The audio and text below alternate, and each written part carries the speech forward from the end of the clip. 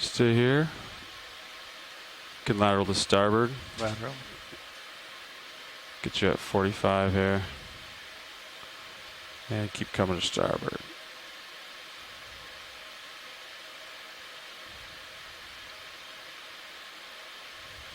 Yep.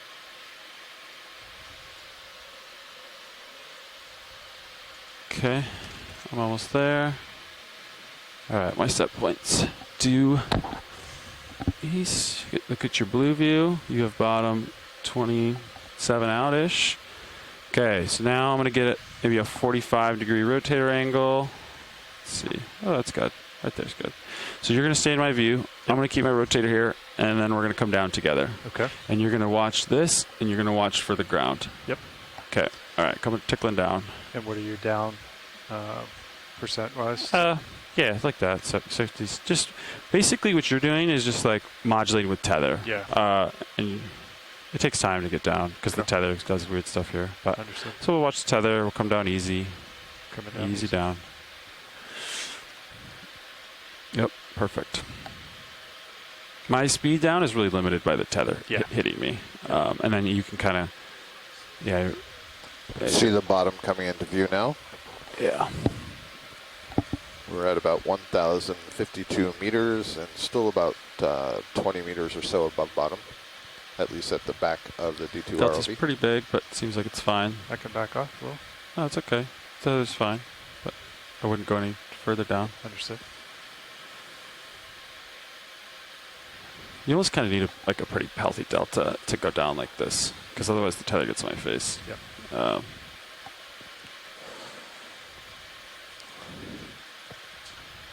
So let's see here. Yeah, seems like we're okay.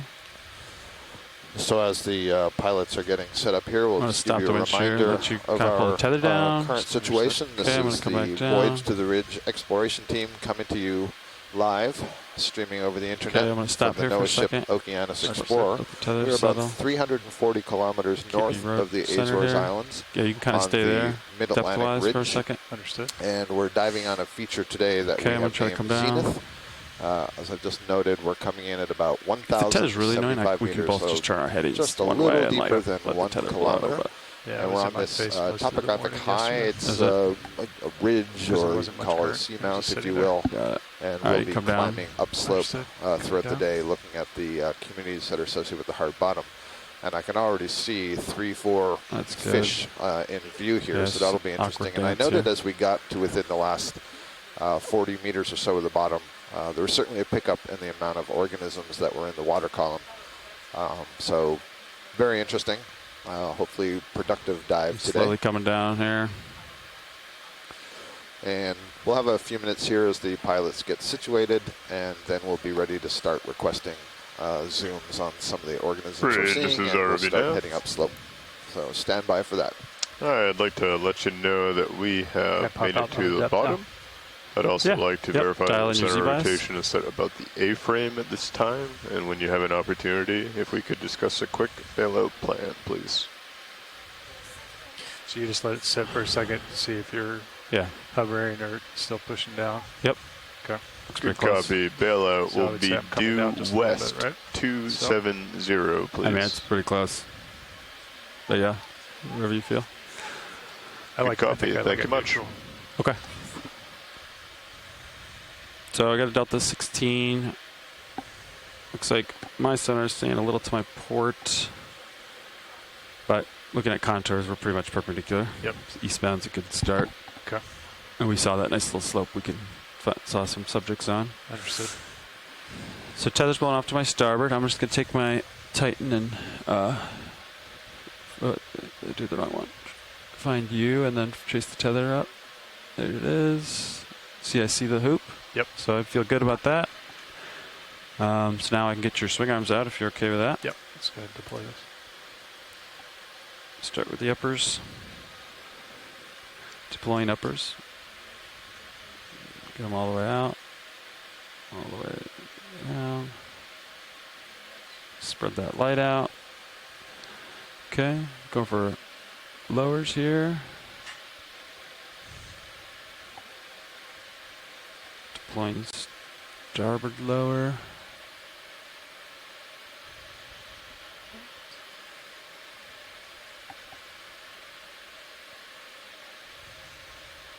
Rotate up. And port lower. Okay. All right, we're deployed here. Just make sure the drawer's all the way in. There it goes. Okay. Hydraulics are now secure. Understood. Swing arms are out.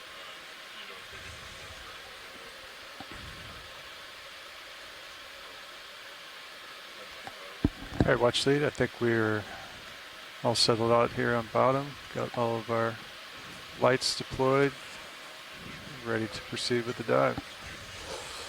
Copy that. Thank you. Our first step, we would like to take our second Niskin sample before we start to look at some of the fish around here. Understood. Co-pilot. Video. Ready for Niskin? Go for Niskin. All right, here we go. Resetting and firing. Number 2. 1146, D2 def, 1073. Disabling hydraulics. Understood. Couple fish swimming with us today. Let's see that. Depth of about 1,000 meters. Delta's pretty big, 18. I'm going to come down a little bit, give you some leash. Understood, thank you.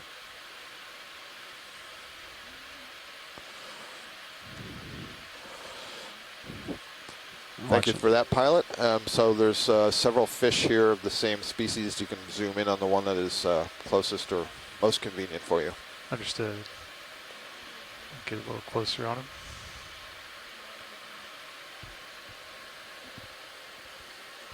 I'm going to take your pan and tilt mechanism and use blue view scanning. Understood. For situational awareness. Hi, Scott. This is Tom from the control center. We have seen some aggregations of orange rocky. We think that it might be an uplost head to the Atlantic. A general information for you guys is that the Azores back in 1995, I guess, introduced a troll of orange rocky.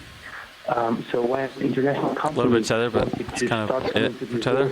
Do exploration. See, like between the footballs, it kind of goes. So decided to ban bottom troll. And that's you can always kind of loop back and explore these rocks on our way up. Orange rocky in this area. Just a comment could be of interest for the general audience. Thank you. Absolutely, yeah. Thank you for that, Telmo. I'm curious, do you know if, I guess we wouldn't know if on this specific feature there was any previous fishing, but we might see evidence of it once we get on the top, so that'd be interesting. Is that better? So Telmo's saying these are orange roughy, for which there was a fishery, and it's one of the reasons there's a lot of interest in protecting some of these areas. These are very slow-growing, long-lived fish. And we can see there are several here in the area. And I'll note, Tomo, I don't know if you saw it, but I did see at least one. Looks like he's got waypoint 2 selected over there. Is it the Oreo, fish we're after, right? When we were setting up on the bottom there. So that's great, pilot. So let's have a look. Let's go wide. I noticed on the left as we were coming over here, there was kind of a wiry coral sticking off of one of those rocks in the bottom. And understood. Ashton, I don't know if it's too soon to say anything, but I'm seeing a lot of boulder rubble here if you want to make any comments on. Yeah, thanks, Scott. Still waking up. Yeah, so we see a lot of basaltic rubble, kind of similar to what we saw in our previous dives. You know, some of these larger features, like the one you're looking at just now in the center frame, look like it could be in place, but really hard to tell just given the large amounts of rubble. You know, I imagine a lot of these probably have a manganese coating on them. So manganese is a mineral that precipitates out in the deep ocean. To give you some context where we are, we're probably about 15 kilometers east of the Mid-Atlantic Ridge section that's on our left, and we're kind of just above a small transform fault system that is a step over in the Mid-Atlantic Ridge. It's a small fracture zone that's about 15 kilometers wide, where there's shearing and there's some faulting that causes the Mid-Atlantic Ridge to step over from its north-south direction, 15 kilometers west, and then continue north-south again.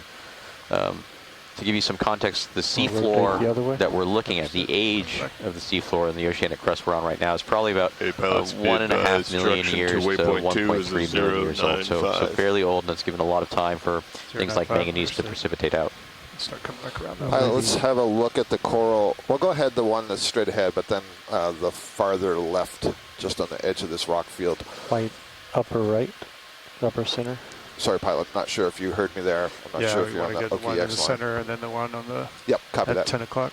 Yeah, thank you. Understood. I just wanted to be sure to push your widget here.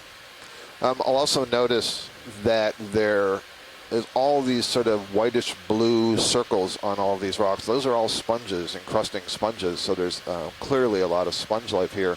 And for the scientists on shore, one of the rocks that Ashton picked up yesterday from our axial volcano dive, I was able to peel off one of these small crusting sponges. Only maybe 1.5 centimeters, 2 centimeters in diameter, but it came off in pretty good condition. So this looks like a stony coral, scleractinian, probably Lophelia, as we're focusing. I'm pretty certain that that's what this is.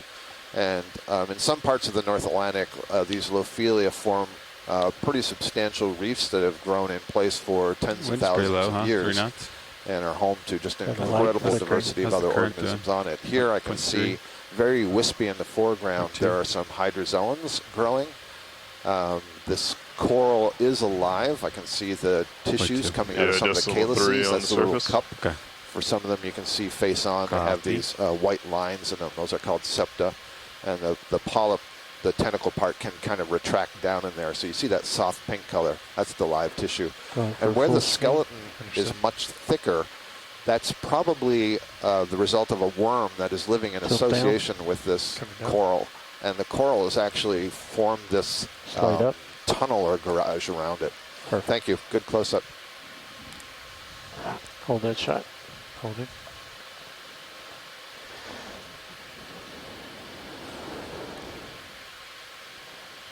See a shrimp crawling. I think I see something pretty large biological. On the surface of the rock, clear. some I think that's tubes of sand. That's probably also polychaete worms and lid worms.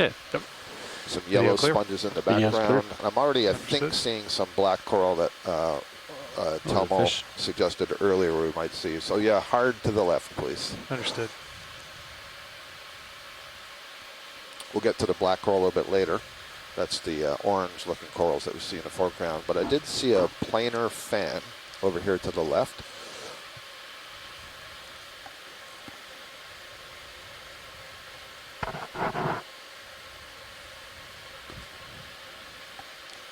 Should be coming into view in a moment. It's further back and left still.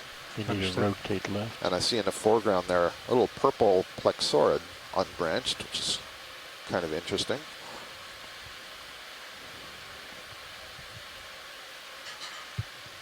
Further left, actually? No, I think it's behind us a little bit. Behind us. Yeah, you're probably right over it now. Okay, coming back. Pilot, if you could put the lasers on also while we're moving. Lasers on. Thank you. Do you like flying auto heading or do you like manual? I like manual better? Me too. Yeah. Thank you, Levi. Yeah. So the lasers are on there now. There's a Leopathes black coral in the foreground. I still don't quite see this planar fan that I saw, but we should be right over it.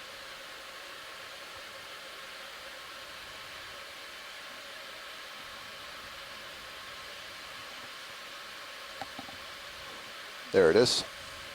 Just came into view, lower center. Understood. Watch lead. I'll also note that I think I see a cup coral on the rock to its left, and I'm kind of noting that for the folks on shore. And on the far right, you can see a dark, bright black line on a rock. That suggests to me that there's probably something like a chitin that is feeding on the rock and leaving a feeding trail behind it.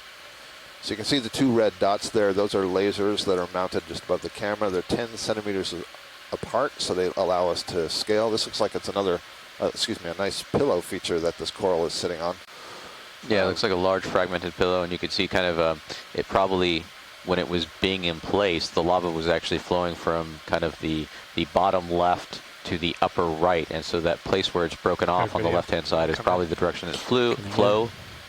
It's too early in the morning, and then kind of stopped and then formed that bulbous section on the top right.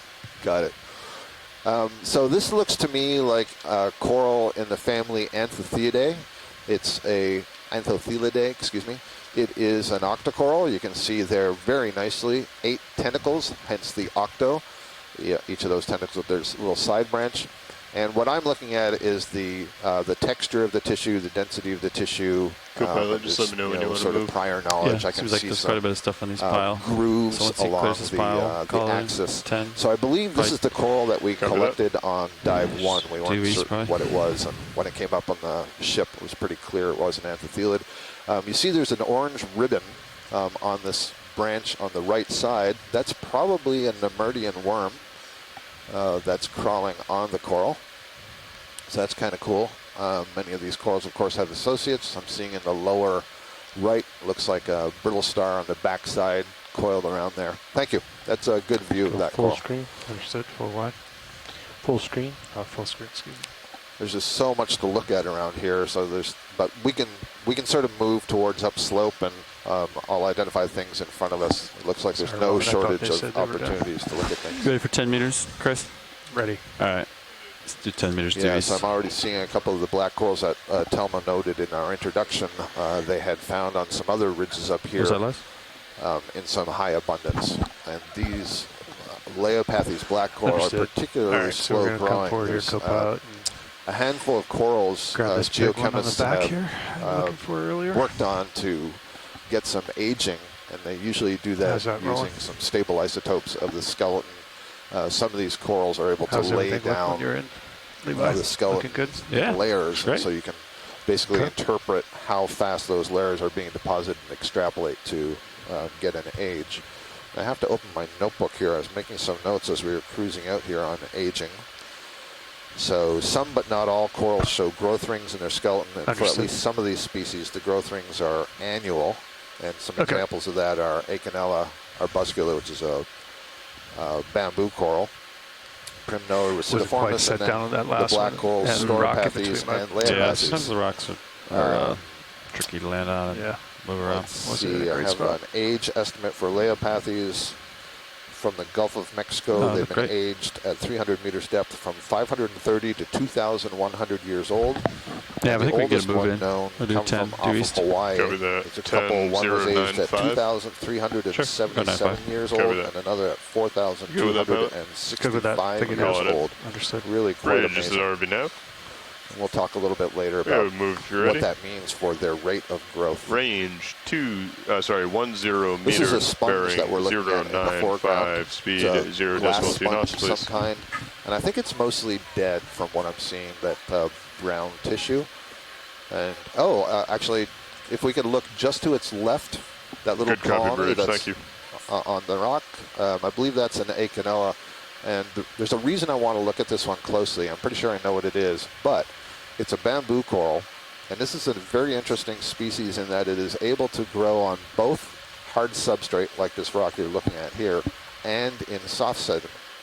And what it does is it alters the holdfast at the base. So I can already see there's a pretty wide white holdfast, which is the base of the skeleton that's glued to the rock. And when it grows in sediment, what you want to picture is wax dripping from a candle, not the white one, the orange one to its left. My apologies. Lower left. That was a nice zoom, though. That one too. When it grows in the sediments, that holdfast drips kind of like wax, and this is the calcium carbonate that's being secreted. And it creates these tendrils or these roots that go down in the sediment and allow it to be stable there. Chris, keep. Yeah. Excellent. More tilt down. We'll start at the base. Understood.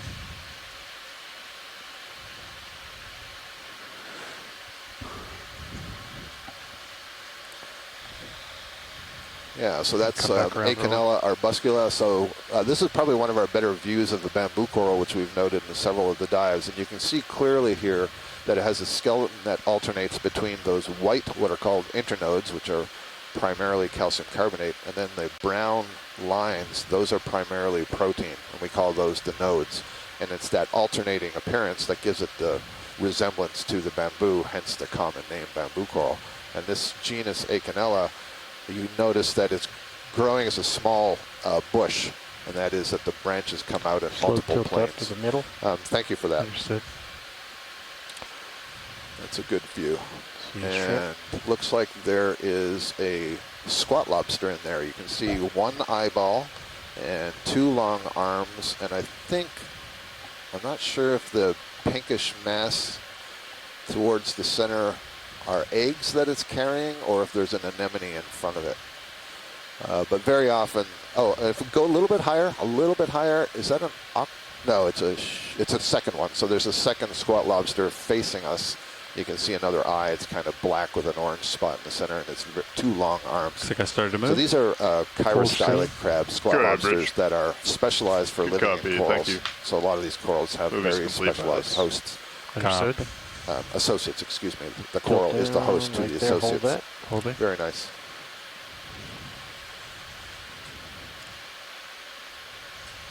And when video's done, we can move on. So what I see is sediment, and then I see like a little bit of hard substrate that's a little bit steeper, but I can see over it. Sponge, that large sponge just to the right, we're going to see again here in a second. There may be a Hertwiggia falcifera. And Manuel, I'm sorry, I'm not sure which icidid you're referring to for the collection.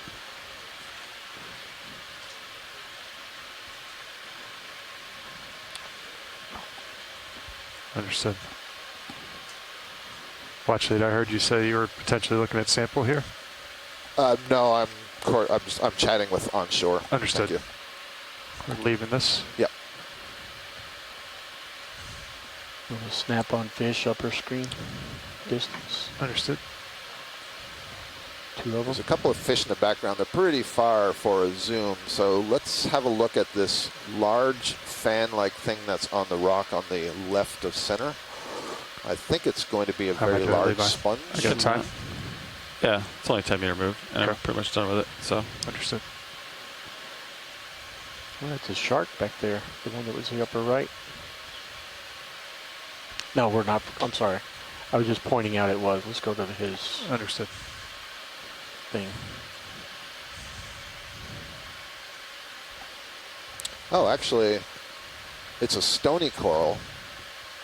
It might be a couple of, oh, I see, yeah. So this is a stony coral with most of it's dead. And what I'm trying to see is, are there more than one? Or is it just one massive one? So at the edge of my view, you're totally fine, but outer tips wouldn't are go any alive. further I away. think that's what's going on. After this, we'll kind of come up to acquire that. This may be in the genus Enelabsamia, another stony coral like the Lophelia that we just saw earlier, but this one is clearly growing much more like a fan. If you can hold your rather than pivot the, at that point, just goes sort of three-dimensional irregular shape that the Lophelia takes on. Straight left. Come. Yeah, Manuela Ramos is saying this is Enelabsamia rostrata. So stony coral, this is related to the corals that are forming the large tropical shallow reefs in the I want to see zoom Caribbean into and where the Great Barrier Reef and so on. Understood. But there are about half of the known species of stony coral do live in the deep sea. They just don't tend to form the large mounding corals that you see. Instead, they're typically branching. And I can see there's a bunch of stuff tucked into the other side of this coral. So it's been around here for a long time. I really don't know that anyone's tried to age these Enelabsamia, so I can't tell you how old this is. I suspect it's pretty old. It's been around for a long time, but long enough that the lower parts of the skeleton are dead. It's a colonial organism, so parts of it can die, but other parts are still alive. So that yellow that you see up there is still alive. And the polyps are all facing the other direction.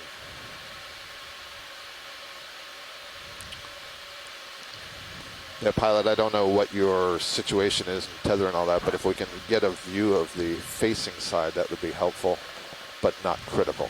So come around further to the left? Correct. We were going to first try to get you I don't think give enough tether for it. A view between the changes. But tell them no. Watch lead. I think we need a little bit more tether to make that rotation over, no unfortunately. Problem. That's okay. If you're okay to zoom on this Yeah, section. go ahead, Roland. So you can see we're looking closely at the surface here, and you can see a number of other organisms living on here. This is kind of one of the beauties of these close-ups. These corals are forming habitat for a lot of other organisms. So I'm seeing several squat lobsters.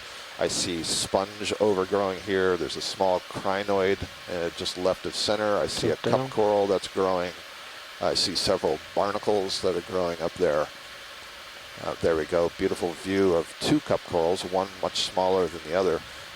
The size is also telling me something interesting, and that is that we've had relatively recent recruitment. That is, the larvae of these organisms have settled on this coral and begun growing. So we have lots of different time scales being represented just by this one colony. The very long ago period at the base of this colony, and then more recent. There's actually, it's really small, but it's just above the cup coral, but there's a baby crinoid there. So crinoids, like the feather star just above and to the right, on the screen now, the feather star, start stalked. And so just below one of those arms, you can see this little flower-like structure on the stalk. That's a baby crinoid that hasn't left its stalk yet. Nice. Another example of recruitment. See if we go full screen from this, unless there's something. So I'm not sure why points out. parts of the skeleton are dead. It's being grazed by other organisms. Actually, there's a snail also in the lower left. Understood. Or if it's just senescence, old age, that some of the tissue is lost. And let's see, you can actually see some of the polyps tucked into the calyces. They're sort of a darker yellow. And I'm not sure what that mass is that I'm looking at. Could be a nudibranch, possibly.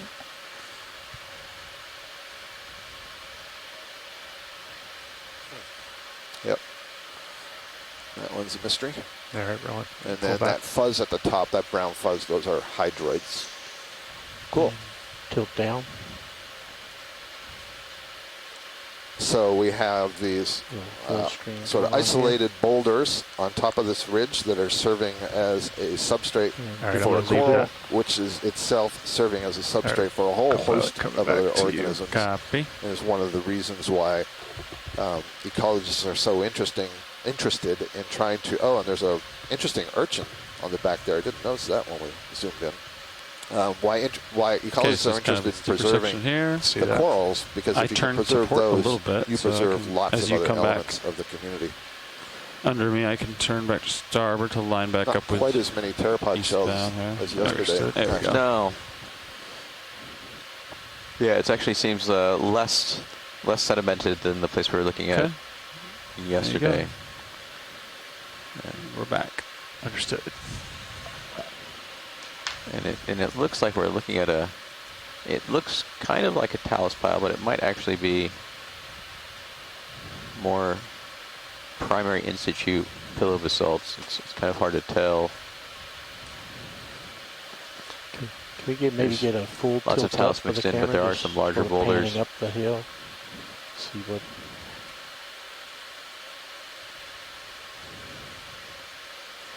And on the bottom left, you see a nice cross section right through that circular fractured area. That's a nice cross section right through the you want to look at? End of a pillow tube. Absolutely. I do want to look at that pillow, but if we can look at the fish, just because they're mobile while we see them, if we can get a close up on them, not the red one, the one going out the other side, the eel-like one. My bad. Went off screen. We've seen that red one really well. We know what that is, so we don't need a lot of zooms of that. Understood. Thank you. That one. So there's 2 different eels here. There's the one on the bottom, and then there's this one we're going to look at closely. You want the one on the bottom? You choose one, whichever one's easier. Go ahead and tilt down. Because we're going to say we want it all back here. Now, I don't recall seeing this before, but... Yeah, we may finally have a... He's about to go below. Actually, is this a duck-billed eel, perhaps? Yep. Every time I say it's a duck-billed eel, Mike right there is where they identify him. Spiny eel. Between the eyes. But he's not here this morning, so you can't tell me that. Well, I can say with certainty it looks very never-ending story-ish. Let's see. let it swim I'm into looking the at screen the or fish pan, guide right? that was sent to us. Okay, so it's not a duck-bill eel. I can rule that one out. And it's not a conger eel. Follow it. I don't think it's a cutthroat eel, Synaphobranchid. Oh, it could be a. It could I don't be a know about that. Synaphobranchid.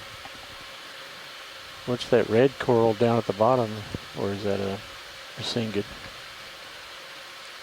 I missed that video. Thought that was a crinoid. All right, we'll stand by for a word from Ken Sulak or one of our other fish biologists on an ID for that eel. Thanks, pilot. That's good. Understood. We got a good headshot. Come wide. I think so. So can we look at, to the left of the lasers is a bright white fan sticking off the rock just above the yellow one. Just the bright white one that I'm interested in. I'm wondering if that's a bryozoan. Just above your lasers? Yep. The small one? Yep, the small one. I'm trying to, get some of the different sort of stuff that we don't see all the time. This is a hydrocoral, a stylasteran hydrocoral.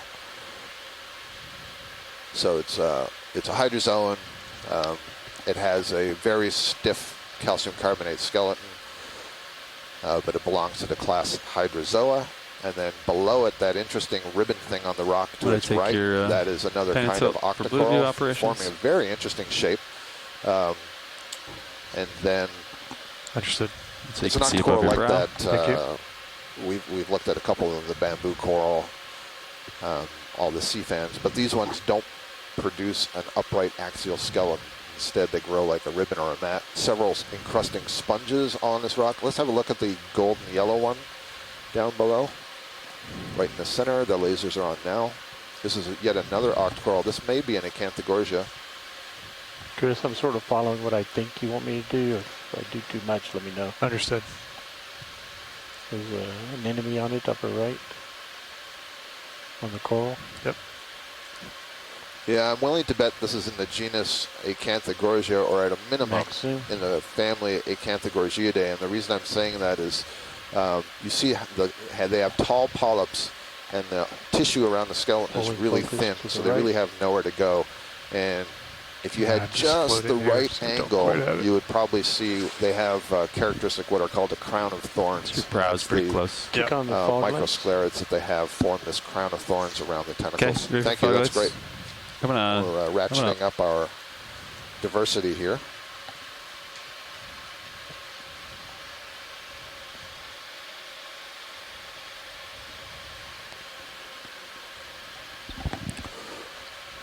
Talma suggests that may be a Synaphobranchus, so indeed that would be a member of the cutthroat eels. I think you're cognizant with your swing arms on the right side. Yeah, I'm coming back. Yeah, if you go up to a wall, I can stow everything if you want to, like, move away. I mean, there's turn so more, much here, we can get overwhelmed and not go anywhere. You're doing exactly what I would do. So we're trying to get periodic close-ups to get some sense of the diversity. Just a reminder to everyone on shore, we can collect, but we're limited to 4 biological samples in the bio box and then 5 slurp samples. Yeah, it's still just a little heavy. 2 rock samples. So trying to sit there and float. So we want to slowly diving down. Choose those samples carefully. I've already had word that given that we've seen up here different locations of these black coral being kind of abundant, and maybe pilot, if you're in a good position to go to the upper left, go ahead, do his. whatever direction you're going, you don't have to go back because there's lots of them. You tell me what direction you're going. Yeah, we're just sort of panning around here. Watch the. Okay. So if there's something of interest you pointed out, we'll go to it. There's lots of these black corals. I want to get a good look at one of them.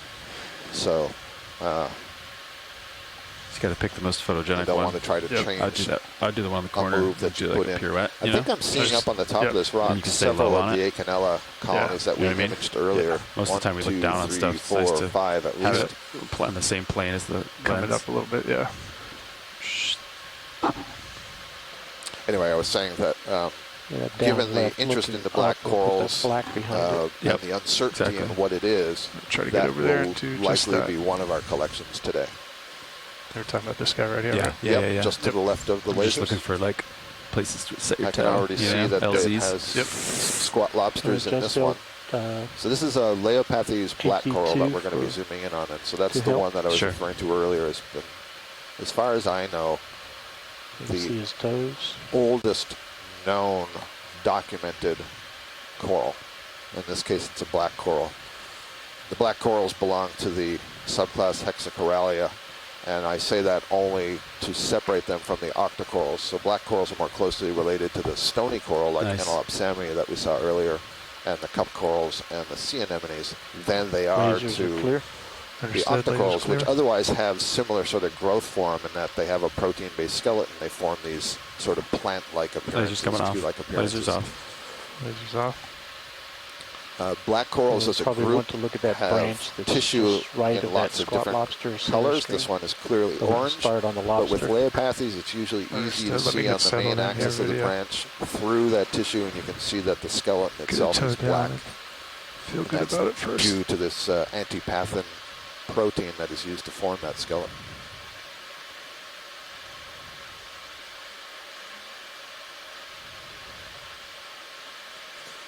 In Leopathes, the polyps themselves are particularly small. I know from experience they produce incredible quantities of mucus. Which you can do. We can clip a small branch, put it in a container on the ship, and then you can essentially put your hand in it and pick it up like jello. And it's really interesting to think it's these small polyps that we're zooming in on. Each of them are producing this polysaccharide mucus that they emit, presumably sometimes you park for 2 toes, depends on, defense when they're bothered. If you park 1, you can And pivot. that absorbs water and going on expands. right now. That's just the thrusters. So if you want to compare this to the polyps, if we could just, right in this very center, that focus is perfect. So you can see that polyp right in the center against the black branch behind it. 40 and 30. It has only 6 tentacles compared to the 8 that we saw earlier, and there's no side branches. So just one trivia fact for you to separate the hexacorals from the octocorals. Thank you.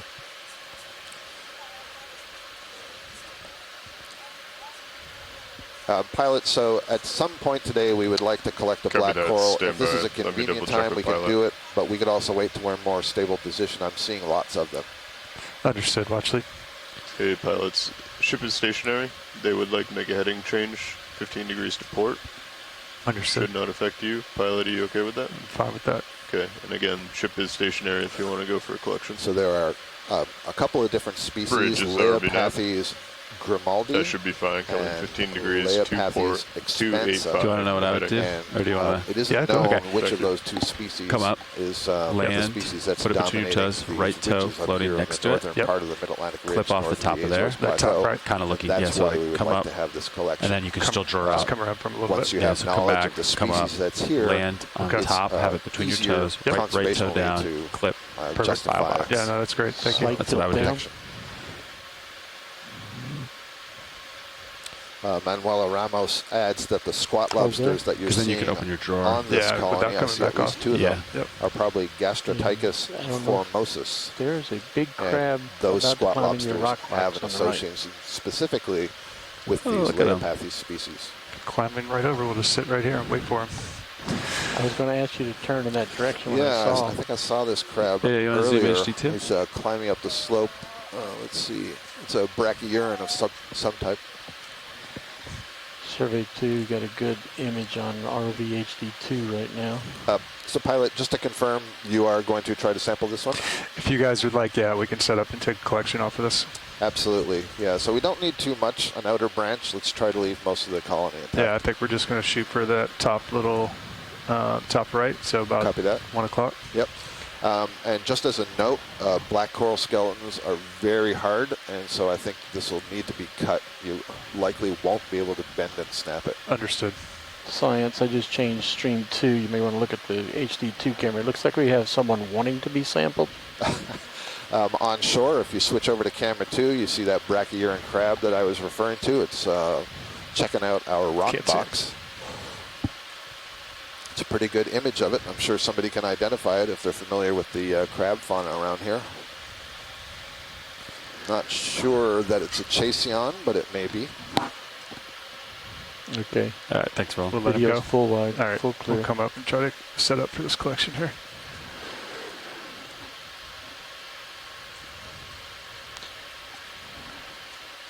I'm going to hold that camera in HD2 zoom for a bit. Understood. He might come for a ride.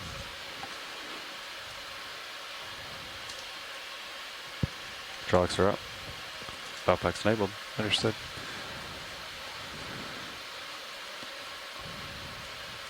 All cameras are full wide.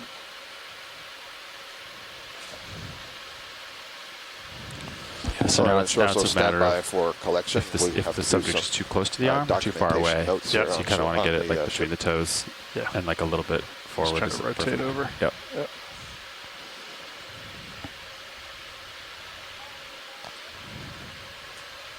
Go ahead, Bridge. Good copy. Heading change complete 285. Thank you.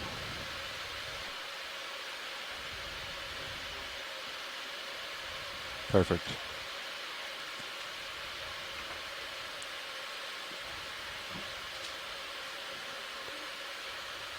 And we'll just be cognizant when we draw out, because you notice the rock is kind of coming up. We just don't want to hit the rock with the drawer. So we might have to come off the bottom, but we'll judge it. As the pilots are getting set up, I'm looking at that colony, the white colony that's on the left side, just going out of the screen right now. Just punching heading. I'm not sure what that one is, so we may have a look at that. Draw lock in some downward. You're good. Looks good. And you can always, you see how you're drifting, heading, drifting slightly to starboard, change your set point to port just a smidge, you know what I mean, to fight that, and you're good. We're at 1,064 meters Yep. depth. And now the next, I think the most important part about the sample is going to be that you get the cutters on the thick. We're going to have to spin 8 meters. We haven't traveled very far, but basically just make sure that lots to look at around the stem is in the cutters. Yeah. So cutters are to the inside. They're inside right now. Yep. Okay. I think we're stable. So we're going to go ahead and get a collection on this guy. All right, hydraulics are up 7. Yeah, hydraulics are up. That's correct. Understood. Who's coming on now? Okay. Switch. Lars, if you want to keep an eye on Sirius. Yeah, I got it. Okay. So stream 3 following you down. Modified for 4 different camera angles. So I need to rotate the jaws, right? On shore, if you want to follow this collection more closely, you can turn over to camera 3, where the quad screen has 4 different cameras to show various angles. So now you could click the left side if you just go down and straight, or you can get your wrist bound up. And you can see that you got options. This is a difficult operation. It's not straightforward. It's straightforward to act for a piece. Happy with that? I mean, whatever. I would pick whichever one. And then the final challenge you have is the best angle to get. That one you get a squat lobster. Drift get an associate. But yeah, whatever one, like, they're all the same species, so whatever one. I was going to do the one in the back. I think I can get in there. Okay. Video, you want to zoom partial on mini Zeus here? Yep. Zooming on HD2. Help them out a little bit. Thank you.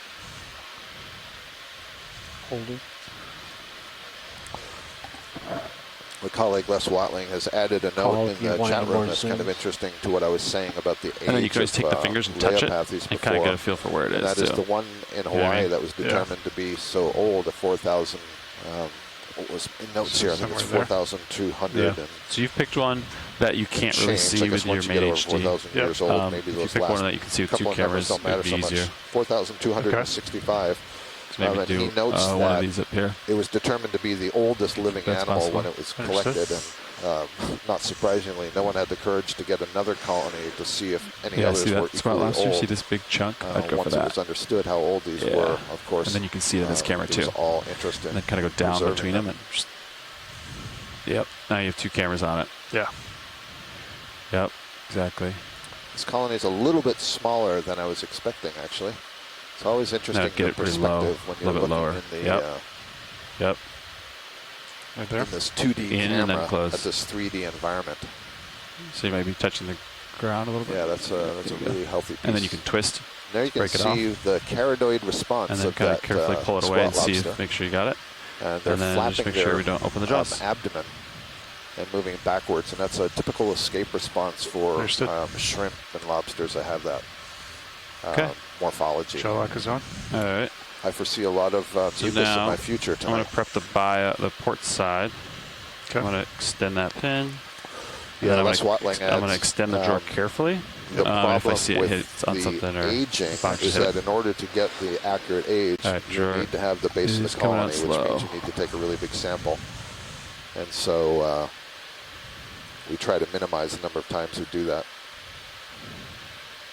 Mike Vecchione has a really interesting question. He says, does old colony mean old animal? And I think what he means by that is... I think that looks clear. A colonial animal is constantly producing new feeding structures. New tissue is being turned over. And I've thought about this a lot. There's one option is put the jaws in the box. You risk of opening too hard. The other option is to open the jaws above the box. Do you understand that? From when it first started growing. Just whatever the subject will allow to do, and then.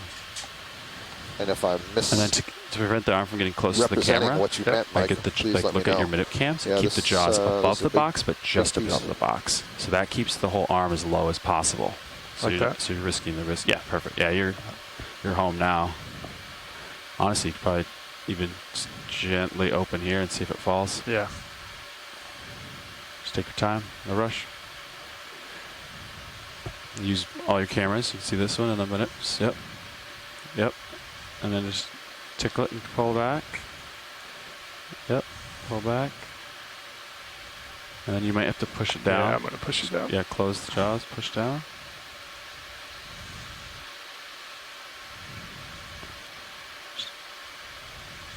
Don't want it to come out. Nice. Okay. Perfect. Perfect. Perfect. Looks like there may have been a little associate on that. Not the squat lobster, but something else. Close that before it slides out. Understood. There we go. We have that successfully stowed in the starboard inner bio box. Very nice collection. Thank you, pilot. That was terrific. Jaws towards the arm. There you go. Oh, there you go. Yep. Yeah. Shoulder all the way up, which looks like you already did. And that's good. Now I'll get it a little better. Perfect. Great. Like that? Yeah, that's great. Oh, there. There. Secured. Hydraulic secure. Copy. Bring your mini Zeus back to kind of straightforward for blue view scanning purposes. Gotcha. And traction pins. Excellent sample, pilot. Thank you, sir. Saline valve packs. 7-inch view. Taking my camera back. Camera back. All right. Pilot, nice collection. When you're prepared, we're interested just off screen left. There's a white colony that's hanging off the rock and pointed downwards. Yep, just over the toe now. And then after that, just going off upper right, there's a barrel sponge. Upper right barrel sponge. Thank you. Understood. Thank you. James Aubrey, a graduate student at the University of Louisiana Lafayette, whose dissertation is on Acanthogorgiidae, notes that the Acanthogorgia we saw earlier is interesting in that that would be the deepest observation in this part of the Atlantic of an Acanthogorgia as far as he understands. He says most of the species that are described relatively close by, at least in the eastern Atlantic on the coast, are from 240 to 500 meters. So possible species that have been described, some good names here. Acanthogorgia hirsuta, which means hairy, I think. Horrida and truncata. Thank you, James.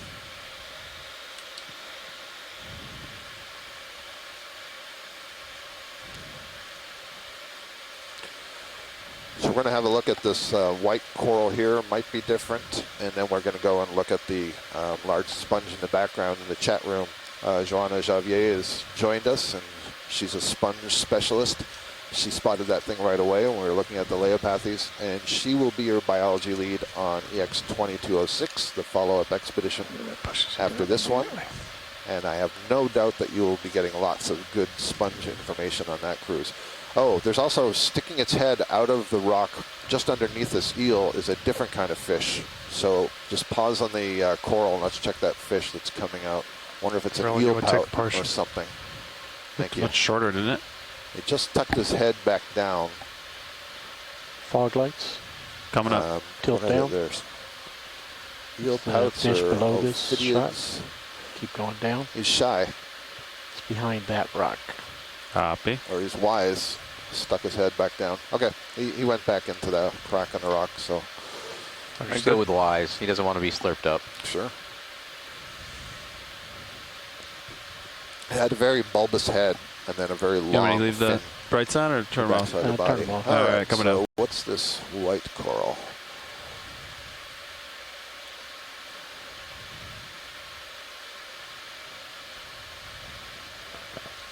I'm thinking it's either a bamboo coral or it's another one of the anthophylids. The anthophylids are always a little bit tricky when I see them from a distance.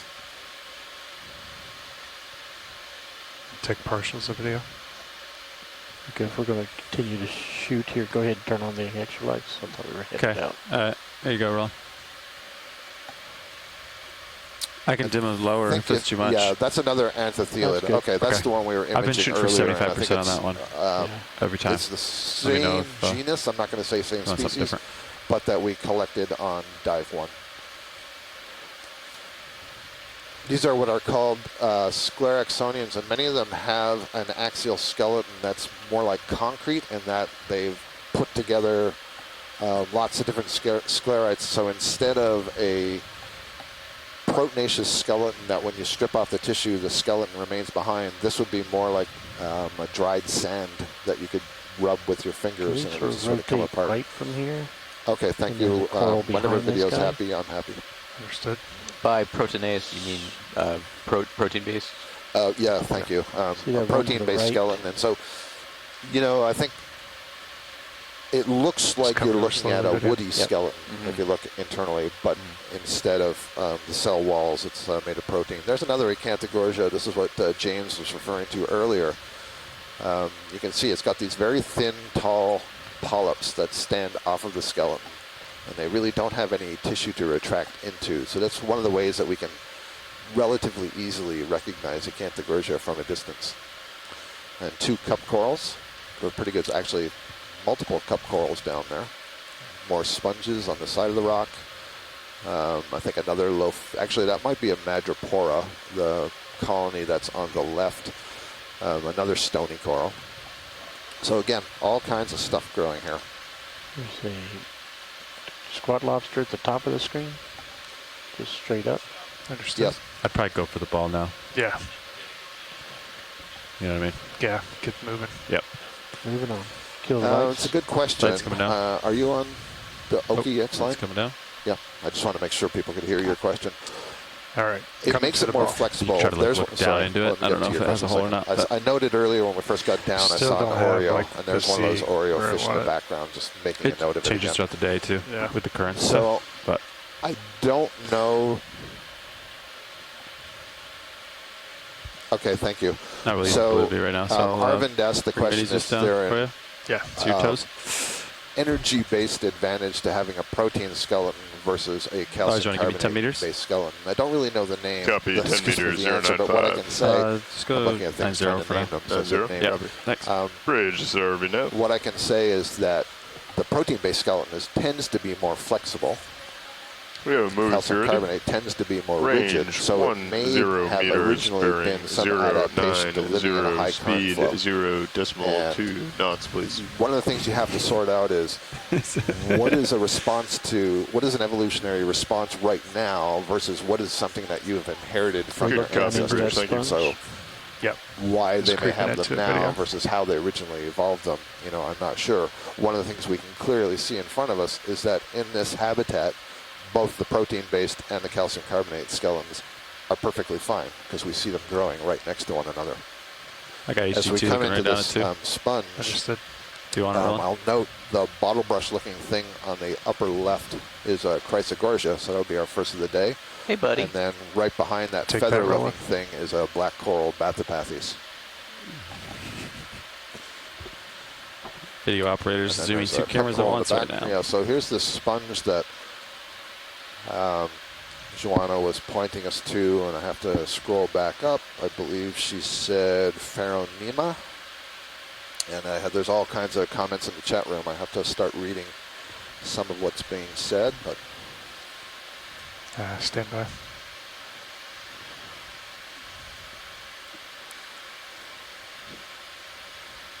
It looks like there's some kind of associates, maybe amphipods on the inside of this sponge. And This is a Could glass be like sponge. little D2 tucks from the tether, but I'm coming towards you, so it should go away soon. Let's see. We'll peer down in here. Get a little view. Should we see if the fog lights will cast any more light in there? You want them? Max soon, yep. Here we go. Oh, thank you. There we go. Huh.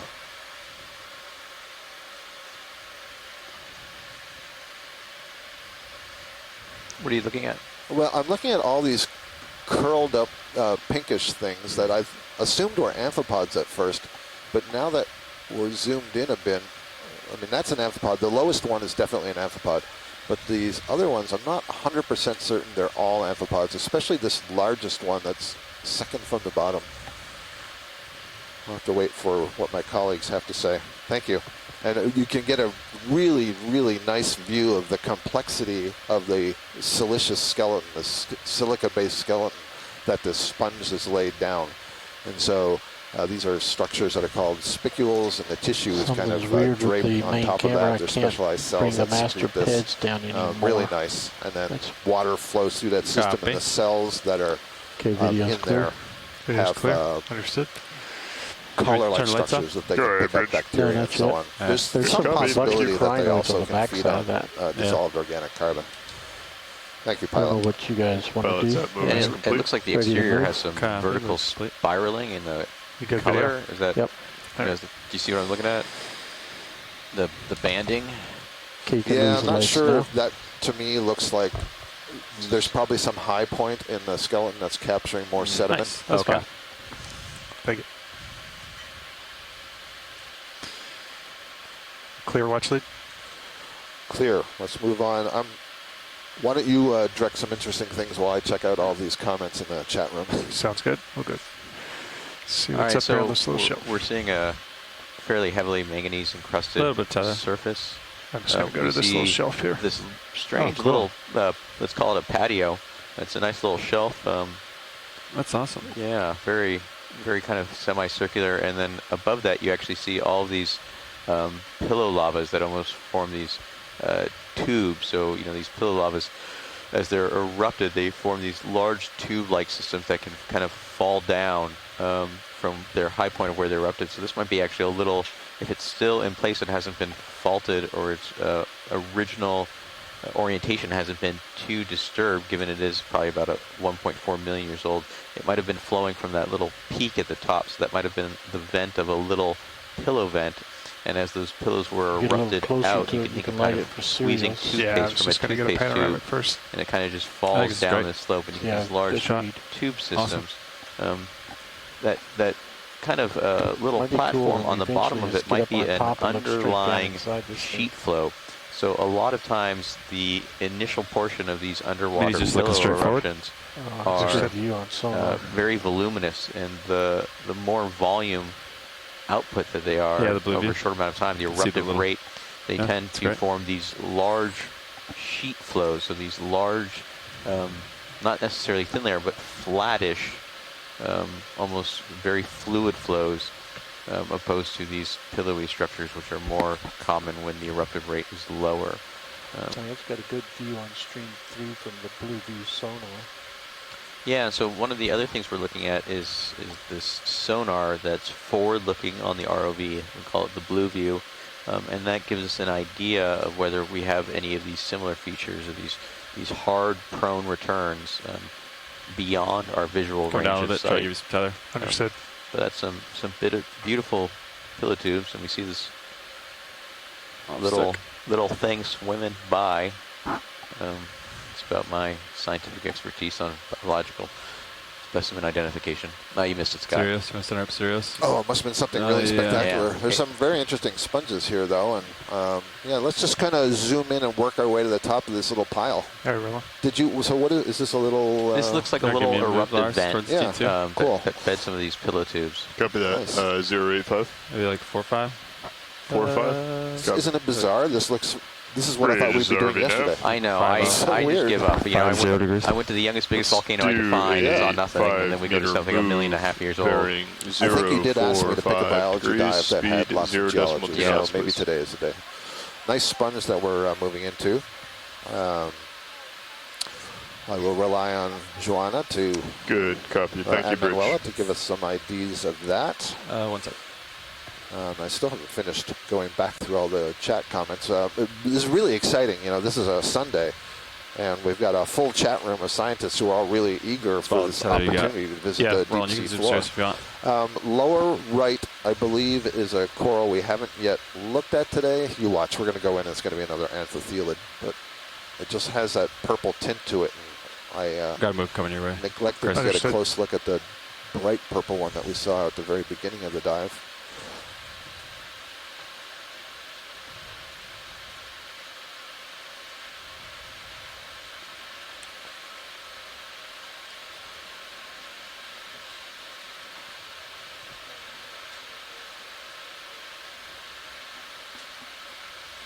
Yeah, I can see that this is going to be an anthotheelidae again. Not sure what the little coiled thing is at the base of it, but we'll see when we zoom in here. Probably get it from a floaty. Yeah, stand by. The sponge, let's see. They do a partial there.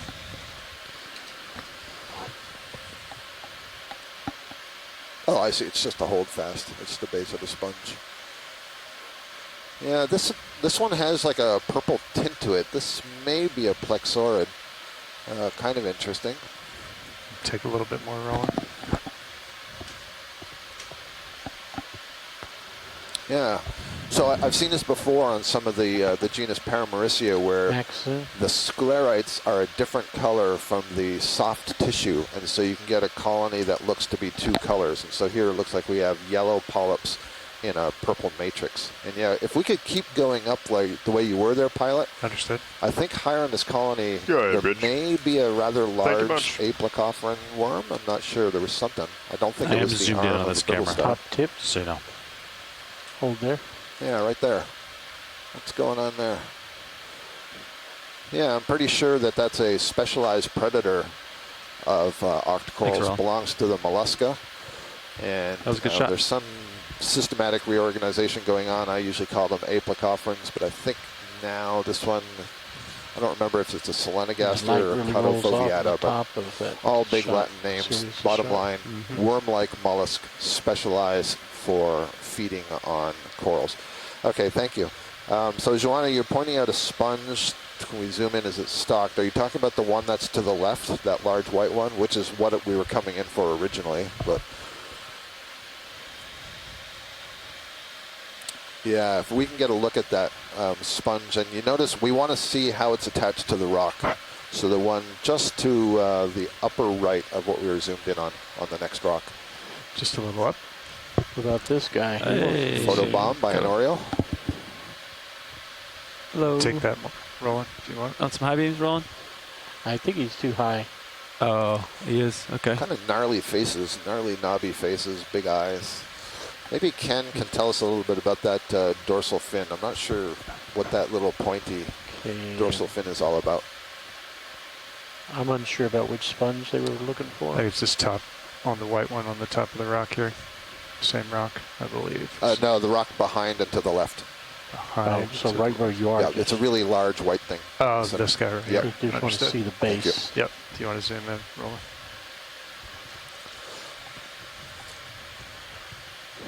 Yeah, so one of the ways I know that the sponge biologists use to do their identification is to look at how the sponge is attached to the substrate, and that can be informative. And you can see sticking out of the base there these needle-like structures, so those would again be some of the siliceous fibers, the silica-based fibers that the sponge produces. This is again a glass sponge, a different type than we looked at earlier.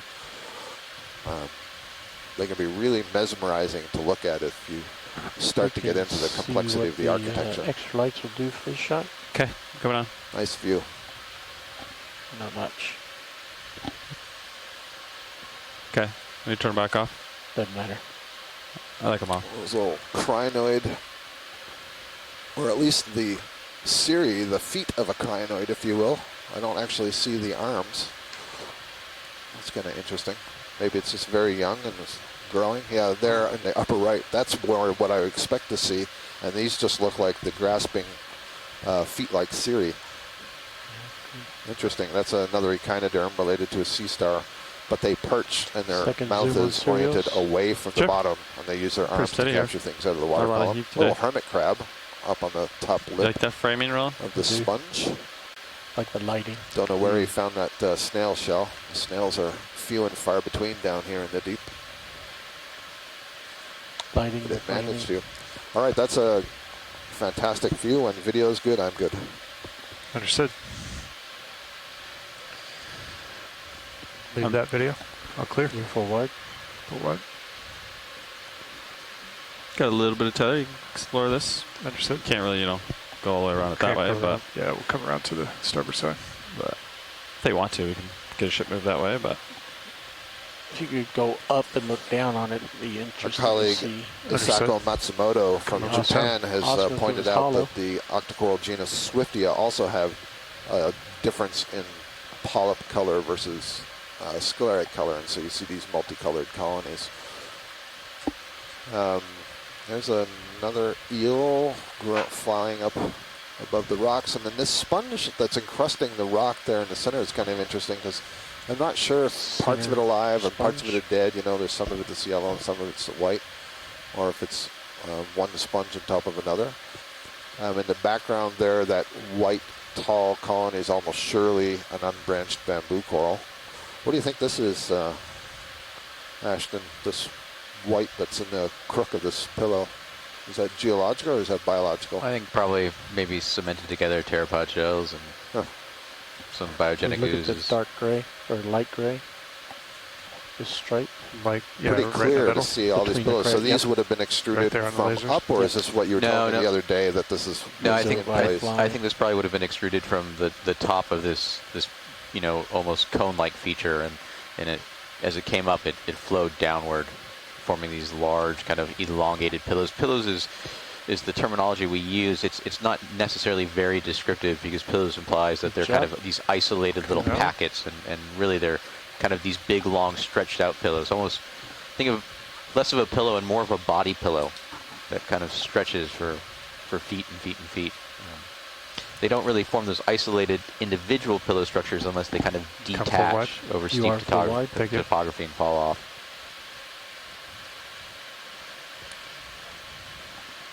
I love the shape of this. I did not bring my body pillow on this trip. And that's a big coral.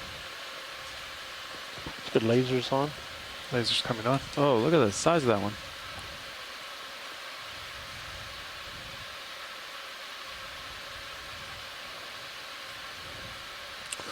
Wow. Let's have a look at that large orange colony back there. I suspect that's a large Leopathes, but... And it's interesting because it seems to be growing at the very top of this. See the top of the rock as you're headed that way. This little volcanic cone. Yeah, am I full wide on Cirrus? Yeah. Yes, you are. And so we talked a little bit about this yesterday, that all of these sessile organisms, and sessile simply means that the animal has attached itself to a substrate. They're give me 5 meters, feeders, meaning they're getting their food out of the water column. And so you want to be in a place where the water is moving fast enough to deliver enough food per unit time. 52. And that tends to be on these features that stick out of a flat bottom. If it's really flat, move if you're ready. The current sort of can dissipate quickly. Range 5 meters, bearing 0.52 degrees, speed 0.2 knots, please. In place, as well as ensuring that you're out of the static flow right at the bottom. No, I mean, from my understanding, for some of the larger seamount features, some of the fastest current is actually right at the base of it, depending on the flow direction, because you get this kind of go ahead, Roland. This basal current that goes around the seamount feature, so you actually get kind of erosion of the sediment around it. Nice turn. Right. I'm referring more to being in contact with the bottom. Yeah, so this is another Leopathes. Director Roland. Quite a large one. You can see the lasers that were on there for a moment. So this is probably a very old colony. And if you do continue to swing around here as you are, let's continue to swing around all the way to the white colony if you have enough tether. I'm getting you some more. Not much left. There's several of these colonies here. Footballs there. You can see there's a real difference on the two faces. Chris? So this, I guess, would be the upslope face that we're coming into. Get just 5 more. Understood. There's more colonies growing on this side, which would suggest that the currents are better on this side.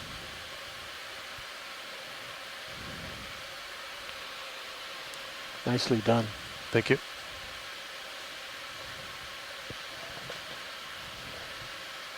Oh, there's a, is that a salp chain, I think? Or is it a siphonophore? Oh, it is a siphonophore. Yeah, good call.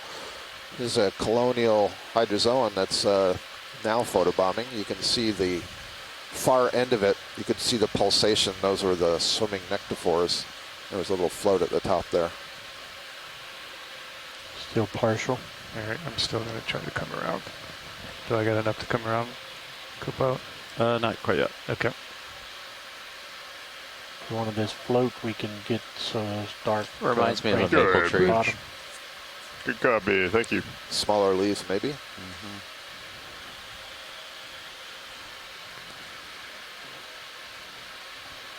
I'm going to put you full wide. Full wide? Yeah, beautiful Put me view. full wide too, Ron. Thanks. I really need 5 more to meters pull up my note here to tell you something about the rate of growth of this thing. You'll be amazed, I'm sure. Bridge is there, nav. So let's see. My notes say that these studies show corals grow very slowly, with some growing more slowly than others. The slowest growing, so far as we know, are Leopathes, which is this orange colony we're looking at right now, which increase in thickness of radial growth by less than 25 microns per year. And that means it'd take more than 50 years to grow 1 millimeter thick. Good copy, Bridge. Thank you much. Incredible. And somewhere on here, I remember putting in, yeah, human hair is 75 microns on average, about 17 to 180 microns. And so we're saying that in a year, this grows in thickness less than the width of a human hair. So as you could imagine, such a slow growth, there's a lot of concern about protecting corals like this, because if they are damaged, it's going to be some thousands of years before we see scenes like this again. They had mentioned they wanted to look at the white that are providing the substrate for all these other organisms in the community. Yeah, you can ask Scott what he wants. Say hey. Hey, watch lead. Yes. Did you want to get a closer look? We're getting a little bit more tether now. Yeah, thank you. Actually, we don't need to go back in on that orange colony. Okay. But let's check out the white whip-like one in the distance and the white fan ones in the foreground. Understood. Thank you. I'm going to come up a little bit now that I move them. And so one of the ways we can tell whether this was actually a cone that looked like it was erupted in place is when we come around onto this other side, we can look for similar pillows that we saw on the front side and see if we also see the same similar pillows on the back side. And that means that as those pillows erupted out of the top of it, they flew kind of radially down in all directions. If we look on the back side and it looks like it's more rubbly, then that means this whole poly system was probably faulted and it's not necessarily in place. I'll let you take a partial there. Looks like there's a crab on this bamboo coral, so this almost certainly is a bamboo coral. It's not the whip kind, because you can see one branch coming out towards us right around where that squat lobster is. Several cup corals here. You know, this black stuff, I'm not sure if that's what they call a tire sponge, or if that's geological. I'd love to have your input on that. Yeah, I don't think it's necessarily, the only thing I would imagine would be a manganese coating, but I would expect that to be much more uniform and less dark. Thank you much. Okay. That's a partial still. Pilot, when you are capable, if you can go just a little bit lower on this colony, I thought I saw streaming out from here some very thin, yeah, there we go. See those really thin, delicate lines? They're going off to the left in the current from that colony. I'm not sure if that's mucus, or if there's a bunch of really small ctenophores living on this colony. That's interesting. It's not mucus. So another possibility is that there's a the name for some sweeper tentacles, or something called a sweeper tentacle, that some corals are capable of releasing. And so maybe that's what that is. Usually it's when they're being disturbed by something. Let's also take a look at all the dots that are on the rock here. It's interesting. And we'll keep in mind that you turn to port to get here, so when you're done, you'll turn back to starboard. Yep. Understood.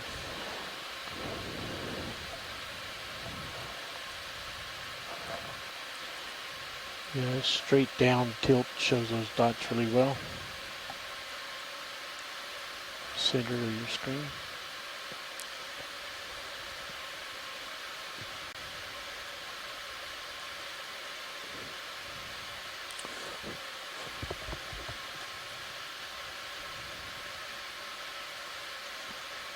Looking at my sonar, planning our next move, basically.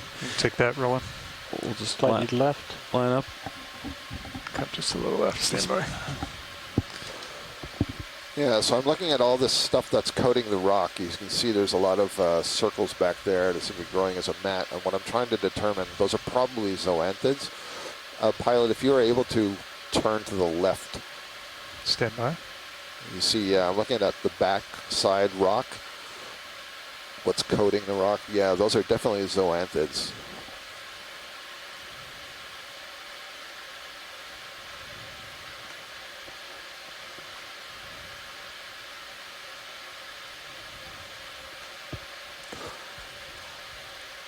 And pilot, just for awareness, following getting a view of that, there's been a request to make a collection on the top of this block feature.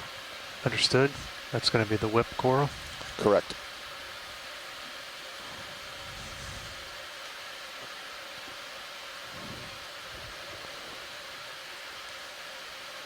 Okay, best I can show those. Yeah, they're tucked back in there. I'm trying to come over a little bit. But so I'm not sure if we're doing something for video or for me right now. We were doing it for you, Science. Oh, if you go to the left, there's a wide open view of it. Get away from this coral there. There you go. The face of the rock. To Understood. The upper left. I realize it's sort of tucked under there, but I think a zoom is fine. In fact, I already know that there's zoanthids. I saw that on the view that we just had. So the zoanthids are another kind of hexacoral. They're related to sea anemones, but they're often colonial, and so I think that's what I'm seeing here. All of those little individual polyps are connected by a sheet-like layer of tissue. How do you? And so this spreading they want to take that the whip rock. coral. What about come out? All right, so we're going to get into the place to collect this whip coral. We've had a request from our we can do that. It's just getting awkward if we keep coming around to stuff over. Saying that all right, we'll do that. As far as I know, this is common in the area, but it has not been identified. You can keep like. So again, we get back to this like issue do a big of pirouette of this whole rock, so that way you keep. You know, we have this vulnerable marine ecosystem. There's a swimming crinoid, by the way, just to show you that those feather stars are capable of swimming when they're disturbed. Right. Yep. Although, based on data that we have from long-term camera deployments, that way they tend to prefer to sit in the same place for a year or more on end. So and I think I see at the very top of the screen one of our Hyperion amphipod friends pushing its and then we'll watch your tail house. cam and your rail cams. And we got we're going to get in position to collect this bamboo coral. So the point was, vulnerable marine ecosystem, we'd like to know what are some of the components of it. We can see it, but we haven't been able to identify these things yet. And so we'll get a piece of that. Okay, I'm also seeing in the center there, to takes a little bit of time, but I think you're going to have a better setup over there. White fan. There's a Parantipathes black coral, so that's the first time I've noted that. I think we have port outer still. Okay. I'll try to set up so we can slide that drawer out. All right, actually, we're just coming all the way around the port here so we can get a better position for a collection. Copy that, thank you.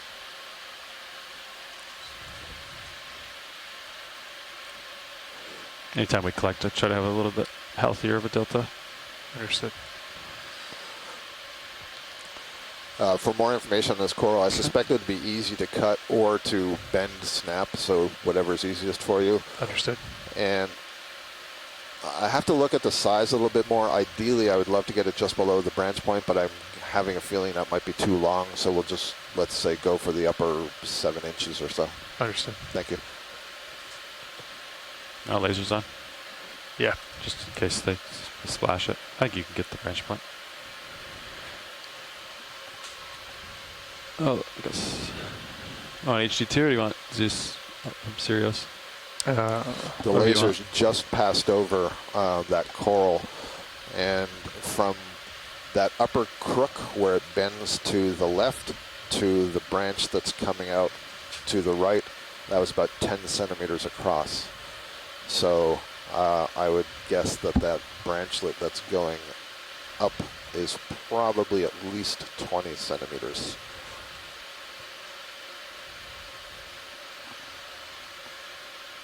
Not too far away, you think? No, you're Tuck perfect. in there. That's perfect. That's fine. Okay. So you're not gonna open the drawer here, but you can clip it and then. So one of the pick challenges off. about a collection like this is that, you know, there's nowhere for the ROV to settle. So we've got to. It is nice to keep it centered on the Zeus, yeah, if possible. try to back out of this. So you do have mini Zeus. Before they pull out the arm and try to clip it. Yeah, just put your right so some of those black patches on the Yeah. right boulders, Right I think that's just probably less manganese precipitation on those. So whether those have been just kind of scraped or more freshly broken off surfaces. Right, so there was a coating deposited and now it's been removed. Or it was more intact and then broke off later, so it's had less time for that coating to be deposited. Right.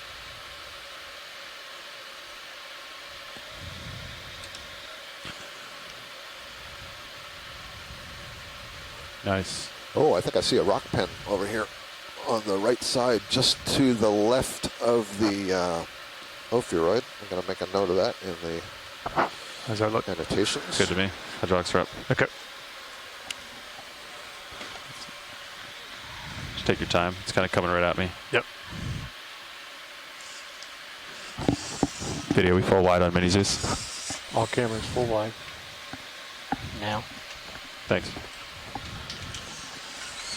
All right. So you'll probably clip it, come off, auto depth, auto XY, and then stow it. Understood. Okay. Hydraulics coming off. I'll just That keep an eye on looks us. like maybe a cod Good blade. visual. Okay.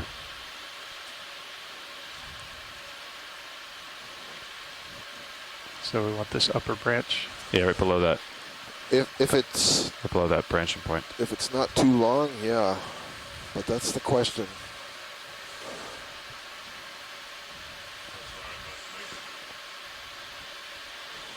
See once the claw gets near there. Yeah. Go slow down.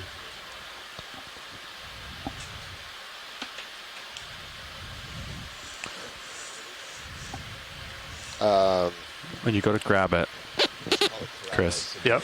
if this is your jaws, if you grab it like this, Yep. then the angle is not as cohesive. So if you can cut it like that, go away from the arm, it's easier to get the box. See what I'm saying? You understand what I'm So you want me saying? to flatten these So like out? go wrist up a little bit. Okay. You know what I mean? Yeah, and then cut it at that angle. Now it's going to see how the colony is going away from the arm. That's Yep. going to make it easier to get in. Understood. That's what that's my advice. Okay. Makes sense. And then just go, like, you know, a couple inches below the branching point to make sure you don't crush it. Yep. You want partial zoom on this one? I think that's good right there. Okay. Nice. Well, we got one arm of the squat lobster that we can use for DNA. I mean, that's seriously, that's DNAable. Unintentional. Okay. All right. So that's And so what I like to do beautiful clipping. is kind of get one of the reasons over. that we ask for the branches you is can go that down a little bit, so you're pretty high. it's taxonomically So important just, for and you identification can use your about manipulator where cameras the to branches judge kind of arise. the height. Yep. And kind of get it just over that port rock box, because that's where it's going to go in. So you're already set up, right? Yep. Make sure it stays closed. And you're pretty close to that wide angle cam. Yep. All right. So So that's somewhere good. there. Yep. So All right. it's out of the way. Yep. And now we can carefully take off. And Okay. then So we're not going to be able. Yeah, we're not going to be able to get the drawer out. correct here. So just Understood. leave the hydraulics of the arm on. Yep. Hydraulics are stayed on. Okay. And then I can momentarily take this monitor back just so you have a better Yep. view here. Just come up, off, and then punch in XY if you got it. Looks like you do.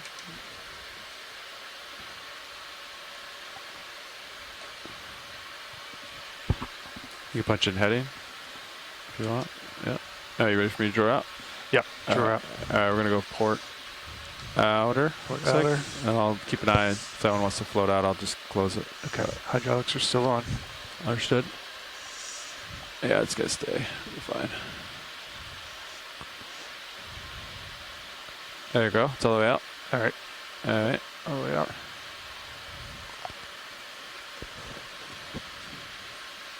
So watch where your jaws are. Yep. Here. Okay. See how Touch another. Yep. Showing. Yep. Thank you.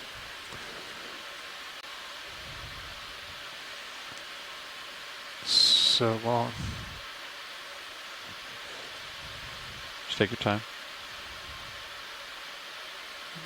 And then you're watching your manipulator cameras. See how close you are to the box there? I'm sitting on it, yep. So just ease off of that. Yep. Yep. Yep. Yep. Yep. Exactly. Thank you. Bingo. Maybe a little jaw rotate left and then, oh. That's full rotate. Got it. All right. So just open it up. Drop her in. Understood.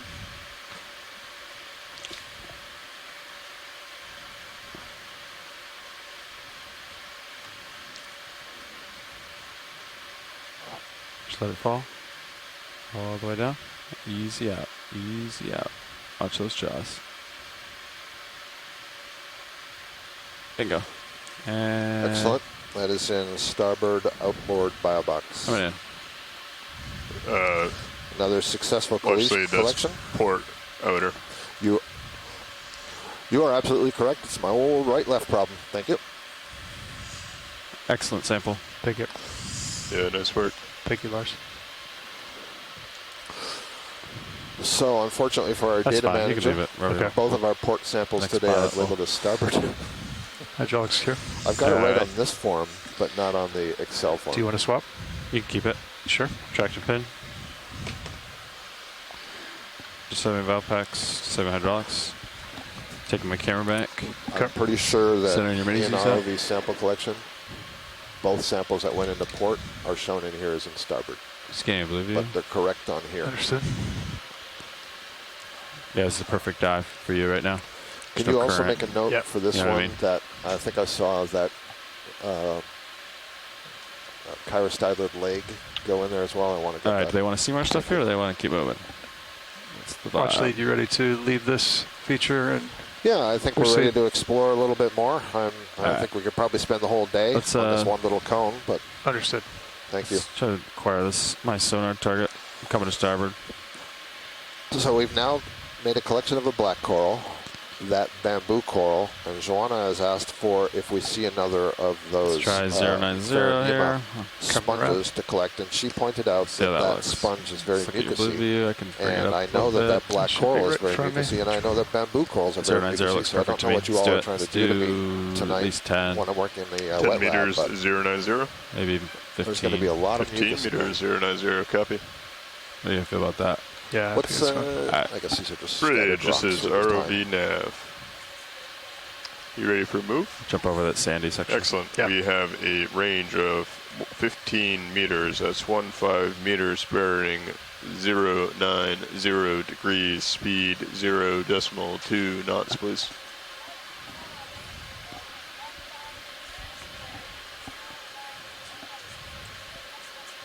Good copy. Thank you, Bridge. Got a robotic co-pilot or a nav over there. Pilot, if possible, on the left nice to get side into a center rhythm. screen, that all the time you got. wiry-looking thing that's growing up. Understood. Thank you. That's all the tether you got. Understood. Don't I go suspect further that away this from me. is a Maybe bamboo you can go back a coral, little and I bit. will go out on a limb Coming and back. suggest that it Yeah. might even be genus Ecnomyces. Kind of has that sort of loose, Someday I'll be the three-dimensional voice of a growth GPS. form. I think your voice is too low. Actually, this is all the tether we have right now, so we're just going to wait Copy for the that. ship to move. Why Give us don't a we little go bit ahead more. and zoom in on the fish? Can you just do that? Yeah. I think that... Video. I'm going to take that fish. Thanks. Sorry, not that fish. Top of the screen.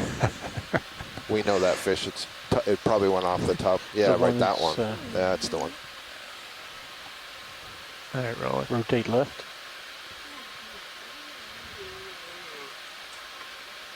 Excellent.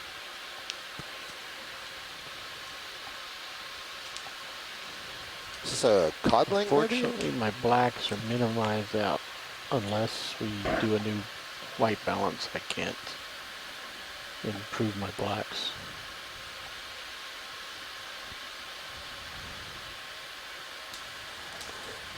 Yeah, I'm pretty sure this is a morid of some kind. Codling. Can we center it anymore? Yeah, I'm chasing, but I don't have the tether. Yeah, no, He's just going not away from necessarily us. Chase. That's good. That's a good view. I just wanted to, since we were sitting there. Thank you. It is clear. Good stuff. Let's see, anything in the foreground as we wait for Sirius to get ahead a little bit here. And so if you look at some of these rubbly blocks, you can see like the one kind of almost center screen right now with a little white dot on it. This one? Yep, that one. See that outer surface is kind of this brownish muddly, but the fresh bottom surface, the fractured surface, is darker. Right. And you can see that in some of the rubber blocks around here. So that gives you a good idea of, I can feel it pulling my head around. Rubble that was broken up later, probably at a much later additional date. feedback as to. You like playing at the end of your leash. We got all the good stuff. It's just all the good stuff is just right. Just right at the. Well, that's because I took off and I went.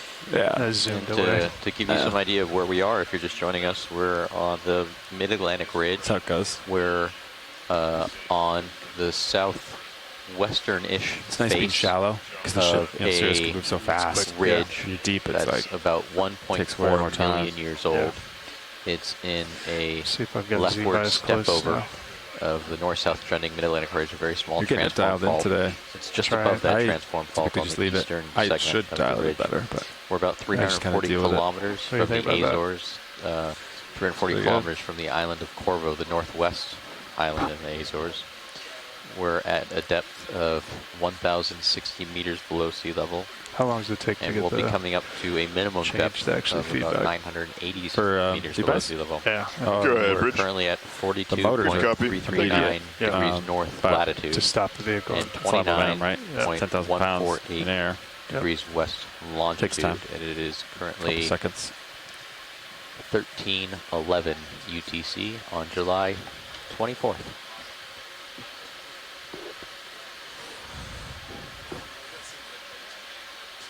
Looks like the entrancey stuff is to the port, so I might turn my head to the port here. Understood. Also, the slope is to port. So folks on shore, just for some context, remember the main camera that you're watching is the Deep Discoverer ROV. It's on a tether that's about 30 meters long. So think of that as your dog on your flexi lead. And then it's attached to the Sirius, and the Sirius is attached to the ship by the winch cable. There you go. A little more and so Understood. The D2 camera basically can mobilize within a 30-meter diameter ring. But if we want to go further ahead, we have to wait for the ship to move Sirius, and that's basically what's going on now. There's a lot of things that we want to zoom on, but we are waiting for the ship to allow us to go forward. Comps look good. Right now, topside fiber power looks excellent. Topside voltage looks good. Current looks good. Insulation looks good. Sensors look good. Couple ground faults, but we'll get those. Thrusters, voltage happy on all. Hydraulics disabled. Yeah, I did video. Thank you. Looks good. I'm interested in that. Systems look good.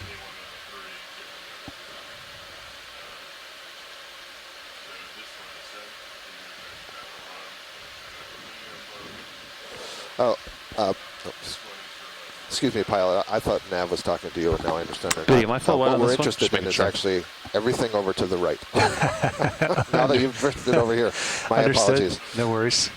Now we know what's over here. Yeah, exactly. Yeah, good view. Nice urchin over there. Yep. Yeah, so there were several interesting sponges along that rock, and as we're moving from this pile across the low point to the next pile, within the low point, there were two slender whip-like branches sticking up at the bottom. So if we could just look at those as we go by. Sure can. I'll try to. I think you'll need to back out in order to see those. I saw them in Pie.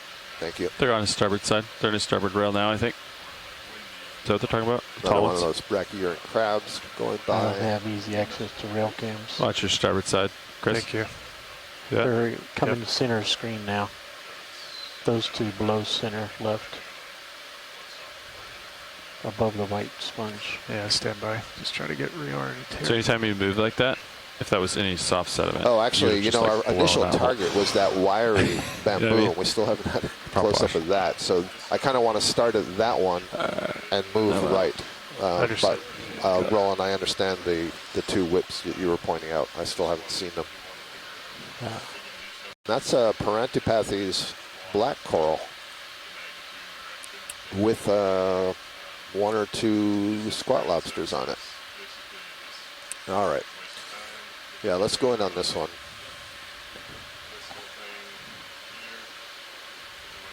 So my heading, I'm perfectly looking up slope. I can see everything. I'm going to do some blue viewing. Just see the big rock in front of you. I sure do. That's all I see.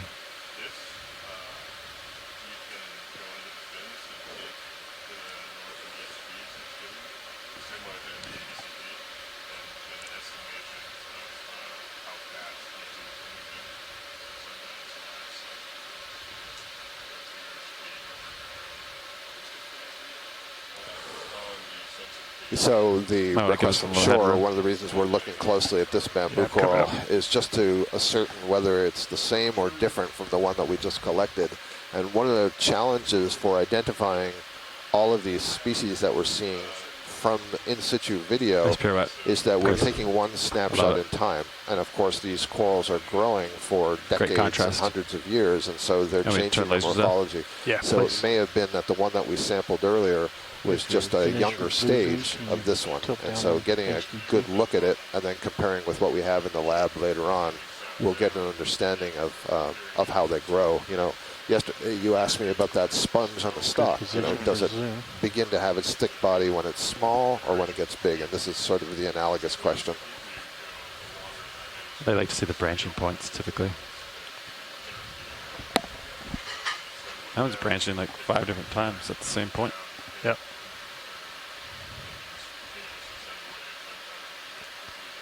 So, Pilot, when you're ready, what I would like is a close-up of the polyps. Understood. Stand by 1.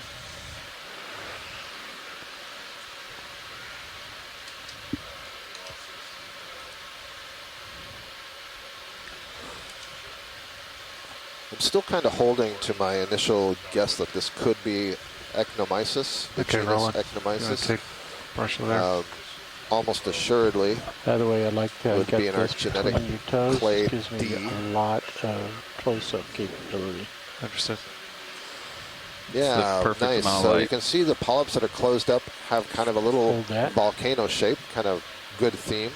And there we can get a great view of the sclerites, these calcium carbonate secretions that the coral makes. And the tentacles have been withdrawn. And so you can really see the ones that we call the intertentacular tentacles that are sticking up above the main body of the polyp. But otherwise, we can see from this view that all the tissue is really well endowed with these sclerites.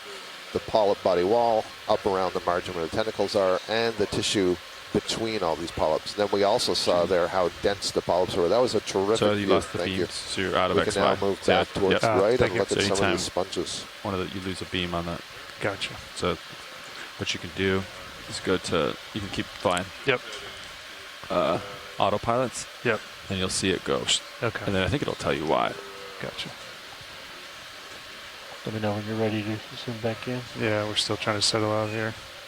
Couldn't really a little too close to the lens there. Yep, I'm backing out. I lost my auto XY. Yep.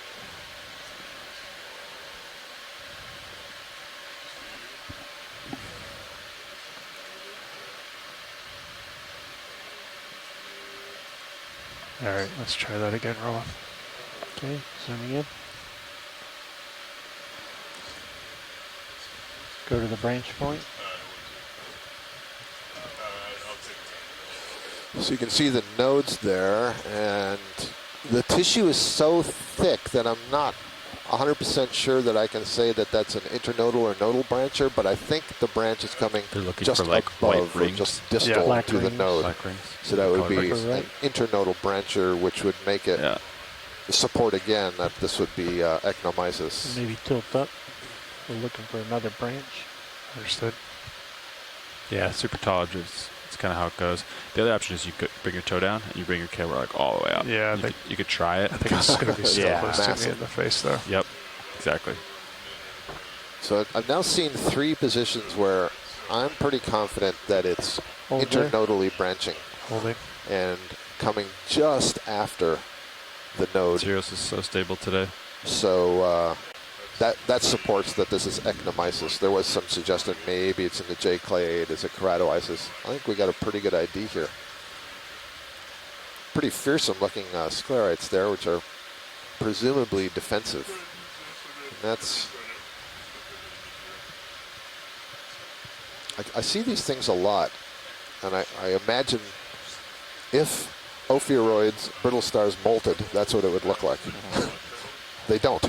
So I'm not exactly sure if that's just a really young one or what. All right, thank you for that. Side's clear. Video's zooming out slow. Understood. Go ahead and pull off and float away as I zoom out. Understood. Going off. Excellent. That's great. Thank you. Yeah, there's. I love the light. contrast. Yeah. You know, and the shadows. Yeah. And some stuff. It makes a good shot. And a nice slow pull away. With some action. There you go. How's that? That's perfect. So now keep an eye on your starboard side. Yep. See that guy? I sure do. Big rock. All right. Oh, it's in front of you. This makes it look like it's starboard of you, but once you get another camera on it, you can see. Okay. I'm going to multi. Yeah, so if we could have a look at this big frilly sponge that's just come into view, and then after that, the tube-shaped one after it, and then after that, the yellow one above it. Yeah, please zoom back in on high pack. Just want to see All the right, contours. Joanna, you're on. All right, stand by roll, and you can get a partial there. Thanks. Okay, I think we're close enough. Maybe the extra lights will help this. Oh, okay. Here we go. Yeah, it helps.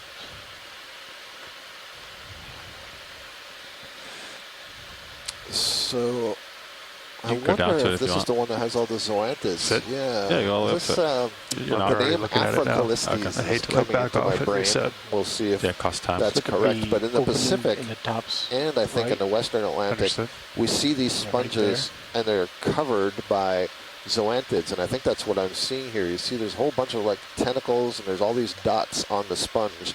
I believe that is a symbiosis between this colonial anemone and the sponge, and we see it repeated in many places. Keep sort of rocking up. So right? Joanna says it's not Afrocalyptes, so I guessed that wrong.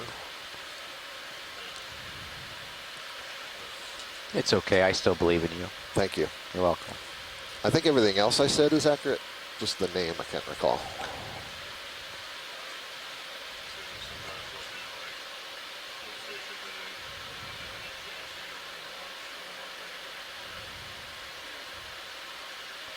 Beautiful. Again, this silica-based skeleton.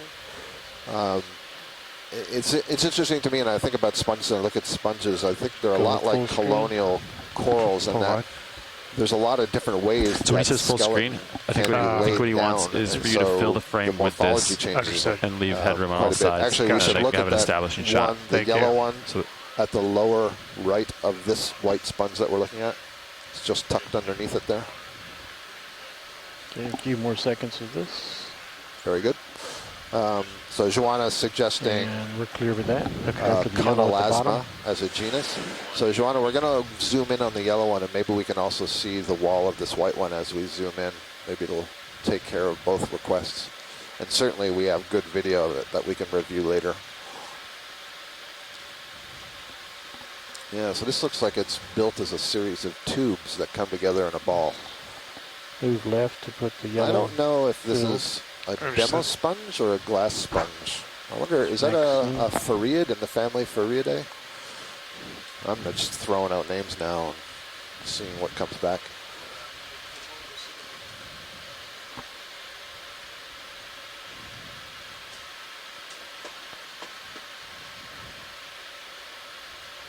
Gorgeous. So I think this one is growing from the left side there off the wall.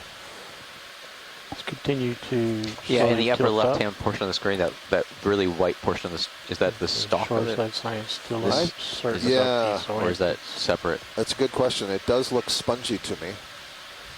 So I think you're right. I think that might be the stalk of this yellow one. All right, I'm done. I retire. Okay.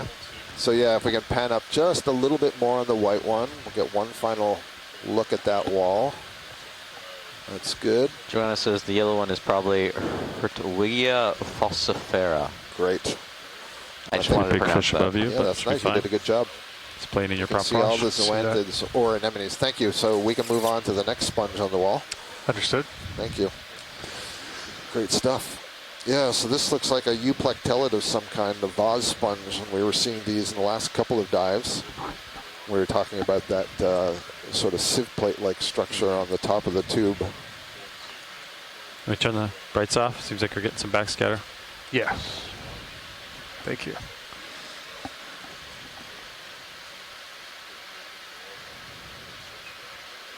You can see just at least this portion of this outcrop that all these sponges are attached to, just how much more rubbly it looks, right? Yeah. It looks like just a concretion, a kind of a cementation of a bunch of little individual pieces of, exactly. rubble. And is that what it is? Yeah, that's Okay. what I think it is. So, something that's been, you know, we're at this place where we're kind of on the southwestern face of this normal fault, so it's been uplifted.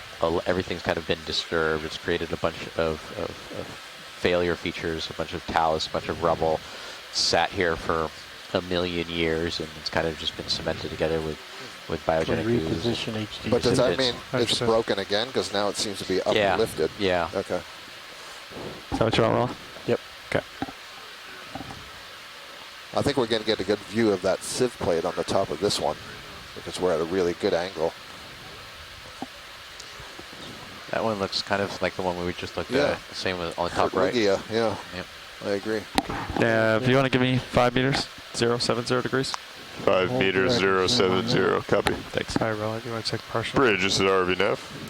All right. Looking for Great a move view. here, So this right? is yet another glass sponge. You can see all these silica spicules that are Range extending 5 from the main, meters, bearing axis of that sponge. 070 And then degrees, this, speed what I've been 0 referring to as the decimal sieve 2 plate covering knots, the top. please. We had a really interesting discussion about this yesterday, that it's not particularly serving the flow needs of the sponge. That Good would copy. be Thank you. likely the X-current opening, but it may provide protection for associated organisms that live inside the sponge, particularly shrimp. There does seem to be a pair of shrimp that are adapted to live in these sponges, and there was even a suggestion to some data that suggests the shrimp are benefiting the sponge by their excretion products providing nutrition to the sponge. Oh, there we go. We see one crawling inside. Thank you very much. So there's one of those shrimp. Might be coming up to check out what's this light outside my front door. And typically we have a male and a female, and I'm trying to see if I can see this one carrying eggs underneath her abdomen. What a fantastic view. Look at that. Help me! No, this is the home. This is right where it wants to be. In fact, it enters as a larva, so it's small enough to move through the holes, and then it molts into this larger stage. At least that's the way we all interpreted it until Ashton had a look. Well, I don't think it's a conscious decision to enter as a larva into this system. I beg to differ. I think the larvae have a lot of control about where they go. You think so? And, yep. And so probably can chemically detect this sponge and then, choose whether to enter it or not. And that's the story I'm sticking with. Wow, what a spectacular view. That was really nice. Yeah, great example of what we talked about yesterday. Yeah. Full screen. So presumably there's another one inside there. So, that shrimp is pretty well protected from these various fish that are swimming around looking for a tasty bite. Slight tip All right, down. Bridge. Good copy. Good. Thank you. It's interesting to think of all of the silica that the sponge has to take out of the water in its dissolved form and then deposit in this skeleton that is growing. I'm not sure what the point of all those silica fibers sticking out is. I wonder if it creates some turbulence and allows for the currents to sort of swirl around and then can be more easily taken up by the sponge, perhaps. You're full wide. Thank you. Could they be, what's your preference sensory there from when the you're trying standpoint of making sure that it's put a toe staying down within kind of anytime, away from anytime surrounding it's like a rock crotch face like, or anything like that? If you can No, I you mean, can it guide the growth direction? Yeah. So floating shots are hard. there are some limited sensory capabilities in some of these sponges. They don't have a nervous system the way we would think of a nervous system. But they are able, I know, at least some of them, to react to compounds in the water and so stop the flow of water, for example. Bobby could do pretty good floating shots. I'm not sure about that as an explanation. I never Joanna got offers a possible idea of either Euplectella or Rigadrella for that sponge. Absolutely beautiful. Okay. Another one of the Hartwigia down there. All right, so let's move on a bit. I think we've moved, what, 5 meters? In the last 3 hours, yeah. Exactly. Understood. I mean, it's stunning. There's all kinds of stuff here. We have lots of scientists on shore. We're really excited about what they're seeing. First opportunities to sample some of these for ID. It's great stuff. You know, we never have enough time to do everything that we want. I'm going to blue view here. Make sure I'm good for a move. Understood. I'm just going to pan around to this. And so you were asking about those kind of whitish, gray, brownish patches on some of those rock outcrops. To me, it just looks like the same one rock up there. Pteropod shells that we've been seeing, but maybe just have sat there longer and kind of concreted together. Yeah, so they're sort of cemented together the same way you were describing those cobbles. Yeah. I got uphill at still, with 7-0. Joanna here, earlier I saw some really glossy, I guess might be the word, black patches on the rock, and I wondered if they could be something like a tar sponge or if it was some incrustation or... I don't think it's what you're describing about, the newly exposed surface. Those look really different. Yeah, those look different, and the other ones that you pointed out originally were much more patchwork. Meters, just not as you'd expect in kind of places where it had recently failed. Look at those sticks. You could always scratch one. Pencil arch and legs. This might be a Geodia sponge that's coming up. I think the sticks might be spines like of this urchin, so maybe we're going to have a pass by this urchin that's just going out of frame on the upper right. We'll get Joanna to tell us what she... Oh, I recognize this. Oh, this is... This is good positioning here. Understood. Still see the bottom of it. Just creeping in on it. I thought I made some notes about this the other day. Fair Nima, thank you. Actually, if we could zoom on that fish that's swimming just above the sponge, that would be really helpful. Got that really small. Yep, upper left. Yeah, it might even have a parasite on its side. Or it was just, no, it does seem, I don't know if that was 2 parasites or it's just swollen in the middle of the body. Oh, it's swollen, it's got a fat tummy. Must have just eaten. Very small little eel. So actually this rubble, this is a lot of coral skeleton rubble. Thank you. Good view of that eel. I'm noticing the tail has a different structure than the ones we ID'd earlier. So we're going to find out from Ken Sulak that that's a different species. So yeah, this is all coral rubble, not pteropod shells. Probably cup corals and Lophelia and Magicora. I see one rock. They want a rock? No, I see bird's nest sponge. Thank you, Joanna. That's what I was trying to remember. Gotcha. I'll put minis in 0, so you I think this one's pretty common out here. With your heading, dead ahead of you. 10 meters. Video, you want this? Yep. Stand by. Oh, sorry.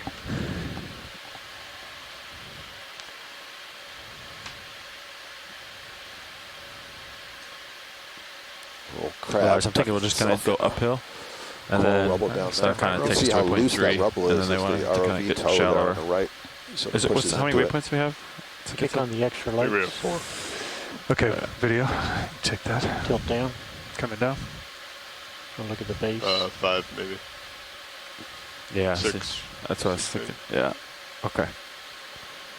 Yeah, we can kind of cut to 3 and ride the ridge. Yep. Copy. So you can see why it's called the bird's nest sponge. All these silica fibers at the base that it uses to attach to the substrate. And pull string. And then as we come up and you see the more white part of the sponge, that's the living tissue. And again, what you have to picture is that on the inside of the walls here, there's this massive plumbing system. So there's all these very small openings to that plumbing system on the outside of the sponge. And the cells on the interior have flagella that they beat to create fluid flow, and they push it towards that center osculum or that center chimney, and that creates negative pressure or suction that pulls water in from the outside. That's basically the way they feed. There's a little octocoral growing on the top of the sponge. Several crinoids, feather stars with their arms curled up. And a bunch of other even smaller stuff. Looks like maybe a little amphipod there in the center. Just so much maybe more some stable kind of, than you can get down. Even maybe it's a platyhelminth worm or something that's just to the right of those octocorals and above that small brittle star. You see, it's kind of looks like a slug the way it's. I see the rock now. See it? On full screen. Dead ahead. Yeah. Get a few seconds of this. Yeah, I definitely suggest that you practice like floating shots while you're still learning before you start. So let me consult with Joanna. So like know how to get a toe down, but I think like the issue that specifically I have is that like now I know I can do it. I use it all the time, and then whenever we get to areas that you can't put a toe down, it becomes that much more challenging. Understood. Want to turn the fogs off? Yeah.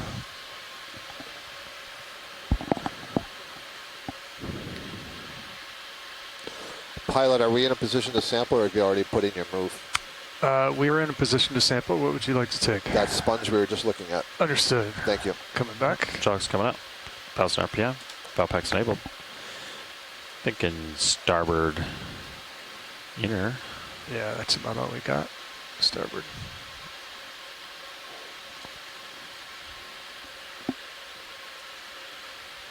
Ship move is complete about 2 minutes ago. Copy. I can bump it back 5 meters if you get a little too far over him. Let me know. Okay. Yeah, you can bring it back 5.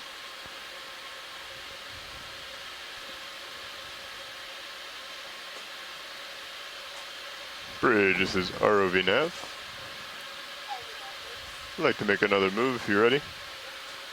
Will be 5 meters bearing 250, speed 0.2 knots, please. Position HD2 for sample. Yeah, Joanna, if you're listening, I put a follow-up question in the all right, I think we're stable there. Chat for you. Jogs are up. Jogs up. Get some advice on how to sample this. Is ready to go. It might be so small that we can only take the whole thing. Keep it on us. It's serious. Yeah, put lasers on it. Lasers on. There we go.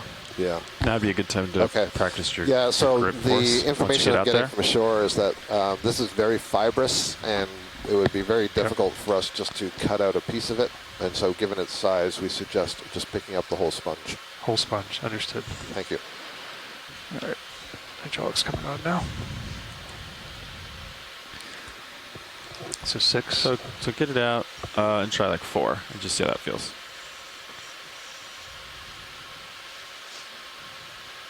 And then I guess the glass ones are pretty rigid, and I would try to keep. You can ask him what part you want to grab. Take the whole thing. Yeah, but like thinking like right where the base meets the bulb. Yeah.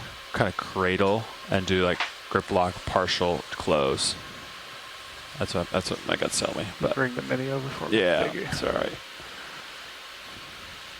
So yeah, try grip lock and get a feel for this grip force. Understood. Or yeah. Go ahead, Bridge. Thank you much. So hold that there for a second. And you can always move the vehicle if not too tucked in. Huh, I think it's fine, but all right. So you want 4? Yeah, then just try that out, practice it, see if it's what you want. Yeah. Do you want to try? Are you going to completely close the jaws, or do you want to do a I was going to feather. Okay, yep. So now pull up. You can index out. Yep. Okay. Now go to display. Let's see. Test. Display pots. Display all. Okay. Now, when you go to close the the jaws. Yep. Get it right where you want it. Jaw lock, and then look and see where you were on the master. I can watch it for you.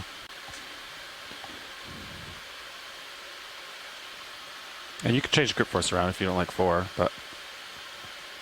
So that's that. Another option is I draw out right here, and then you go straight into the box. Yeah. Pilot's choice. Because then you don't have to index. You can just do it in one fluid motion, kind of. Right? Yeah, if you want to draw out. Okay. Starboard. Yeah, we can do that. Okay. So I'm going to watch the manipulator there, because it might be a little bit close on that starboard side, but. Yeah, I think you're going to hit me with the rock box.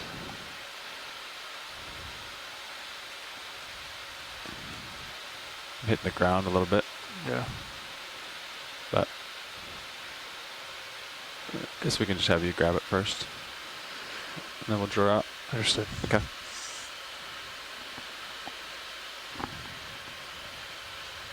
And these are pretty tough. I think even if you close all the way on it.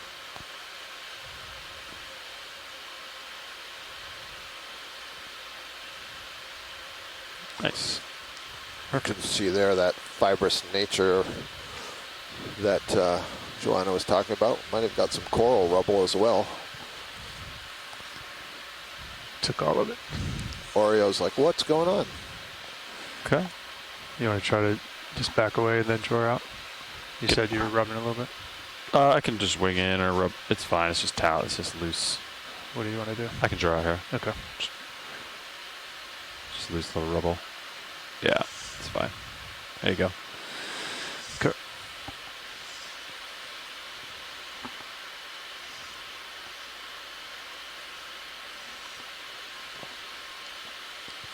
On shore, if you go over to camera 3, you'll get a better sense of what's going on with the sampling here.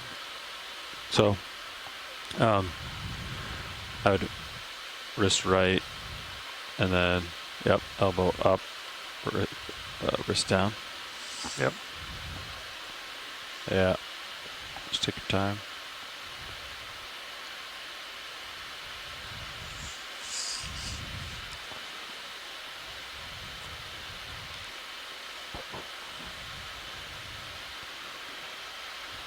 And then your wide angle camera kind of gives you your height off the box. There. Looks like it's a little bit dusted now.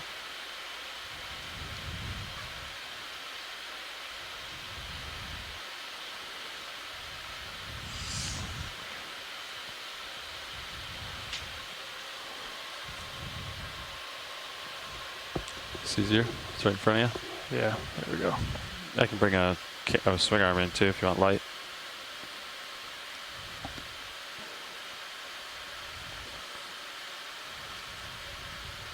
Does that help? Yeah. Better. Go ahead, Rich. Might fall in.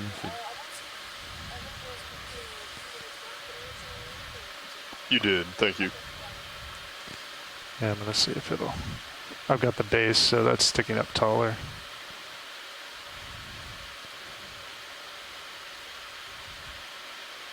Nice. Yep. Easy. And there it goes into the port side bile box. A starboard. I did it this time. I'm reversing it. Jeez.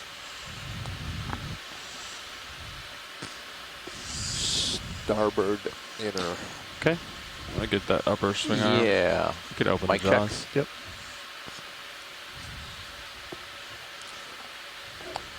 Okay. And what we see in the background is more of these skeletons. Swing arms back where it was. Of the corals. That's good. Just kill it there. And Drew's coming in. My jaw's close. Excellent sample. Take a couple out. Give you your monitor back. Get my monitor back.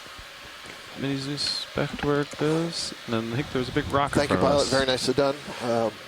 So we got an intact sample of that Farinema glass sponge, and it had a variety of associates with Have it. you stowed in the starboard corals, pile yet? crinoid, and who knows what all. So yeah, there'll probably be a lot of processing of that later on. And we'll preserve some of that sponge tissue for morphological analysis, looking at the tissue, looking at especially the spicules, the shape, diversity, and abundance of which are That's what I would do, yeah. Important for taxonomy. Unless they And see then we'll something on the way. dry a large part of it after we've picked off all the other organisms.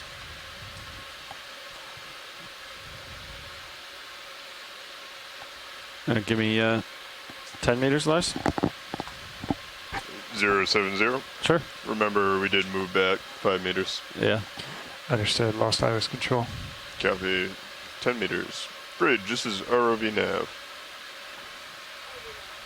I have a move when you're ready. Range 10 meters, bearing so this might be a good time just to remind everybody or introduce ourselves for the folks that just tuned into the live stream. You're watching a live video from the Voyage to the Ridge expedition on board the NOAA ship Okeanos Explorer. My name is Scott France. I'm a deep sea biologist at the University of Louisiana at Lafayette and your biology lead. And I'm here with my geology lead. Who's that? That's you. Oh, okay. Yeah. Yeah, my name is Ashton Flinders. I am a research geophysicist, mainly studying earthquakes and variations in the gravitational field of Hawaiian volcanoes at the Hawaiian Volcano Observatory in Hilo, Hawaii, with the U.S. Geological Survey. Awesome. Front row, is it appropriate? Would you like to introduce yourselves, or is this not the right time? Yeah, you want to introduce us? Yeah, that'd be great. Thanks, co-pilot. Front camera is up. Sitting in the front row, operating the ROVs. At the far left chair, we have navigator Lars Murphy. Sitting pilot Chris Wright. And I'm Levi Unima, sitting co-pilot. And in the far right, sitting in the video chair, we have Roland Bryan. And we have Anna Clipping in the back row. And we are all with the Global Foundation for Ocean Exploration. Awesome. And also in the back row, we have our data manager. Excuse me. We have our data manager. Yeah, go ahead, Arvin. Introduce yourself. Hi, everyone. My name is Arvin Chandran. I'm a data manager, research associate with NCEI. Take partial roll on if you want it. Whole lot more sponges. Oh, wait a minute. Was that a sponge? Yeah, okay, that was a sponge. So a whole lot of sponges on the rock, crab tucked in there. Joanna, I don't know if you heard this earlier, but one of the rocks that we collected yesterday, I did manage to scrape off one of these encrusting round sponges. So we do have a piece of that.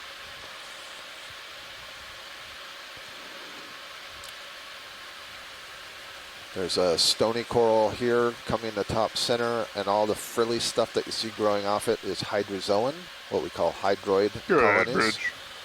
Another colonial kind of anemone, and then the bright white one that's facing off the brown rock, that's a hydrocoral, probably the genus Crypthelia, and then the Leopathes black coral is the large orange thing that you see in the back. Be the power cycle We've seen several of those colonies and managed to collect a piece of one of them earlier. And doubtful.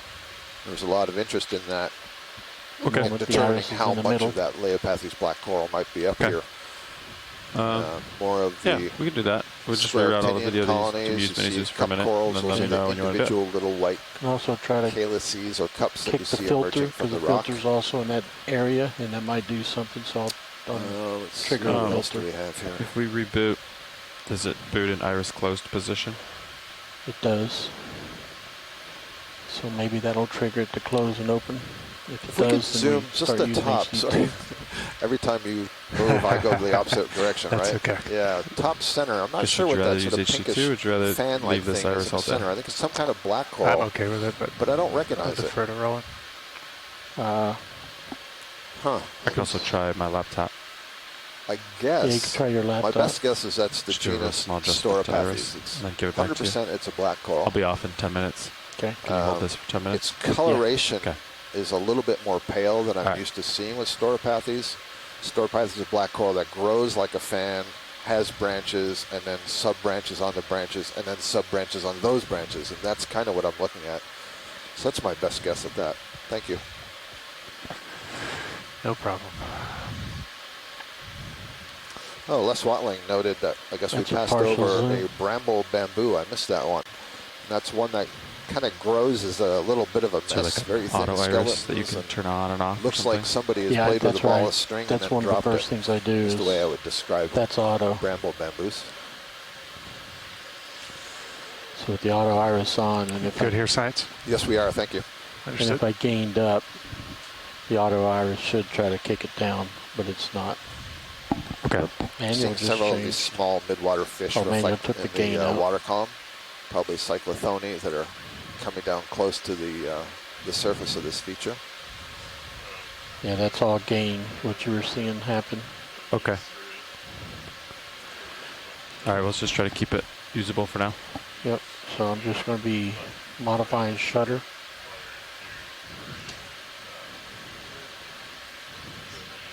Now I'm going to ask you a question, and I don't want it to be incendiary. But I do want it to be maybe some basic Bio 100. Yeah. Okay, stand by. Pilot, can we get a zoom on that star-like thing in the top center? Sure can. Thank you. Science. Go ahead, Ash. We're getting a lot of taxonomy thrown at us. Why should I care? In terms of like, what is the importance in terms of finding out the relationship of these organisms that we're looking at? Yeah, I think that's a very fair question. And so we're trying to, in a sense, catalog diversity. And so having names for everything allows us to sort them out. And all of that Latin terminology that you hear is basically a formal way for people who are in this business to all know what each other is talking about. Everybody who has a certain career knows that they have a certain vocabulary associated with their job. And it means you don't have to explain yourself every time you talk to a colleague about what you're looking at. So we'll come back to that in just a moment. So this is a sea urchin, another echinoderm. And it's I'm sure this is a sideroid of some kind. And I say that only not because I'm an expert, but because Chris Ma identified something similar to it a couple of dives ago. And yeah, Les Watling is backing that up. And that's partly based on how thick those spines are. Thank you for that view. You clear science? Yes, we are. Understood. Thank you. Full wide video. So the other thing, we're going, Ashton, to follow up on your question, we're going through a bit of a taxonomic and systematic revolution. Actually, sorry, just above the lasers now. You see that? Yeah. Coming in. I thought at first it was a sea pen, but now I'm wondering if it's another Okeanos bamboo coral. We've been seeing plenty of them today. They're the ones that I described earlier, can grow on a rock or in the sediment. I suspect this one's growing off of the, yeah, that's exactly what it is. And it's growing off of that rubble. And just like the one we saw earlier, you see it's got its little squat lobster in there. Thank you, good view. All right. Move on. Video come what? So systematics is undergoing something of a revolution with the advances in molecular biotechnology and gene sequencing. And so one of the reasons why you may hear we say, well, that used to be called this and now it's called this, and we're not sure if that belongs to this or that, is because we're trying to align the names and the groups that these things belong to their evolutionary history, which is what we learn from the DNA. And so that also gives us a shortcut to understand, well, how have these things evolved through time, and how have they adapted to their environment, and are certain characteristics possible to evolve multiple times, or did they only evolve once? And a good example of that is the rock pen that we saw the other day. As I said, that appears to have evolved once. There's only one limited group so far that has figured out how to live on a rock. And then what was the organism we saw that you had talked about had come from the rock and then had evolved to be in the sediment and then gone back to the rock? Yeah, so that was the sea pen, the rock pens. And so the sea pens are octocorals, like the bamboo coral we just looked at. That bamboo coral was attached to the rock by a calcium carbonate holdfast. Sea pens evolved from that group, and the base of their colony is an inflated anchor that can be inserted into the sediment.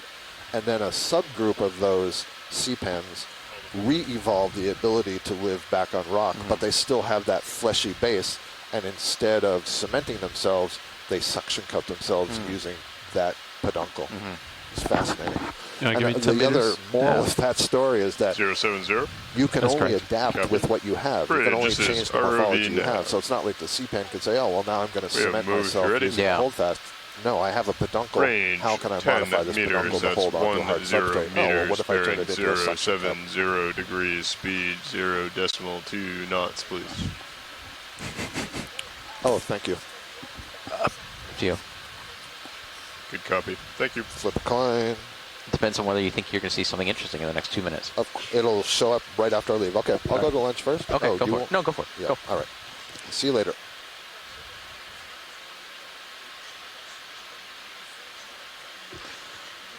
So our fearless biology co-lead, Scott Francis, has gone to get lunch, and hopefully we won't see any biology for the next 15 minutes while he's eating, because then I won't have to try and wax and wane about what I see.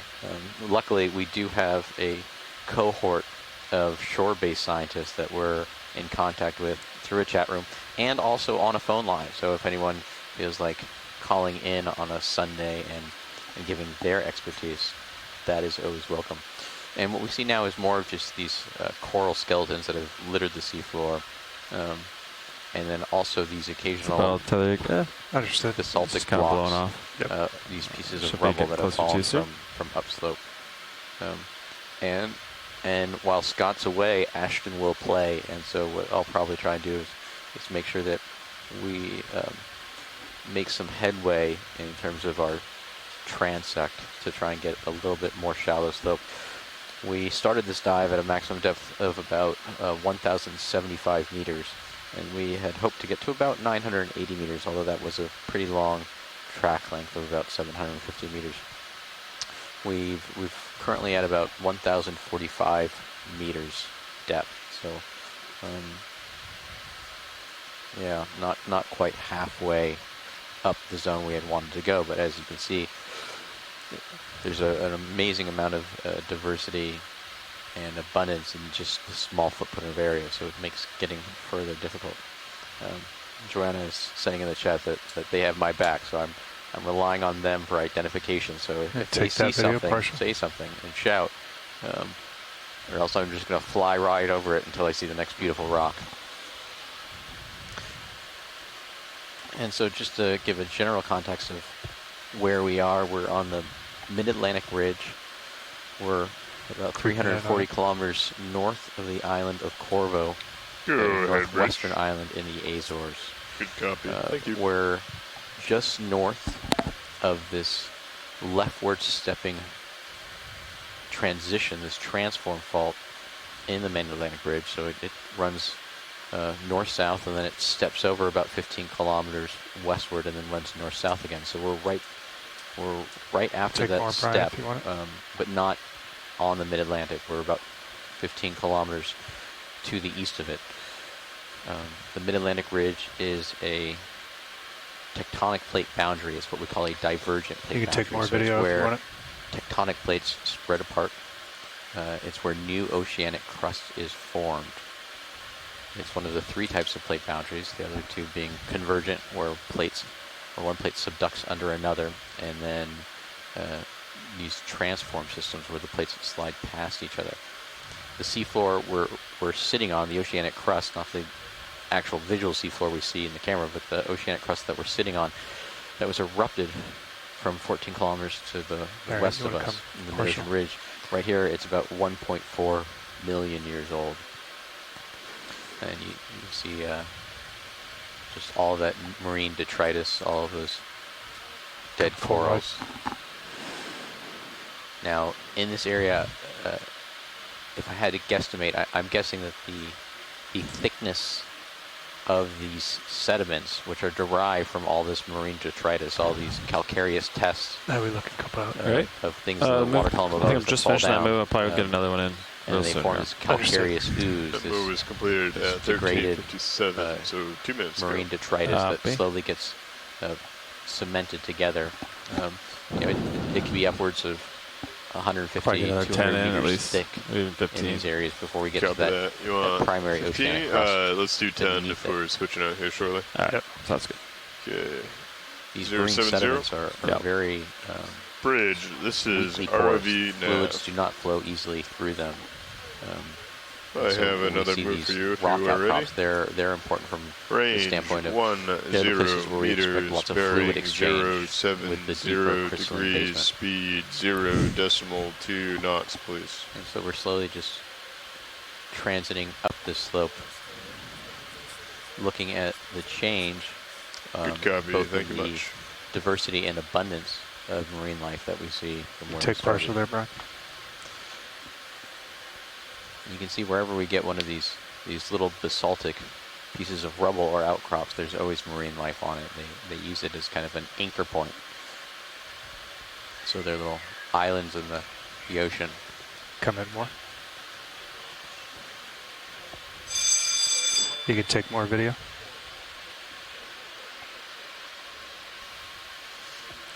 And if you heard that bell in the background, that's the ship testing its alarm system every day at noon. It's a nice little reminder to wake up.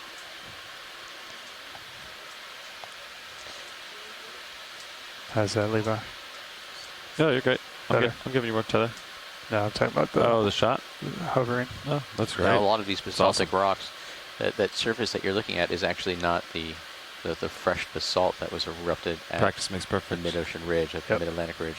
It's actually practice coated in a Take manganese a coating. if you want it. And so manganese is a mineral that's naturally present in ocean water. HPU disabled? And it precipitates out of the ocean. And it can precipitate out really in two ways, either what we call diagenically, so in the sediment, and it can form these little buried or slightly prone manganese nodules, or hydrogenically, in the water directly, and that forms on these rock surfaces. Yeah, I lost the light pool. I'm a little far away. Pull back. Now these mid-ocean ridge systems, like the mid-Atlantic ridge, are really important because they were really kind of the coffin nail that helped prove this, the original hypothesis and the now theory of plate tectonics. So you can imagine when you have these really long zone of volcanic activity that's erupting these long linear features of lava flows, and those lava flows are being erupted, and then they're being pushed come up a little bit outward, perpendicular to the ridge axis. So they're being spread laterally, and every time one of those eruptions occurs, the magma that is erupted is extremely hot, and it's above a temperature that we call the Curie temperature. And that Curie temperature, we have maybe a hermit crab in the video, and lithoplacids. Good copy, thank you. And right now, if you're looking on the camera, you're seeing an ROV team swap out. So they're doing an exchange of information for situational awareness of where we're going and what we're seeing. And then they'll swap out. These ROV pilots do 2 to 4 hour watches, depending on what's going on and the activity. And so we're just kind of holding still while they swap out.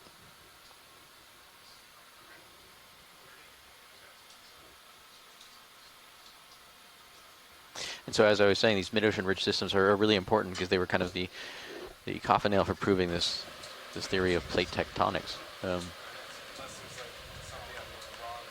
And so you can imagine all this lava being erupted on the seafloor and then spreading perpendicular to the ridge axis. And as it's erupted, it's really hot. And as it is seafloor and it cools below this temperature that we call the Curie temperature. Now, above the Curie temperature, magnetic particles, like things like magnetite, so hey, co-pilot, how's it going? Minerals, doing good, pilot? in the lava are basically moving around in all sorts of directions. They're thermally excited. So but as they cool we have a 10 meter movement? So the move just completed. The magnetization of the Earth's current magnetic 14:02, field. so it's been stopped for about 4 minutes. So that 2 minutes. permanent magnetization of the Earth's field when it's going up slope? locked in. Yep, heading up slope. We're kind of just following local high. Once we get to the top, then we'll make our way stays there, even though those up to waypoint 3. Sounds good. Those erupted, now cooled lavas are spreading away from the mid-ocean ridge system. And then you can think of the next eruption that happens. That lava cools, and okay, my camera rotator is at 37 right now. It gets a slightly different magnetization locked in depending on the magnetic field. And our Earth's magnetic field is constantly changing, and it occasionally reverses.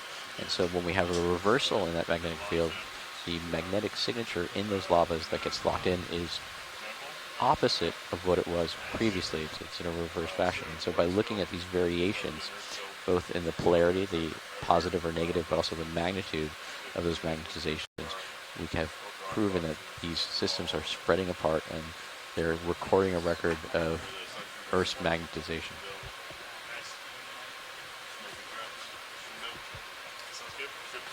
And so we're still just traversing along. Our ROV team is still just finishing up their swap. Understood. Is it iris related? Just so I'm aware. And they're Copy that. Just going through the camera system. And we see another one of these sponges that we were just looking at earlier.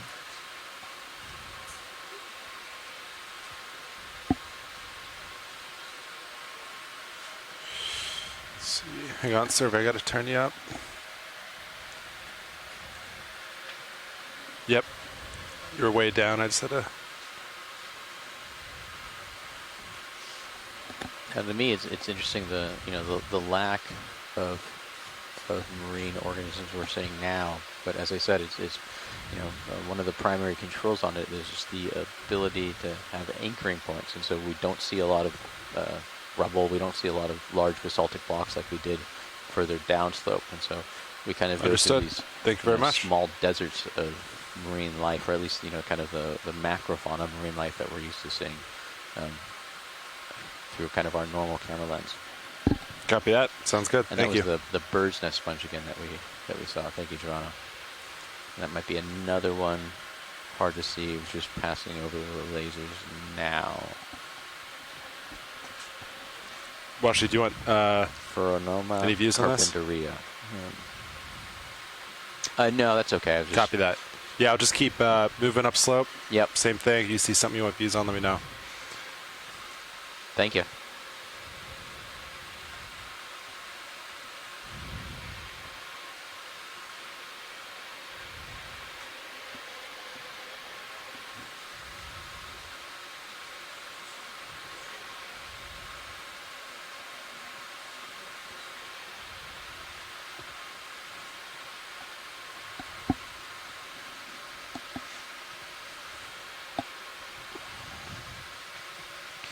And so while we're looking around, and we have kind of we have a few things to guide where we're going. We have our general ROV track that we first designed about 2 days ago based off of the existing multi-beam bathymetry. We then have an updated ROV track that we do at about 5:30 in the morning. Copy that. Time, yep, I still have deck A latched. Updated multi-beam mapping from the night before. And then once we're actually down on the ground, for lack of a better word, or on the sea-floor, and we're my camera rotator is already at we have 30 our degrees. Camera system that can help I imagine. us see How long ago do you think that last where we want to go. finished? But now? we also have a sonar that's mounted on the ROV. And that gives us some idea of what might be 6 on minutes ago. our visual extent. Okay, copy that. And that You sonar guys want to can do another actually pan up and down, so it doesn't have to. Do we do like if we're on 15 a meters? slope like this, we don't necessarily just see see this sonar is from in front of us. We can pan it up that slope. 30 meters out. I believe you look in. Or any outcrops. Yeah, we should keep going up. 20. So steep, but I don't see any steps or anything coming out. Sure. Okay. Yeah, they were doing a 070. Good with that? Yeah. Sounds great. 20 meters, 070. On the way. Copy.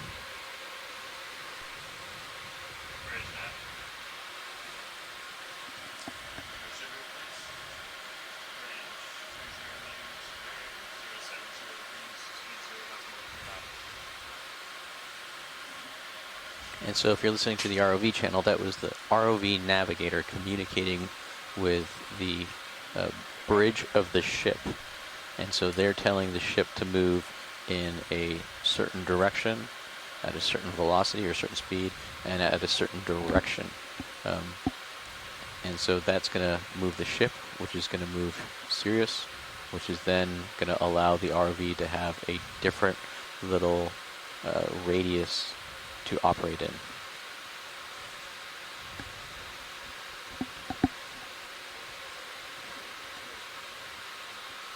Yeah, no worries. I'll just use my mid-ups for flying. Do what you need to do.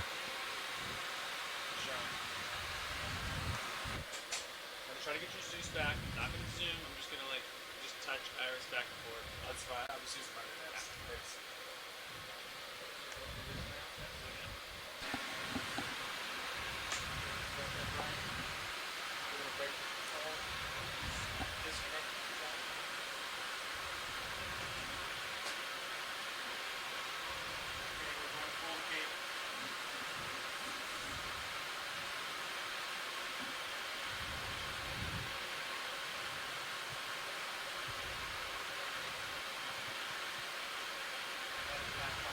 And so Jana was saying on the chat there was a large sponge. I did not see it.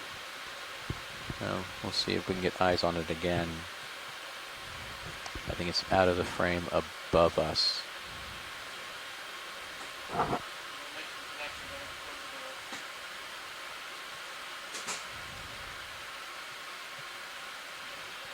Luckily, if it's out of the frame above us, we're going up, so hopefully we'll come across it again. Yeah, let me know if it comes into view. Yep, thank you.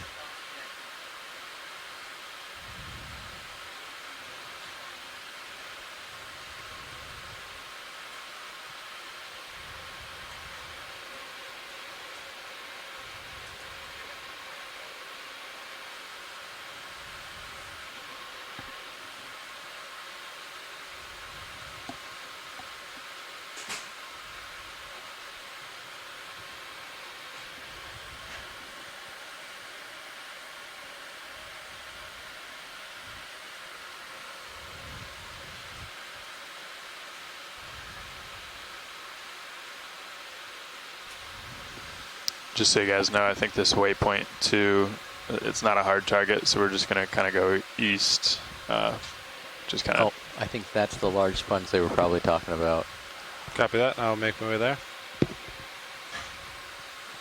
And so I think this is the same one we saw earlier. Sounds good now. Go east. That had that outer covering with the shrimp listening and looking at it.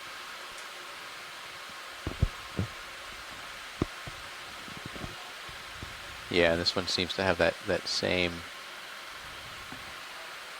covering.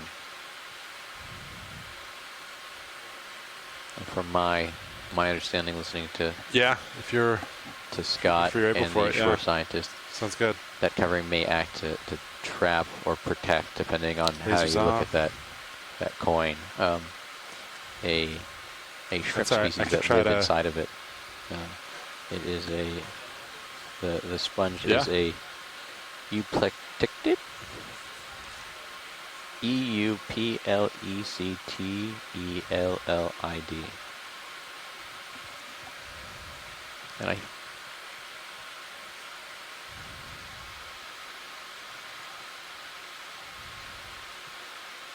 And another urchin at the base of it. If you want video, we could try to look down with it with the mini Zeus real quick. Actually, can you look at the top of the sponge again, like we did on the Go ahead, Bridge. Yeah, let me get back there. Yep. Want to see if there's anything else inside this one. Okay, you have time, Luke pilot. is spelling it phonetically for me. My rotator is at 50 degrees. Sounds good. Thank you. 15. That move just ended. Copy. Thank you, Nav.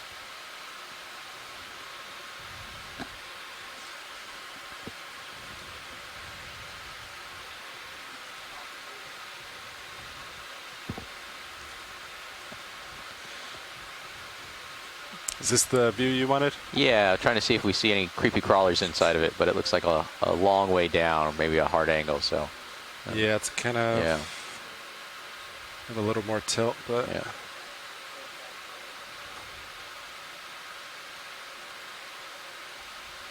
Yeah, it's about as far down as I can look right now. No, that's great. Thank you. Woo. Extreme close up.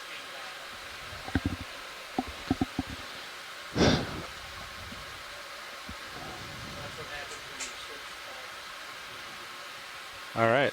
Is that good, watch lead? Yeah, and let's take one more quick look at the base. Yeah? Yep. Thank you.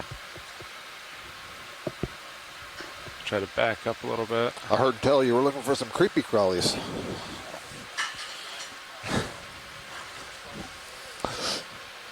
Nice Euplectella or Rigodrella. Looks like a Okeanos bamboo coral there at the base and an urchin, shrimp.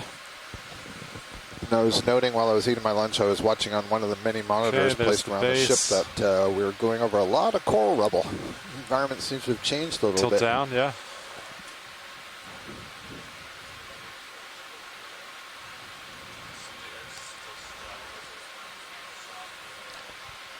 I think what we're looking for is how the sponge attaches to the substrate, if I understand what I'm seeing in the chat room here. Let me know when I need to move, co-pilot. Tough angle. I have 70 degrees of the rotator.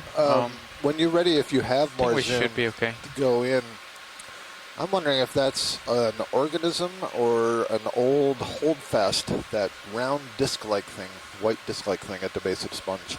Copy that video. Do we have any more zoom?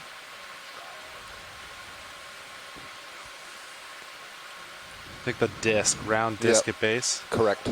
Round disc at base. We only have a few more seconds before I have to move, so this is going to be quick. Wow, yeah, that's a limpet, or somebody's going to tell me that's a monopacophorid and we're going to go crazy. It's definitely a mollusk, and it looks like I see little tentaculate-like structures coming out around there. Almost looks a bit like a keyhole limpet. There we go. Good view. Nice. Oh yeah, that's great focus. Yeah, that's a keyhole limpet. I can see the opening at the top. There would be a current of fluid that comes in at the head end. Water would pass over the gills and then go out that little opening that you see at the top center. Excellent. Thank you. Maybe brachiopod to the left of this beautiful Okeanos bamboo coral. Slow tilt, yeah.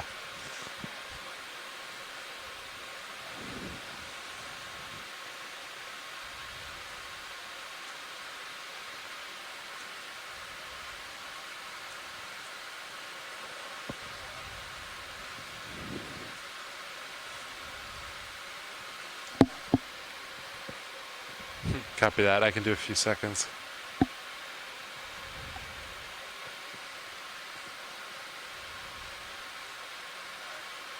Okay. Sounds good. Yeah. Laser's back on, and I'm going to keep moving.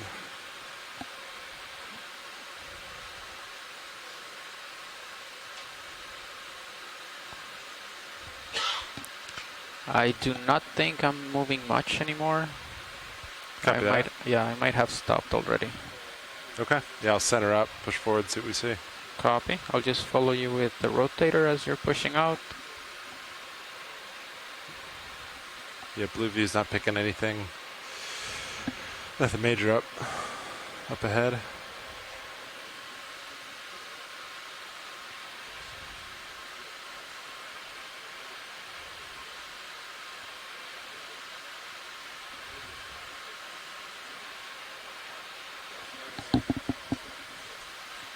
I was noticing while having lunch that we were passing over this rubbly area, and just like right here, two more Okeanos. We just passed one by the sponge. So the Okeanos are doing just fine in this sort of loose aggregation pile of coral rubble. That's not a very stable habitat, so many species wouldn't be able to grow here. So, you know, further down slope, we saw those really large black corals, bamboo corals. Degrees on my rotator. Some of the Lophelia, they wouldn't be able to get good traction. Could you put D2 sonar to 30 meters? Unconsolidated bottom. It's kind of interesting. And I'm not sure if this is stuff that has grown in place and died, or if it's tumbled from further upslope. On our first dive, we were seeing lots of rubble of. Is there a reason we're running both of those at the same frequency? A little higher on the slope, we started to see it live. No, the scanning. I think that's a little Chrysogorgia that we're passing over. And they do tend to require a little bit more stable substrate. Another one of these. They seem to be working oddly well. Yeah, I mean, they're working. I hesitate to mess with it. I didn't even notice because they've been the best I've ever seen. Yeah, seriously.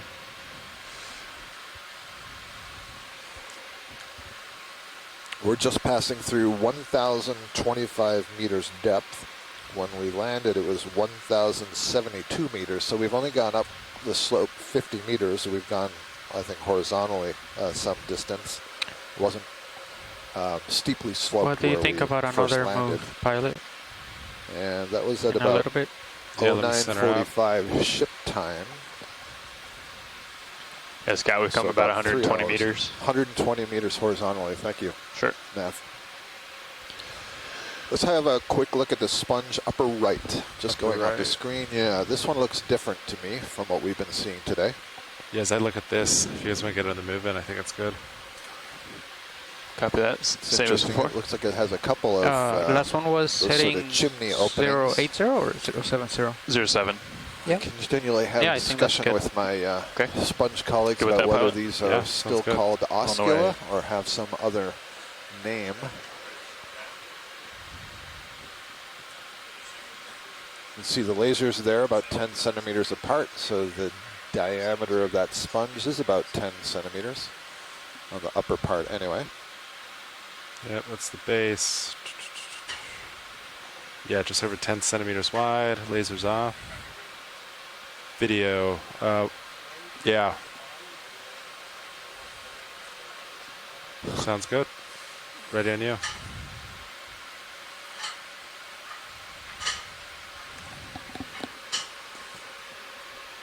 So I think this is another glass sponge, and it has this fibrous attachment to the sea floor.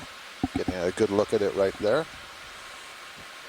Joanna says she's checking her notes and her monographs to see if we can come up with some ID for this.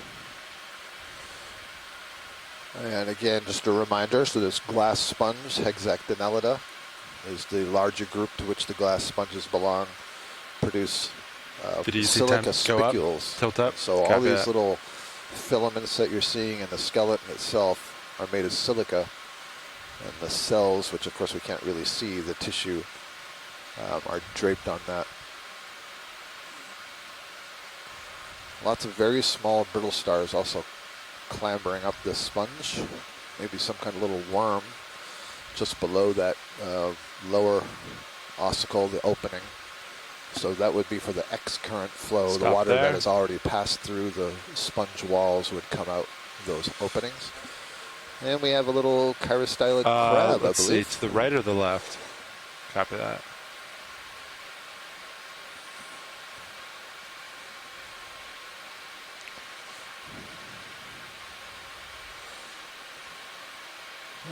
Maybe that's not... I'm not sure if that's a chirostylid or if it's something else.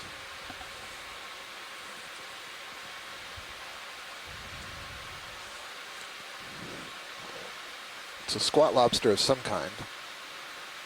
Let's see if some of my colleagues can identify that crab. Nice pan.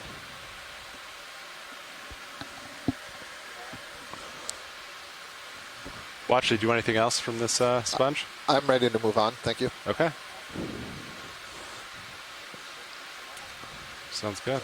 It's slow. Carlos, who's back in Horta in the Exploration Command Center on the Azores, notes that in the dives done in this area, they saw fields of Okeanos, this yellow-orange bamboo coral. There's one, the pinkish one on the far left, along with Chrysogorasia.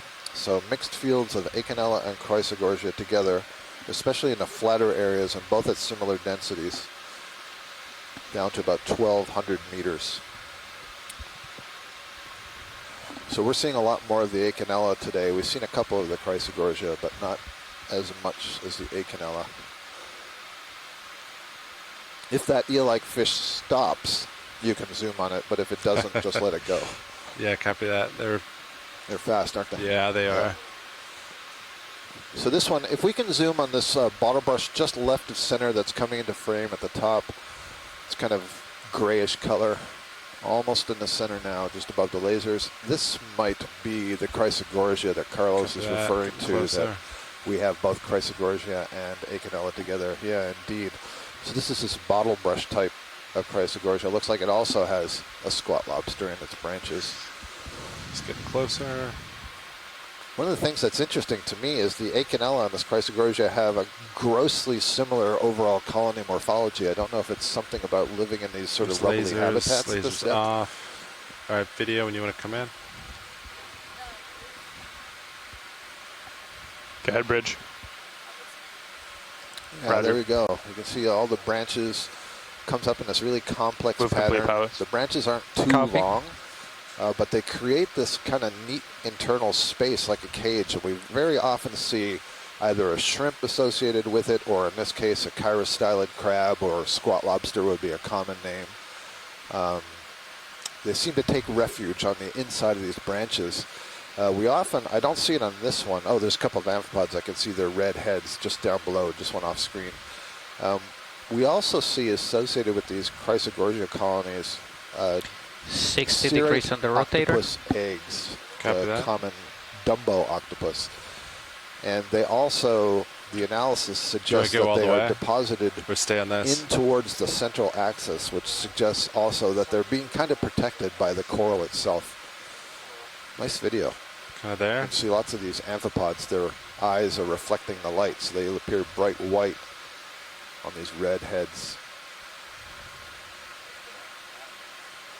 Okay.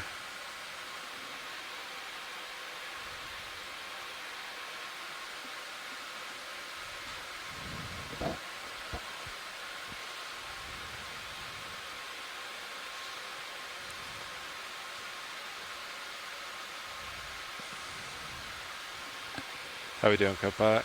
We're doing good. I just moved the rotator to 62 degrees. You still have time. The ship stopped a few minutes ago, so I think you're good. Copy that.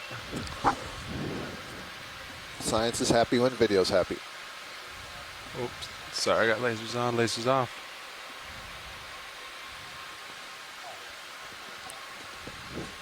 All right, push forward.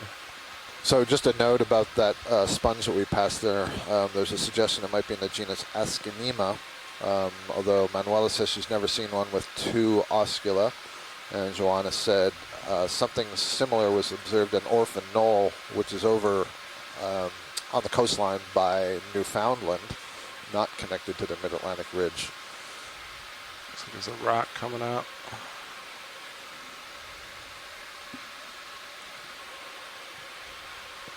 Yeah, there might be a large sponge on that rock Caitlin was pointing at on the right. You're getting a rockier section coming up. Yep, copy that. There's a big rock just coming up ahead, and there's plenty of things growing on this rock. Oh, let's get a zoom on the fish, please. There's two fish there, actually.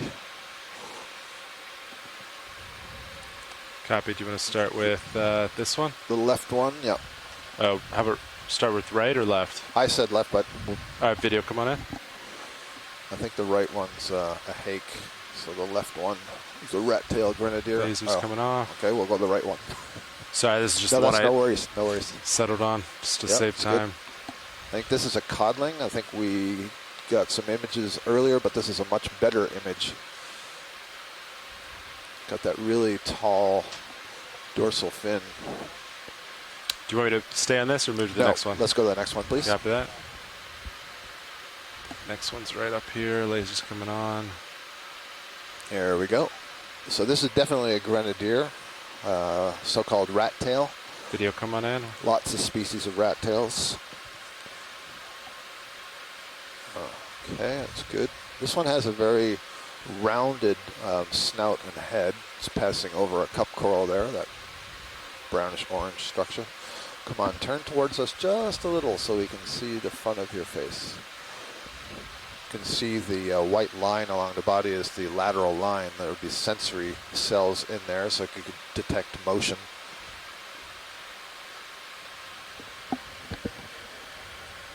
Sure. Very rounded head.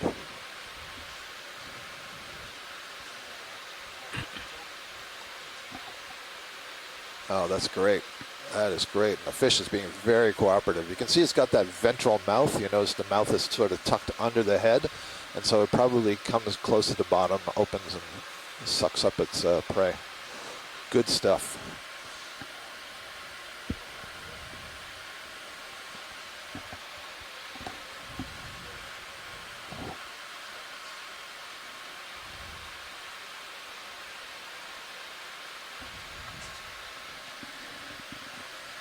Great work, team. That was very nicely done. It's like a couple of rocks here, and you can see again when you get to these local highs how much the fauna changes. You know, now we have this stable, this looks to me like another one of these pillow-like cone features that Ashton was describing earlier, and this bottom is much more stable than where we saw all that coral rubble debris. When I come up, so as we just kind of rise move up on on it, you'll see there's a lot of stuff growing on it. It looks like it keeps going in your mini Zeus. Yeah. There's no end in sight on the blue view either. Yeah.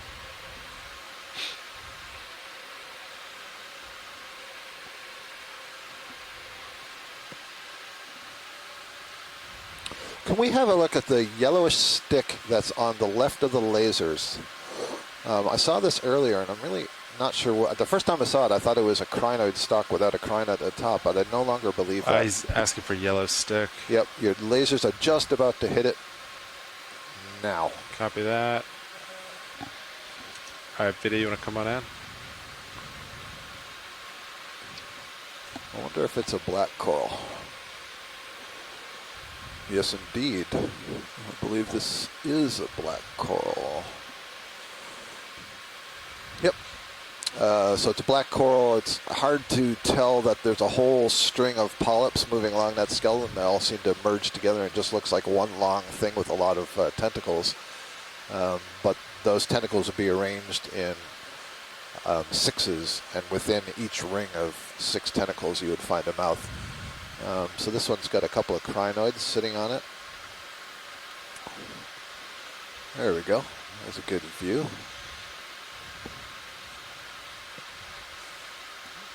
I guess, I mean, I don't actually know. I guess this would be in the genus Stichopathes, or excuse me, Stichopathes.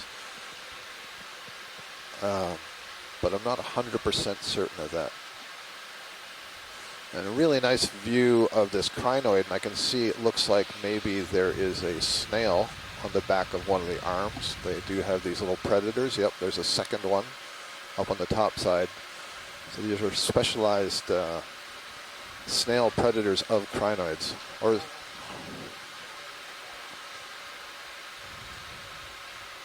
there's another crinoid.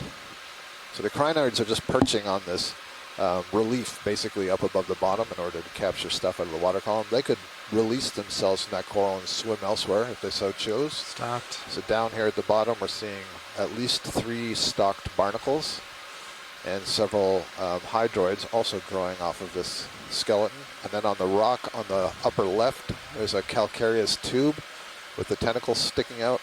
I was going to say that, I mean, that should be a type of fan worm, but it almost looks like an anemone sticking out. It looks like a serianthid anemone, which is a tube anemone, inside a suppuid polychaete Which one? Dead tube. center of the But tube? maybe it's a serianthid tube. Huh. How about that? That must be what that is. So I must have misinterpreted. That might be a kind of soft leathery tube that anemone has secreted, and you can just see its tentacles sticking at the end. I think that's what that is. Well, hopefully I'll get some input from shore and find out if that is a worm or an anemone. Copy that. I want to say it's a worm, but my eyes tell me it's an anemone. Lasers coming back on. Welcome back. And there's no way it could be a worm amumimi. Not that I've heard of, but back you know, up we a could hair always and then describe keep something rising. new. Yeah. Copy, racing with you. Maybe that's a good segue into my finishing the question that you asked earlier about those Latin names. You know, why do we use such complicated names? And so, you know, we settled on Latin, and I just want to point out, you all remember from your high school days, you know, we have this hierarchy of naming. Kingdom, phylum, class, order, family, genus, and species. All right, now we're rising. And there's a very specific set of nomenclature or rules for using all of those names. But every species name is basically a hypothesis. And so it's a hypothesis that a scientist said, I believe that this name represents this suite of characters on this organism. and that has to go for peer review and is constantly being reassessed with new data. So we're on another one of these nice pillow cones, Ashton. You can see that once we get here, the characteristics of the community completely change from all that rubble. Well, look at all the stuff taking advantage of this. It's great. Now, I asked you the other day if you had a mnemonic, and Google tells me that one of the mnemonics is, "Dear King Philip came over for good soup." What's the D? Domain. Domain, right. What do you mean, what's the domain? You're the taxonomist. Yeah, I know. My bad. Yeah. We didn't, when I was in high school, we didn't talk about domains. Kingdom was enough, but then we started to discover all these interesting bacteria, and we started using domains. Wow, look at this. How high are we on the slope? We're not at the top yet. We're getting close, though, folks. We're getting close to the top of this little ridge, and look at how much the density of sessile organisms has picked up. That's a very interesting sheet. That almost looks like a thin layer of a sheet flow, but actually I think it's probably just more of a... I don't think it's a sheet flow just because of how thin it is. You can imagine something that thin isn't going to actually flow underwater like that. They should be much thicker. So that just might be a kind of a crusted, an incrustation crust. So, part of the seafloor that's been lithified or become solidified as a crust and then later broken out. So this is looking great. We've been talking earlier in the cruise, I think actually before we started diving maybe, about what constitutes a high-density coral sponge community. We may be getting into one, and it has to do with the number of organisms that you see per meter squared. I think you're muted. And it'd be even better if the density was high. My rotator is at 35 right now. Do we want to get like a few meters closer so you can high diversity, keep going? It means you have a biodiverse area. There's clearly a lot of food, and so there are a lot of organisms. Okay. Let's see, you see something maybe 30 meters out. Do you want to do a 15 What are meter these move? Little fish? I think on the bottom right, and then I think also in the middle. Those 15. are Oreos. Those are the Oreos. Yeah, the 15070. I just had some Oreos. 070, yes. Okay. I passed them up. Oh, yeah. I confess. I eyed them. I heard fish. Watch lead. No, you can ignore that. Okay, that was just Ashton asking me. Yep. You got it. Yeah, I'd like to have a nice view of all this diversity that we're seeing on the left side here. Sounds so good. Pass over it. Maybe as we pass over, just get a little tighter once in a while. So, sure. Thank you. So these interesting sort of Dr. Seussian branching structures, those are bamboo corals. I'm really intrigued by this one that's in the foreground. We had this discussion earlier about, what do they look like when they're younger before they get big into that sort of ecnomysis size, but I suspect that's what we're looking at. There's lots of Leopathes black coral are showing up again, especially in the background. The beautiful yellow sponge. In fact, I don't think we've looked at that yellow vase-like sponge yet. Do you want to go back? The one we that one in the upper right. Yeah, let me go back. We saw it like the Hertwiggia before. Yeah. That had the same sort of color and texture, but it didn't have this morphology. So one thing I don't know, maybe the sponge biologist on shore can help explain to me. Does that morphology grow up into this beautiful vase? Were we looking at an early stage, or is this something completely different? It's gorgeous.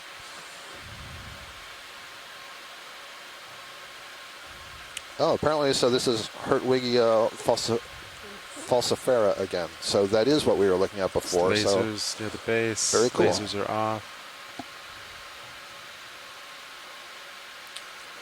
And stand by, Carlos. We will be zooming. Fan-shaped organisms at the back. Yeah, just give me one more So second. with regards to this Hertwiggia, the one we saw earlier was earlier. It was younger, but that I guess I don't have a sense of, what's the age difference? Yeah, it's a good, excellent question. Yeah. I also have no idea. Video, whenever you want.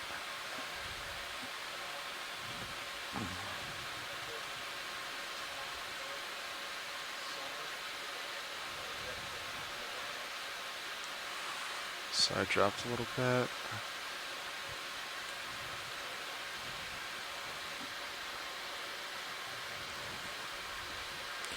So Joanna says they've never been dated, so not aged, so we don't know. We are, the number of things that we have identified that would be useful to have an in-situ camera just sit there for a few years to help us answer some of these questions. Few decades. Kind of slip my toe there.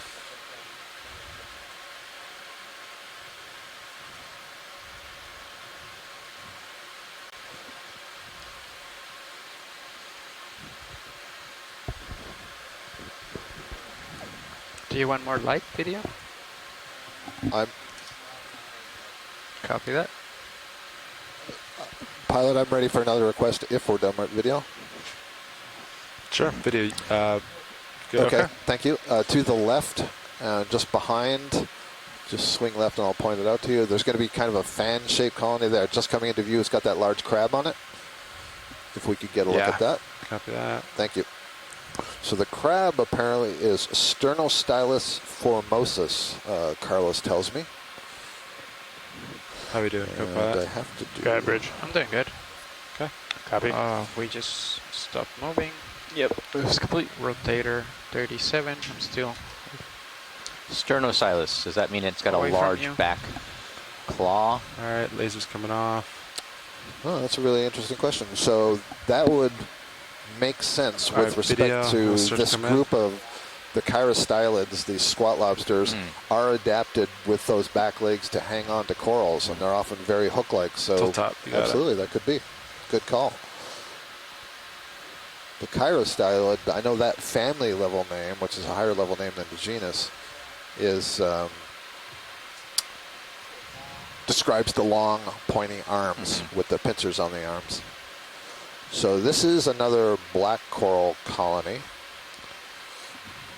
And Carlos Dominguez Carrillo down at the Exploration Center had asked us to get a good view of this. Oh, I don't recall. Is this a Phanopathes? Or is this another just really densely branched Stauropathes? I love the crab waving his long chelae is the technical term that you would use for those claws. And so the legs on which the claws are called chelipeds. Wave your claws in the air like you just don't care. There you go. Everybody. So we're hearing that this is the genus Dendrobathypathes. Dendrobathypathes. So it's the first time I think I've said that. So that's great. A new addition to the diversity.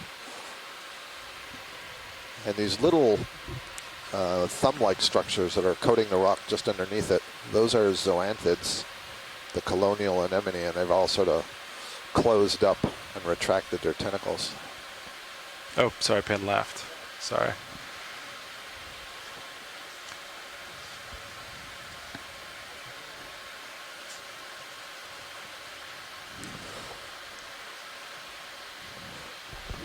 Carlos is now trying to disown all ownership of that crab name. I saw him backtracking, but I wasn't going to say anything. Yep. Carlos, we appreciate taking the gamble early, throwing out a name, and then we check it out.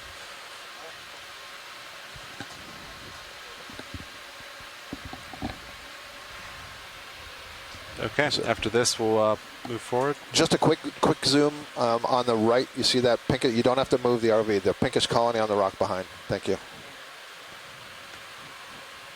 I'm wondering if that's a Paragorgia back there. I haven't seen any Paragorgia today. It is. How about that? Right there? No, it's on the rock behind. There we go. That one, the branching one. Yep. Bingo. So that's a bubblegum coral, and you can see why it's called bubblegum coral. It's got that sort of texture and color. Most of the polyps are retracted right now. The very top right, I see a couple of polyps with their tentacles extended.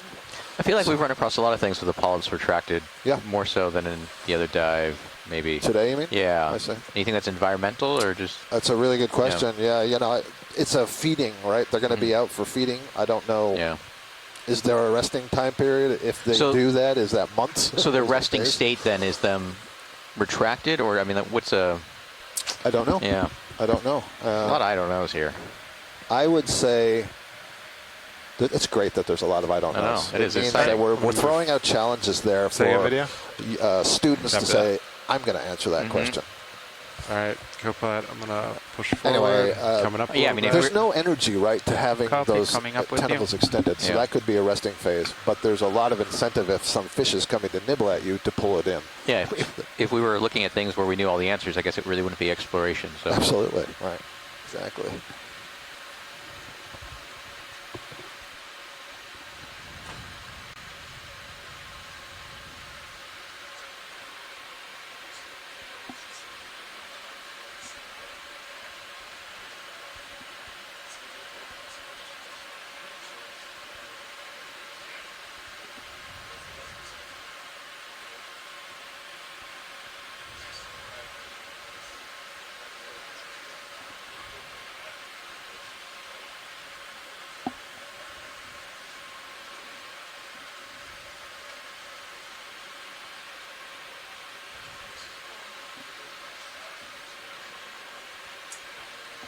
think blue view's kind of seeing the top of this right here. Yeah, like I don't have anything in front of me anymore. Yeah, I think it just kind of drops off a little bit. Yeah, so I think we're at the top. We're pretty close to the top of this ridge. This looks like a local high watch. Like the blue view's picking nothing up behind it right now. Okay. So pilot says that this may be a local high, and we'll sort of, pursue it and see if there's anything beyond that's a little bit higher. But, a little bit more distance. I'm looking at this 3D perspective map. It may be time that we'll turn towards the north after we've scaled up this slope. But what I'm seeing is really promising to suggest that for the rest of the dive, we may be seeing this kind of density of suspension feeding organisms. Fantastic. Maybe we could get a close-up of the white barrel-like sponge that's on the lower left. Copy that. Thank you. I'm not sure I recognize that from earlier today. Yeah, 7 o'clock. Thank you, Brian. I should use the clock terms. Let me get a little closer. My rotator is 25 degrees. Copy that. Drop a little bit to give you tether.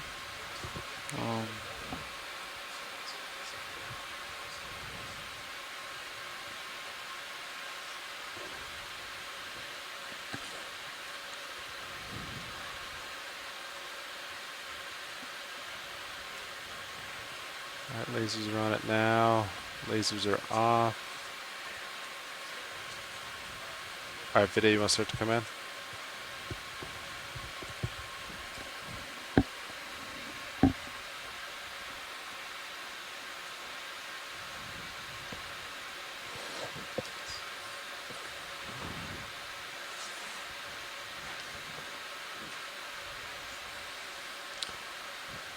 So we're zooming in on the sponge, and all the stuff that you see around it is scleractinian coral, so true stony coral. Mostly, I think, Lophelia, the genus Lophelia. And I have no idea what kind of sponge this is I'm looking at.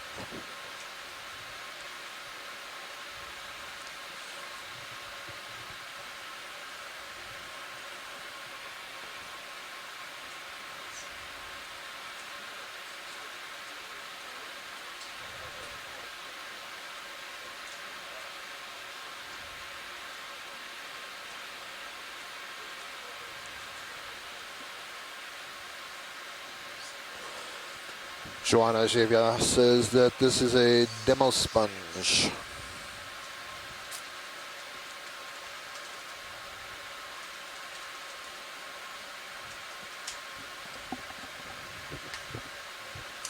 Yeah, copy that. We've been looking at a lot of glass sponges today, so this would be the other major group of sponges.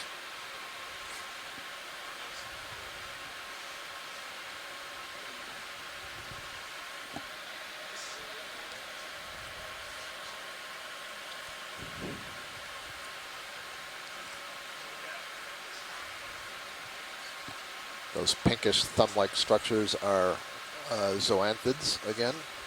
Stop there. Thank you, sir. You as well.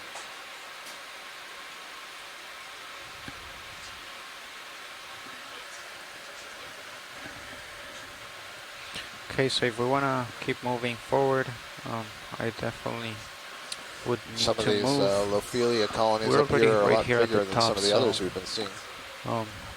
We can ask them where they want to go. Yeah. Left or right. We could push you like 10 meters forward, and that can get me like over the hump, and then see what's back there. How's that sound? Yeah, sounds good. That sponge looks like it's almost 10 meters, half a meter still 070, across. or just like east? Yeah. Just to like look over this little ridge real quick and see if we should keep going east or turn north. Yeah, sounds good, yeah. So maybe you're heading 080? Yeah, sounds great. 10 meters, that work for you, co-pilot? Copy. So just kind of listening to pilot and navigator talk, the plan here is we'll just sort of skip over this feature that we've just come up onto from climbing this slope, and we'll see if it continues or if this is the sort of local high, and if it is, then we will move along the length of it, basically going to the north. You'd have to consult your overnight dive plan or look at the quad screen, which shows the navigation map in the upper right corner. And you can see that we've been crossing these contours during the day. The sort of yellow-green part of the map up towards this top, much flatter peak. And once we've acquired this top flat peak, we'll move along. We'll sort of turn to the left on your map, the upper part of the map, which is facing north.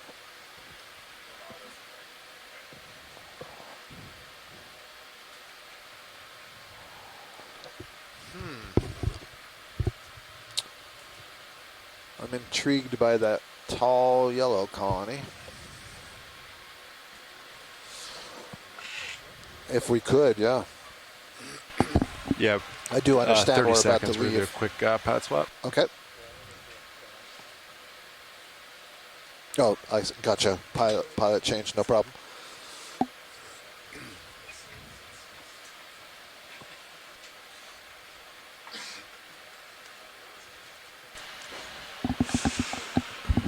Hey, Scott, I heard you call for something just as we were switching there.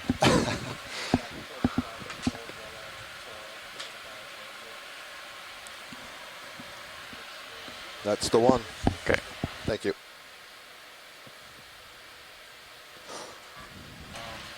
And for onshore, not for pilots, I'm not positive. We'll see, because we're going to cross over this thing. But in the far right, I'm not sure if that's a big planar purple colony or if it's white, and in the distance it looks purple. Copy. So we'll see as we get there. I was going to get in a little tighter. Have we been keeping on the fog lights? They're completely off right now, I believe. Oh no, actually, they're halfway up. I haven't touched them, so they've been 70% the whole time. Oh, okay. I didn't realize that video. Okay, so you want me to keep him as they are?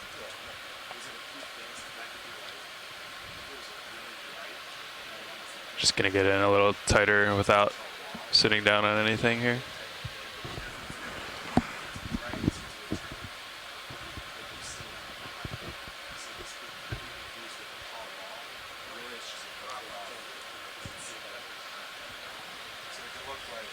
So,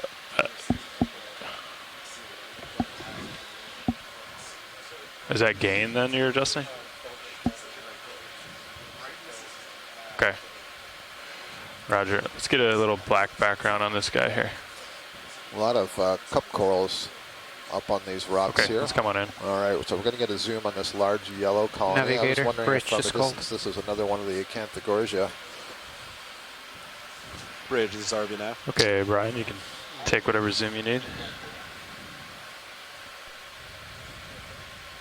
Beautiful framing of this coral by the ROV pilot. He set the ROV down so we can look up against the black background, and it really makes the colors and the shape pop. It's beautiful.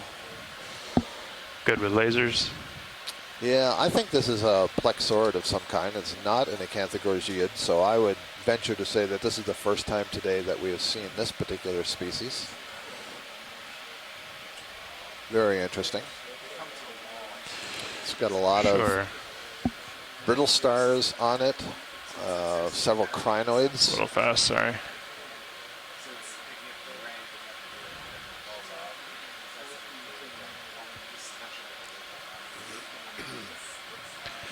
That's as slow as I can do.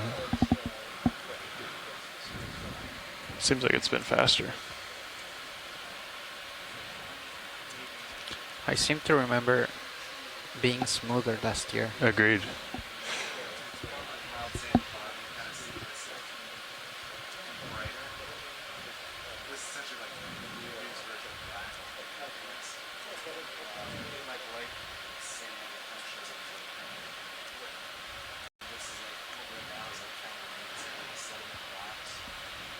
I might have to rotate a little. Yeah, coming over right a little. Scott, let me know if you want to zoom on anything tighter here as we're walking around it. Yeah, thank you, pilot. I was just corresponding with Shore. There's various interest in sampling various things, and I'm just pointing out we have one box left, and so we need to have some good consensus. Yeah, a view of the base would be great. So this looks like it began its growth on a Lophelia, the stony coral, and then took off from there. Very interesting. Sure. You know, before you tilt up, I apologize. A really neat view right now of those polyps that are extending off into the black on the right side. They look like they're coming out of a little horn. So those must be hydroids. That's nice. That's a good view of what I was describing yesterday as the perisarc, which is like a chitinous covering, a tube that the colony secretes, and then the soft tissue is on the inside. And these are what we would call athecate hydroids because there's no cup that surrounds that feeding part of the body with its tentacles. That's a great view. We don't often get it from that angle. Thank you. You can move on now with your scanning upwards. Sure, as long as we're not thinking about sampling here. Also, two gastropod snails here on the base of this yellow colony on the left side. So what we're going to be doing now is getting some nice video, and we're going to be panning upwards. Yeah. Okay. Okay. I'm just going to fly away. Okay.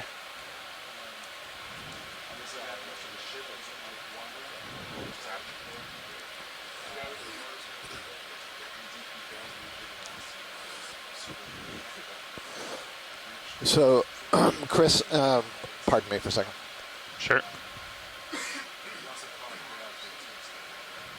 Sorry about that. So there's a lot of interest in this yellow coral. I think I'm seeing another one on the far side.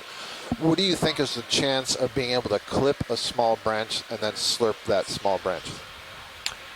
As opposed to going into the bio box. I think we could do that.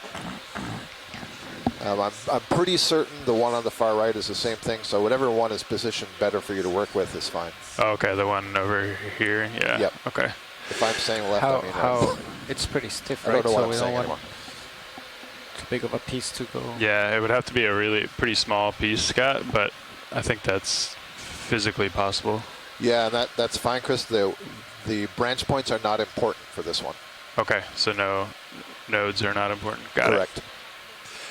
Okay, let's come full wide video whenever you're ready. Okay.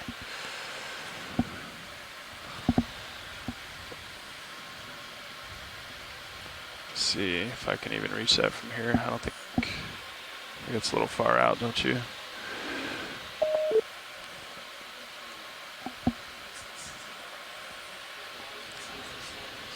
Might be kind of hard to find a spot to land. To land, yeah. Yeah, much closer than that. It's pretty difficult. Well, I could try to hover, or we could look at this other one here.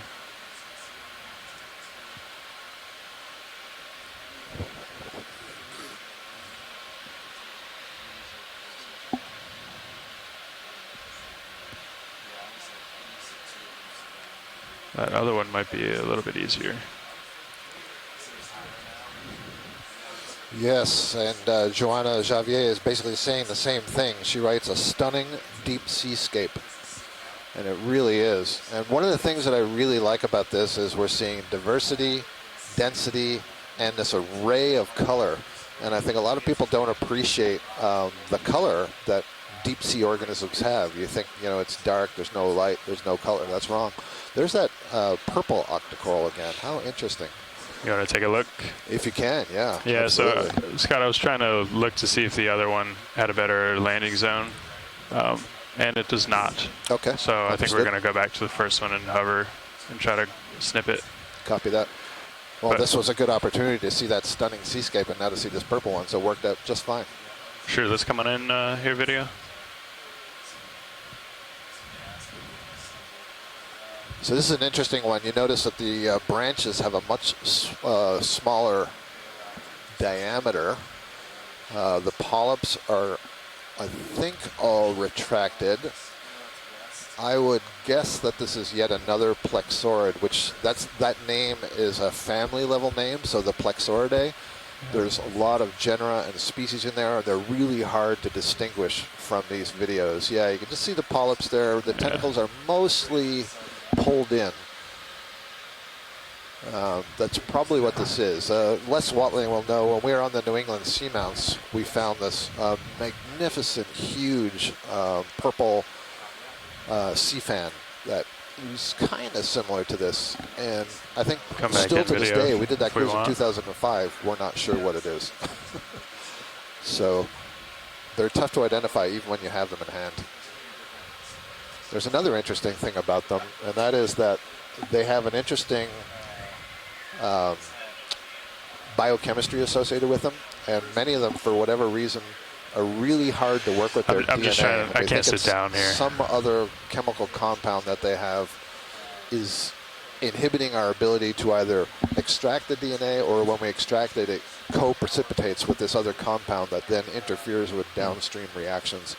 So, for example, it's a lot easier to work with bamboo corals and the chrysogorgiids and the sea pens in terms of their genetics. Just makes the whole job a little more challenging. Scott, do you want a tighter close-up? No, we're fine with that, Chris. Thank you. Sorry, video. There's stuff all around here. Copy.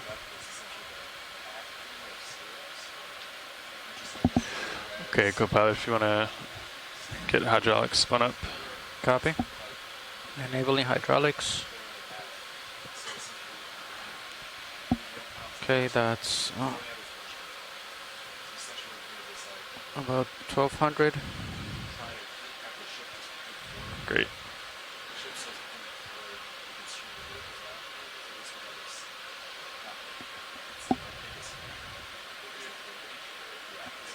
I think I'm only gonna be able to get one toe here.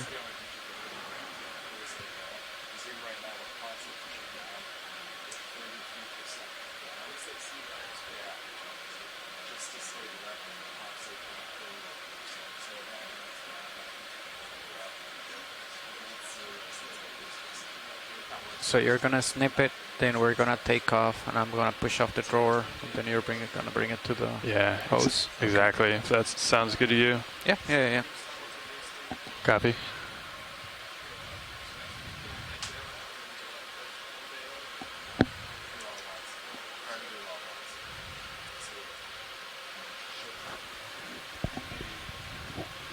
Roger that. We're getting set up on this. Take a snip here. Okay, I'm going to preset my gains. Copy. What I think you're going to need.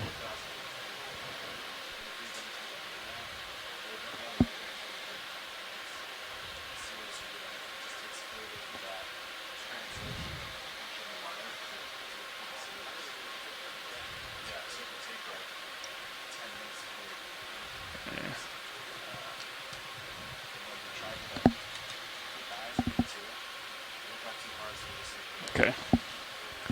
Try this. So we draw in and then we retract pins, right? So their boxes are not open when we push out. Yeah, exactly. Yep. Okay, retract it. Okay, hydraulics are up. Do you want minisus right here? Please, yeah. Copy. All right, I'm gonna bring it over.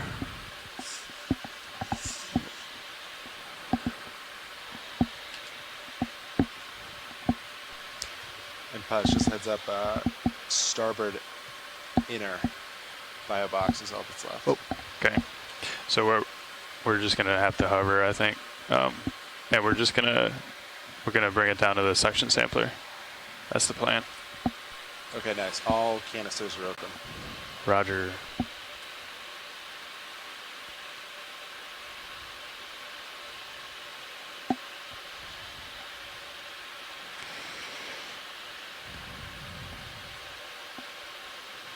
Wow, what a scene. Yeah, this is really good stuff, and this is one of the reasons that we like to try to get to the tops of these ridges, because this is the sort of scene that we're hoping to see. It was interesting on dive 1. We did get to the top, and yet we didn't see any. All we saw was a big pile of rubble that was mostly dead. It's quite fascinating. And so yet another one of those questions we can put on our long list is, what's the difference? Why did we see it there and not here? Was that a salp chain maybe? Or maybe, yeah. Siphonophore in the background? Chris Ma is wondering if that sideroid urchin that you see on the lower left is feeding on a coral over there. I've seen several sideroids. Clear for hydraulics? Patch. We're all clear. There's certainly plenty for it to feed on.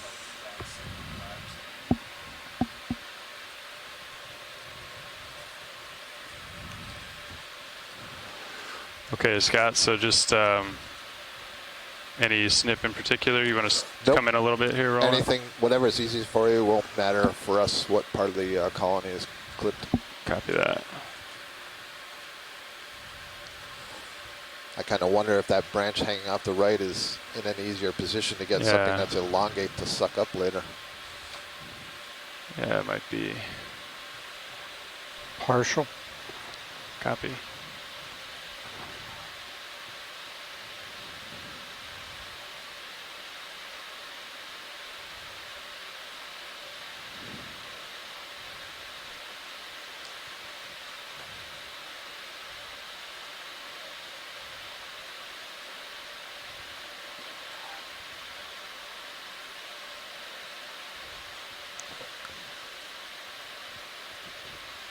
Little twist should do it. There we go. Really nice, delicate touch there to try to leave most of that colony undamaged. Just take a little piece that we can use for genetics and identification. Now, the challenge will be getting it to the suction sampler. Video swapping out. Copy.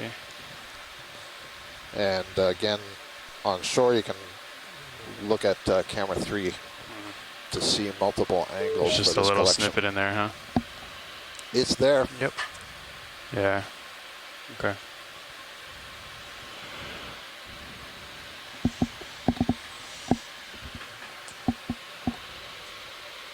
I need to get it out of the way a little bit more, I think.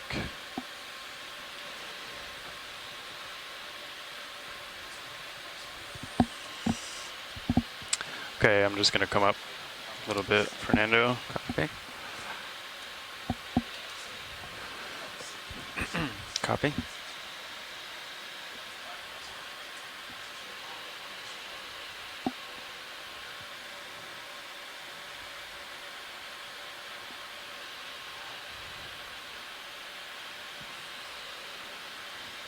And then, what yard do we want to go into, Navigator? One is... Yeah, all are open, so I'd say canister 1. Copy. Yellow plexoid.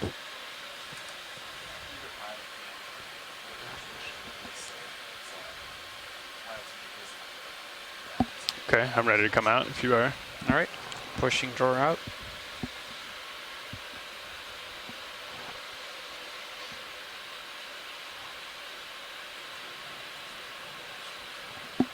Great.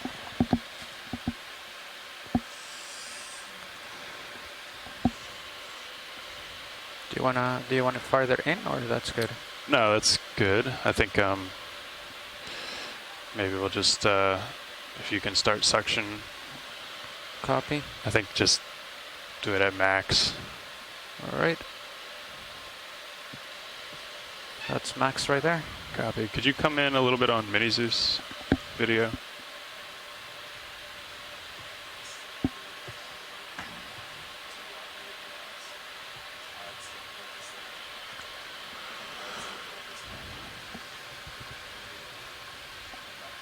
Okay. All right, are you full section in? Yeah, we're all ready. Okay. Let's give it a shot here. 1500 RPM. Inhaling. Copy that.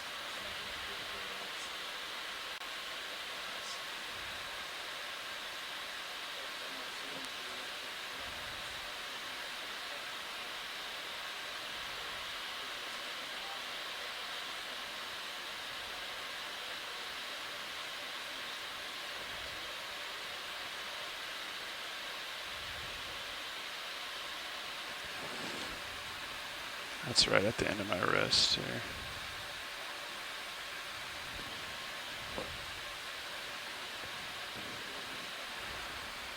What do you think, nav? Should I twist it all the way around 180? Or just try it from here? Like to get it more parallel to the... No, like blades towards me. No, I think this would be fine, right? Okay. The majority of it's on the other side of the blades, right? Yeah. So more drag to capture from the suction? Yeah. Does that sound right? Yeah.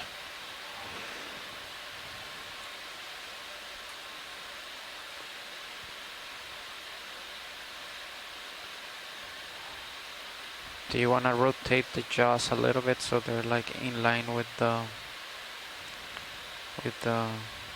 at the same angle as the mouth of the hose? Oh yeah, I see what you're saying. Yeah, like about right there, maybe. Would you come in on Zeus, please?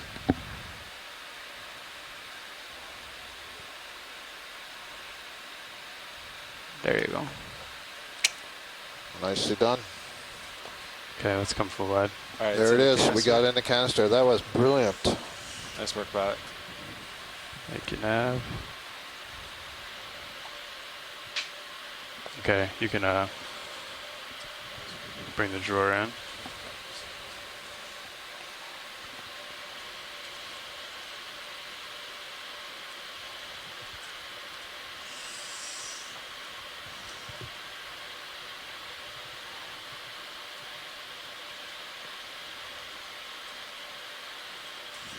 Okay, hydraulics coming off.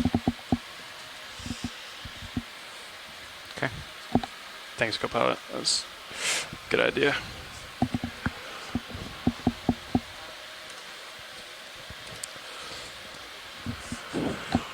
You impressed all of our shore-based scientists, Yeah, Pilot. you got a lot of fans. A lot of fans there. Is that a good position for? There's a lot of help up here.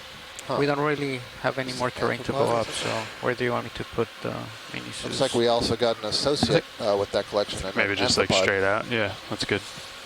All right. Leaving it there. Hydraulics. Valve packs disabled. Ramping down. Disabling HPU.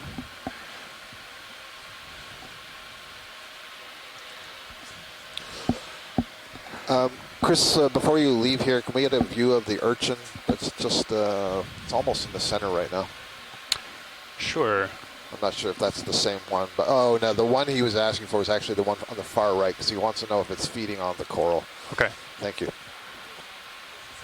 Yep, and did you see there's like a red, maybe anemone or something on this rock down here? Yeah, you go ahead and zoom. I'm not sure if that's an anemone or a cup coral.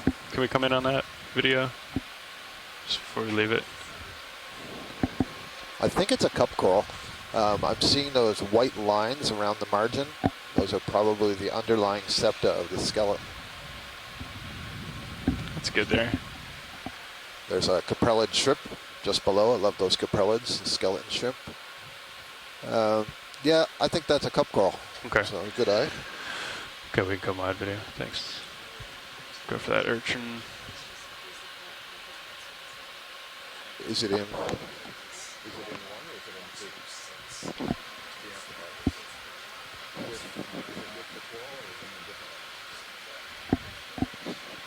Thank you, Nav.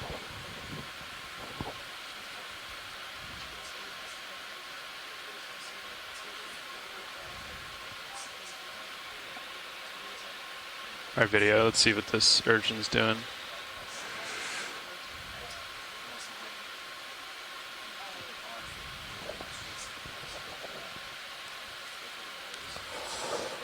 So, Chris, as we zoom in here, it looks to me like this sideroid is on dead Lophelia, so I would suggest that it is not feeding on live coral tissue, but is instead grazing perhaps bacteria or some other fouling organism that is on that coral. That's what I'm seeing there. Yeah. Thank you, pilot. Sure. There's also that big coral to your left, I think. Okay. Might Yeah, wanna let's take a look. take a look at that. Cindy Van Dover makes a really good comment here, and I didn't say it well enough, so I'm going to read what she says. I think it sets a good example to sample so precisely without trashing the organism and environment, and this is something I really admire in the ocean exploration program. A big contrast from the early days of Alvin exploration. So well done, kudos pilots. Thanks, Watchley. So before we did that collection, what we were doing, what the pilots are going to do is just kind of move over this feature that we came up onto and see, looking in the blue view. I can never remember the name of that thing. I always have to look over. Looking in the blue view sonar mounted on the front of the ROV, do we see any higher points in the distance, or are we basically at, is this a local high, or is this, the top of the ridge? And then we can make a decision on where we want to move. Further east or turn is there to a way north. to range it out, or is it even We're certainly on a worth beautiful ranging it feature out? here. You can range it out. It looks, Scott, it looks like this is kind of the top here. Yeah. Okay, so I think we're happy just to now. Let's just follow the features in front of us if we're, sort of more or less on the top. Okay. Thanks. What are you thinking, Nev? Yeah, so I agree. It looks, sonar's not really picking anything up, so I think it's pretty flat. Okay. And a little down past this point. So you could line up roughly north and ride the ridge if the goal is to keep all this stuff in view. Yeah, I think so. Okay. Or you could move Sirius kind of at an angle to it too. Yeah, we could truck it. Yeah. Along the ridge. Yeah. So you want me to just... Pilot Watchley 2. Go ahead. So I'm seeing a really large, what looks gray from this distance, fan in the background there. We'll have a look at that. But then also, I just want to let you know, in the front of it is that sort of brownish, reddish colony. So that's the Leopathes black coral. And I've had a request, if we see large ones of those, to get lasers on the base. And that way we can start to get a sense of the ages of some of these different black corals up here. Okay. Thank you. It doesn't. I don't think we can do this one. It looks like it's kind of covered, but I just mean we're going to see several as we go. Okay, understood. This to the lower left of the big fan, or yep, or to the right. So these brownish red ones, those are the ones we want to measure the base. Gotcha. But that large one, I just want to have a look at. I'm not sure what it is, other than it's large. It might be this large purple plexaurid that Les and I were, or have being discussed in the chat room here. That may be similar to what we saw in the cornerized seamounts, which aren't too far to our southwest. I think we'll keep you there for a minute, co-pilot. Yeah. Just so is video, that you can lose the skids. And can we have the lasers back on, please? Sure. Thank you. Is the idea to move me to 060, and then we'll just... This Oreo is patrolling its garden of coral the ridge with the ship moving. I think so, I apologize, yeah. Manuel, I Northeast. missed the Paragorgia. Yeah, I think the ridge did see a Paragorgia earlier. Telepathies, I'm not sure what Telepathies looks like. I don't remember that one. So I'm going to have to look it up so I know what search image to have. I think maybe somewhere between. Video, let's go for the fan first, and then I'll try to get lasers on the base of this orange. I'm going to tilt up here.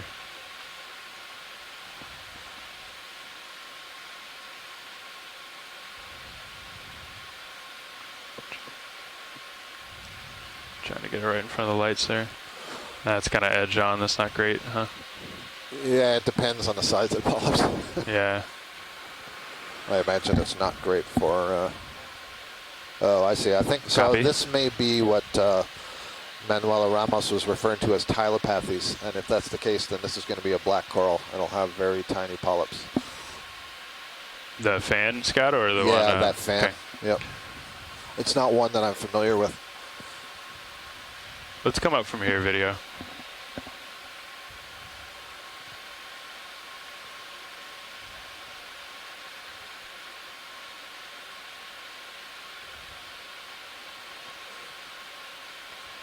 Well, it's definitely not an octocoral.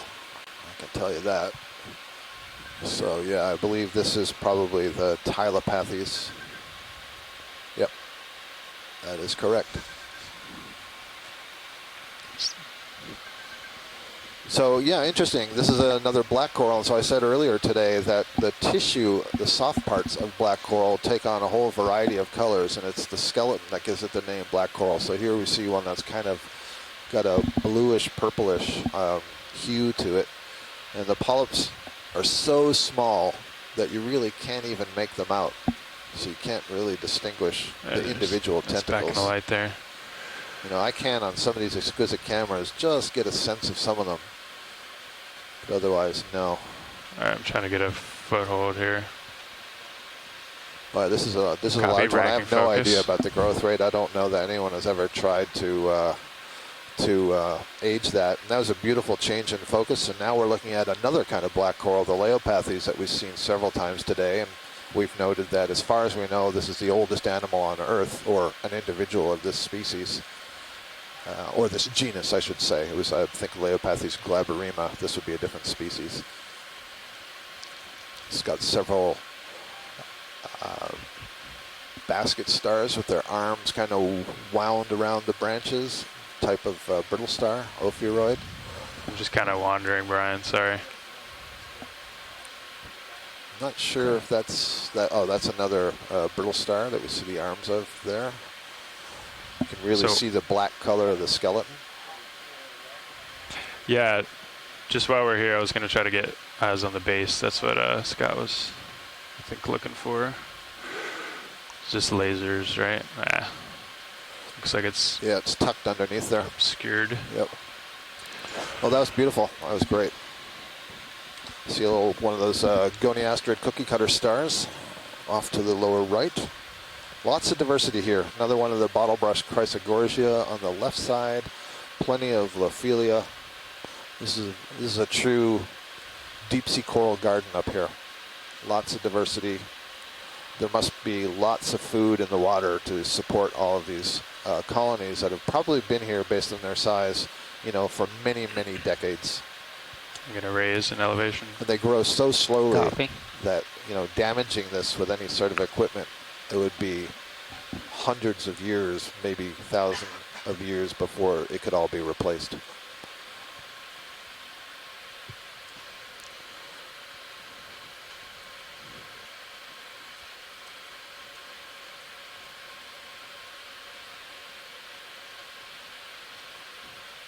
Hey, keep an eye on your tether. Yeah. You kind of see it in your starboard rail cam. Copy that. I'm going to come back around.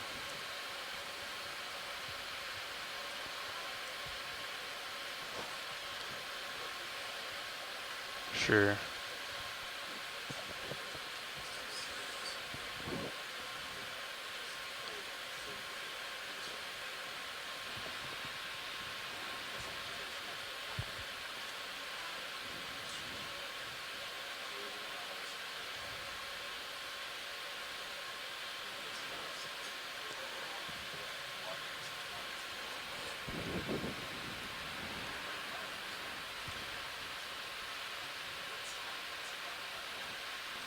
Scott, did you want to get a closer look at this big fan? I know we didn't spend much time on it. We don't need a closer look. We've got a good identification of that one. You know, we've got various requests for getting lasers on the holdfast. Kind of what I've told you. I'm explaining that we don't have the right angle to do that here. Yeah. So I think we're good. Okay. Thank you. Sure. How are we doing, Brian? You ready to move on? Okay.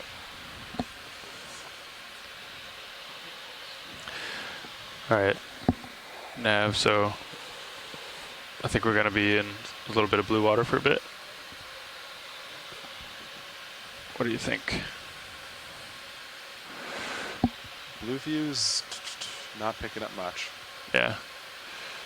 Let's see, you're looking, I mean, if you look maybe at like right there. Yeah. I don't know. So this heading that you're seeing on the camera right now, the ROV is pointed so this could be a little awkward. We could keep just east you. of due north. It's 45 degrees. Now it's like an angle. Pointing back. We're at about 60 I think just get serious, now. like. So pointing back towards the east, which is the dominant direction that we've been moving up today. Just like over like here a very or something. large plate sponge up ahead. Sure. Yeah. Okay. Do you just want it's super? Do you just want to do 20 meters? Sure. I don't see any hazards. Sure. Copy. I'll put 20 meters at 070. Sorry, are you saying moving like another forward? Cuskills there. I think like forward on Sirius's current heading. Right. Okay. Yeah, 070, 20 All right. meters. Okay. I'll put it in. Sounds good. Scott, we're just talking about how to navigate the top here. I think we're going to be going downhill for a little bit, so we'll try to stay kind of on the edge and just kind of like truck along it. Understood. Okay. So on shore, you'll have periods of where it's pretty dark on the screen, and that's because we have to go downhill a little bit.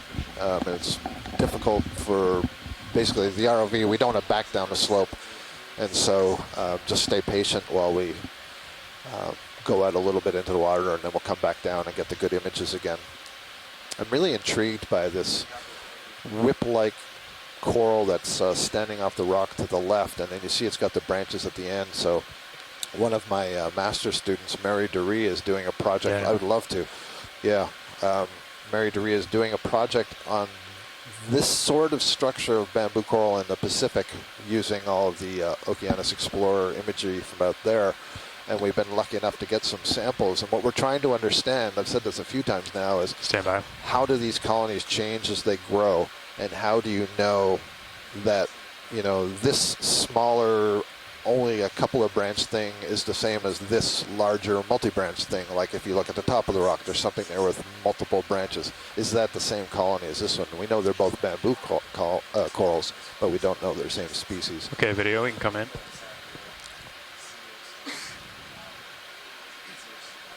So ultimately what we have to do is keep getting good images. We have some samples, we do some genetics, and then correlate that with what we can see in the images on these 20 meters. This is an interesting one because you could imagine it would grow as a whip for the first part of its life, and then when it got to, let's say, a meter long, only then does it start putting out all these branches.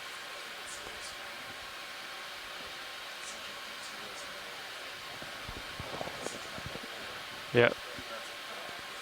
Sure. That's a really large Okeanos at the top of that rock. That was kind of cool.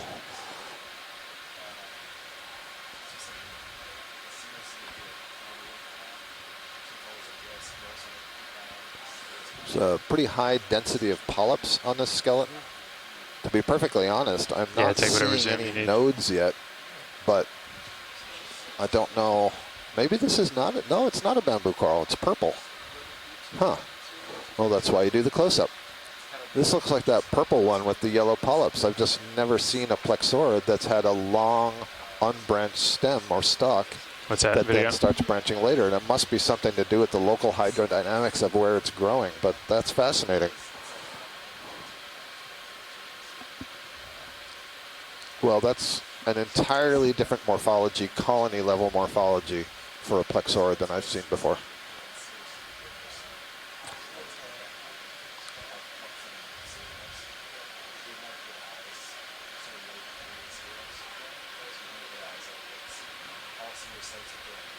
I might lose my foothold, but I'm going right.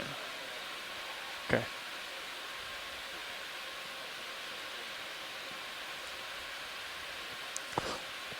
So maybe I should ask Carlos and Telmo Marina if they have seen this sort of morphology before up here. It's so unusual. Yeah, good. I'm glad you got us to see the holdfast there, that yellow sort of disc-like structure at the base of this attached to the rock. Still moving forward. Okay, totally unusual. Come out of my view. Do you want me to turn to keep you in view? And I do think it's the same as the one that's in the upper right. Like I'm probably going to stop right on top of that. Maybe this is telling us something about, so yeah, you can turn. You know, once the larva starts growing, then the local physical conditions are going to dictate, you know, when do I start branching, as opposed to being genetically programmed. Okay, video, you all set? Okay. Scott, I don't know if it's of scientific value, but it seems like the current has picked up at the top here, kind of like we would expect, but it looks like mostly east to west. East to west. Let's see. So that would be coming over the ridge that we've been climbing from the other side. Right. So it's coming into your face. Yep. Oh, cool. Okay. So it sounds like the current, at least right now, is coming towards us, and these colonies are all well positioned to capture it on this ridge that they're living on. And pilots, that move completed. Great. Copy, move complete. Okay, so I can kind of push out, sort of in, up and over these things here.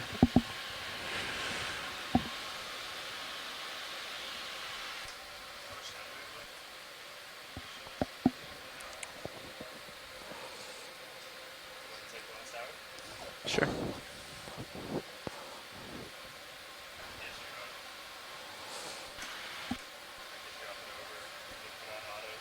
All right.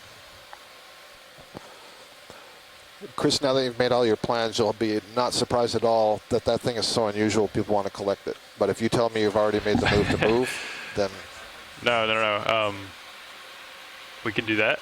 Yeah, it's extremely unusual. It's not a growth morphology we've seen before. Don't know what it is. I can try. Is there a easy way to like land? Probably. Oh, let's check that out. Yeah, Scott, the ship is stopped, so I think we're in a good spot. Excellent. Glad I got that in quick enough.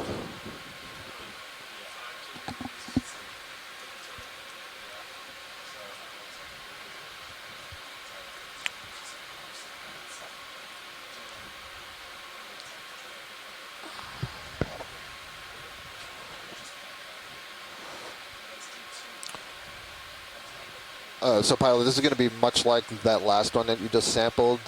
It's kind of arbitrary where you clip it. Okay. There's no way this is a bamboo coral, so the nodes aren't important. But beyond that, we really don't know what it is. Pink one, like right in front? Yeah, I think the one that yeah. Okay. Pilots, do you want me to move Cirrus at all? I think Cirrus is still going to move a little bit. You think so? So that move ended only 2.5 minutes ago. It was 20 meters. Okay. Purple. Yeah, whatever you think. Okay. I might move Cirrus back just like 10 meters. Does that work? Okay. Sure. Yeah. Okay. Yeah, that's a good question for Scott. Yeah, I mean, if you feel pretty good about that, it seemed to go pretty well last time, I thought. And it just preserves that bio box since this is kind of flexible and we can get a small piece. Sure thing. Co-pilot's going to take that one for you. Copy that. Thank you.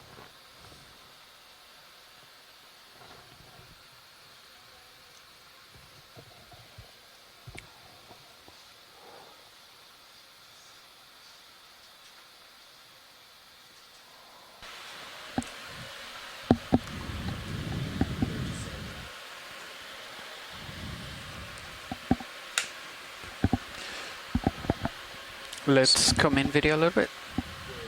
So pilot, I have auto heading in, joy lock Arvid, down just a little bit. Okay. Yeah, it looks pretty stable, right? Yeah, so it looks like I have your right, or your right toe is down. Yep. But your left is floating a little bit. Yep. Okay. 37 down, a little bit more than Z bias, so that should be good. Copy. Yep. Okay, so I'm thinking just going for the left part of it, just a quick snip. Is this stiff? Watch lead or okay? No, this is not stiff. It's quite flexible. Copy. You should be able to cut, and if it doesn't cut right away, a little twist would help. Copy. So and what you pointed to was a good piece. Copy. All right. I'll get mini Zeus up for you. Thank you. Let's come in a little bit more video. Actually, no. Hold on on the main Zeus until I get the arm out.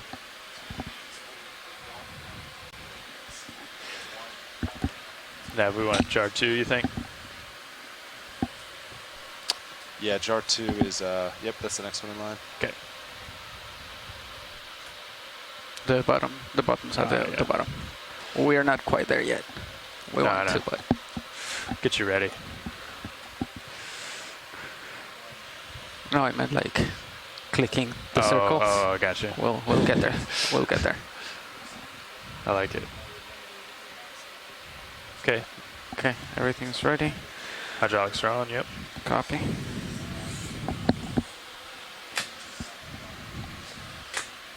Right, and we have good lighting. Okay. Arms coming live. All right.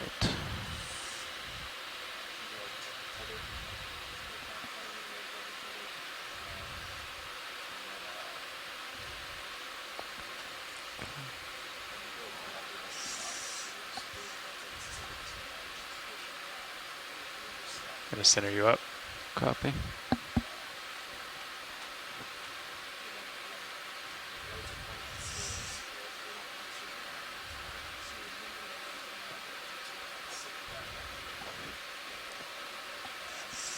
All right, let's come in a little bit tighter, video. Hold right there. Okay, and then, ooh, I don't see much with that, so let me actually reposition.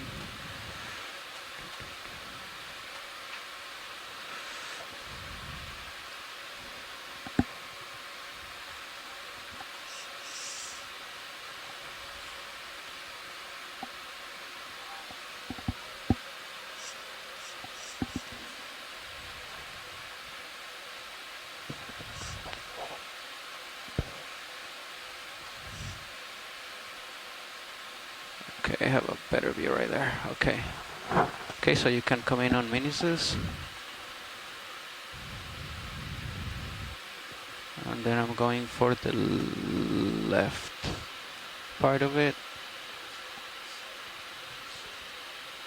Yeah, and they said they don't need nodes like we typically do.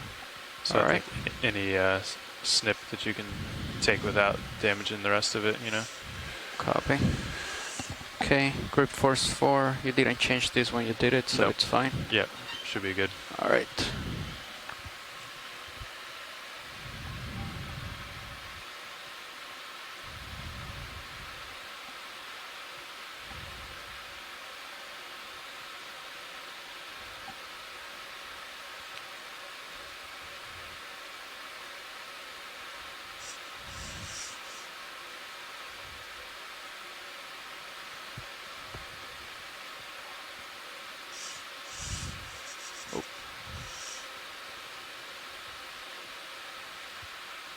Let's just actually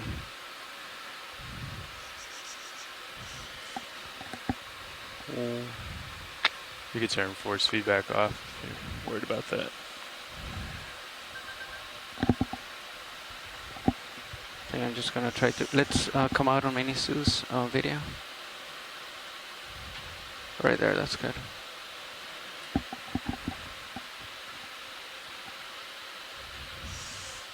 Let's actually try this top one right here instead.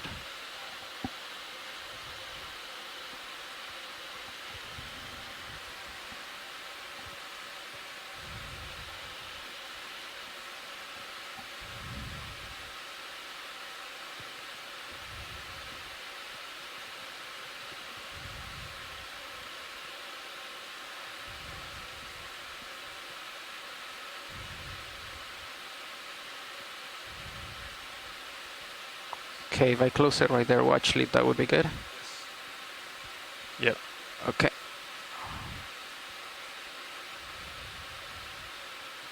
All right.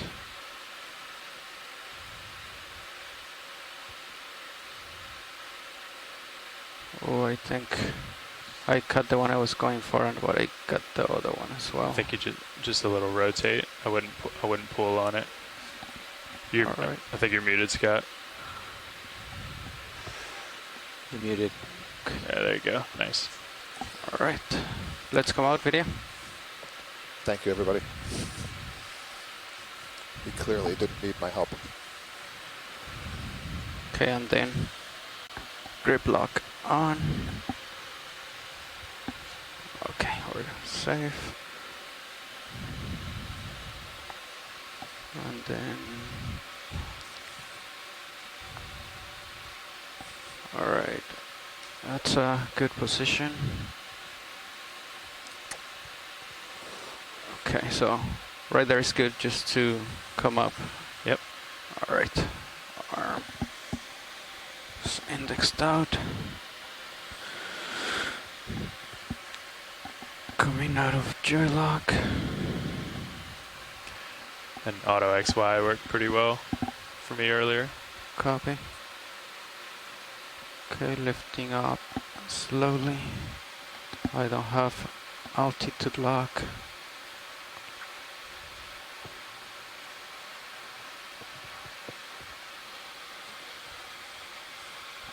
Okay, there you go. It's engaged. Alright, so let's try auto depth, auto XY. Got eyes on you and Sirius. You look clear. Copy. Alright, we're not moving that much. We're stable. Okay, we can bring the drawer out.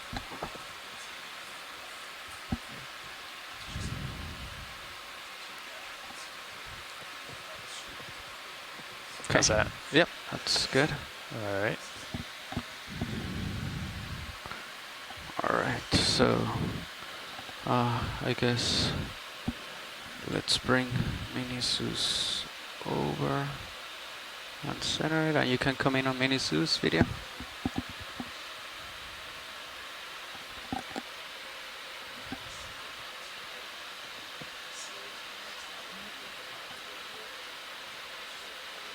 That's good right there. Okay. Indexing in.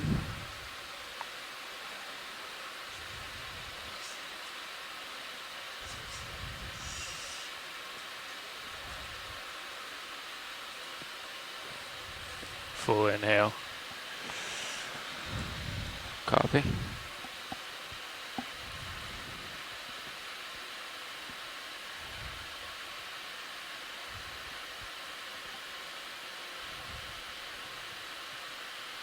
So I would say right there, we're right in front of the hose. Yeah, looks good. Copy. Okay, so let's open up slowly.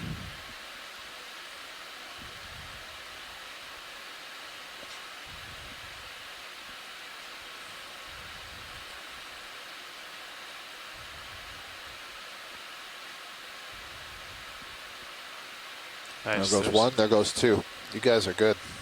A little bit more. Yeah, there you go. Nice. All right. Coming down. There it is. It's in the canister. Number 2. Let's come out on Mini-Zeus video. Pieces. Okay. I don't know why there's some kind of error on that collection database. Oh. Drawer coming in. Thank you. So if you had an error with that link watch lead, you can reload the page. Yeah, oh yeah, I've got it coming back in. Thank you for that. Okay, all right. I've done that a few times. Get used to it. It's just frustrating because it's off on the timestamp a little bit, and I have standards to maintain back here. Okay, that's good right there. Oh, did I have the... Hold on. The cutters are in or out? Yeah, no, they're good. Okay. Yep. All right, so... Nice. There you go. We're good. Copy that. Nice work, pilot. Thank you. Nice work. So that was outstanding, pilot. Before we leave, if we could just go back down approximately where we were, I'd like to do 2 things. One is to fire a Niskin while we're in this really high diversity area. Copy. And the other is to, there was something in front of what we were collecting, and if we still see it, then we'll get a zoom. If we don't, that's fine. We'll look for others.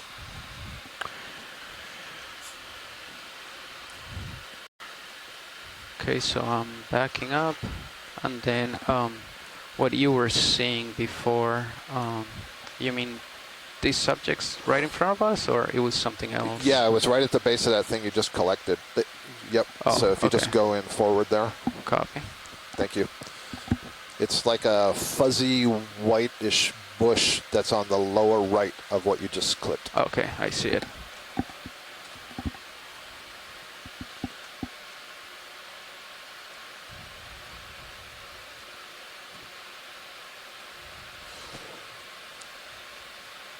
Okay, let's come in partial video.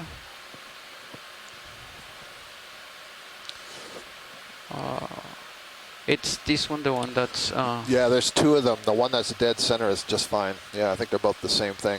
Copy. Hold on 1 second, video.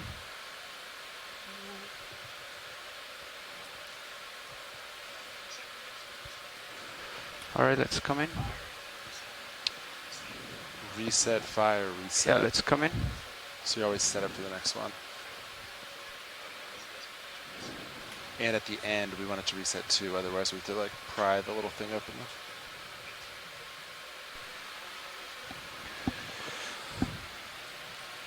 Okay, I think we had a good call from shore earlier because I just assumed that this was a hydrozoan from a distance, but a couple of my colleagues, Les Watling, Asako Matsumoto, I think, suggested this might be Thuarella grasshoppi. I think Les said that first. That's a primnoid octocoral, belongs to the family Primnoidae, which I'm frankly surprised is very, very common in the deep sea, and we've seen very few of them so far on this expedition. And I'm pretty certain that that is what we are looking at here. Originally described, I think, this species from the New England seamounts by Stephen Cairns, very prolific octocoral and scleractinian taxonomist. Yeah, good stuff. Well, actually, do we want a Niskin here? Yes, we do. Please okay. Feel free to do it right on the bottom. Good. Good. So, yeah, if you just stay focused on I want to count 1, 2, 3, 4, 5, 6, 8. Yeah, okay, thank you. Niskin so I'm good here. Video, whatever you want to do. Okay. Got that now? Thank you. Sorry. Yeah, fire. Yep. Okay. Yep. Sounds good. Oh, is it Niskin 3? I think. Thank you.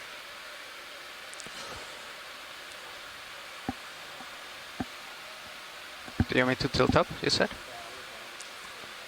Copy. Yeah, and so with all the diversity down here, we just took another water sample for eDNA. So this looks like there could be potentially plenty of sequences that are possible to detect. Okay, go ahead. And then, is there anything else you want to zoom on? The large plate sponge just on the other side of that rock. On the right. Yep. Copy. Thank you.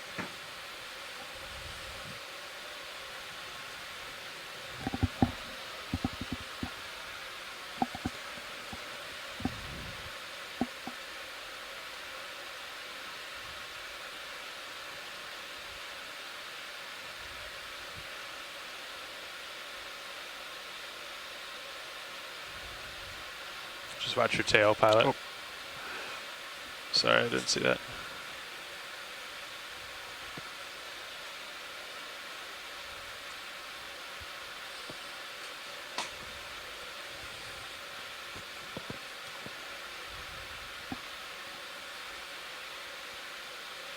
Should be clear, yeah.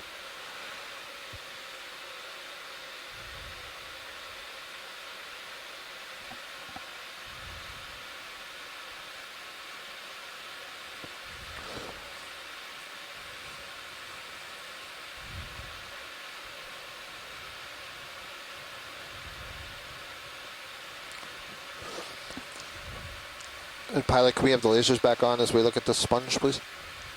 Copy. Thank you.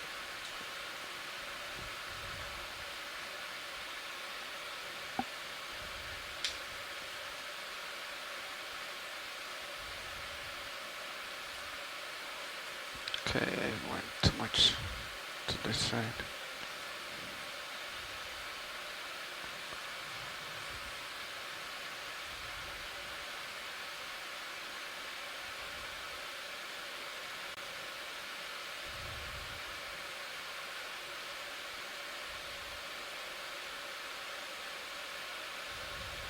Okay, video, let's get the lasers on it.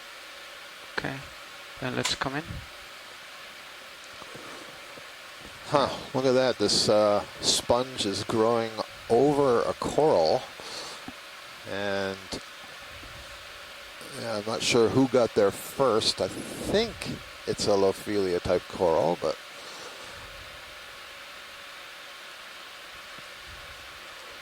look at that. Copy.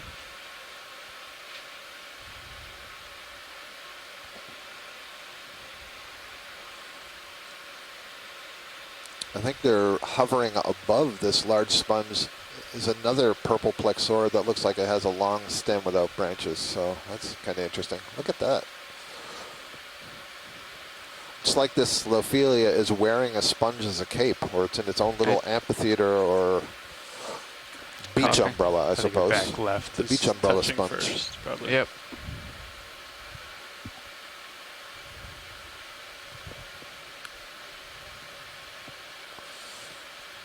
Well, that's definitely what the coral is. So that's a Lophelia, scleractinian colonial stony coral. Seems like it's doing just fine. I don't think I can come left. I would have to like rise and then settle back down. So we may be going for a beauty shot, but we are more interested in the sponge than the coral.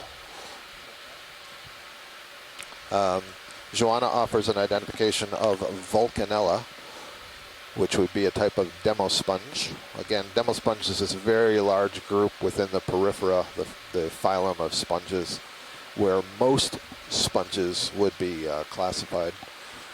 And so it's a very general sort of grouping, but it distinguishes it from those glass sponges. The demo sponges still do have silica fibers in them,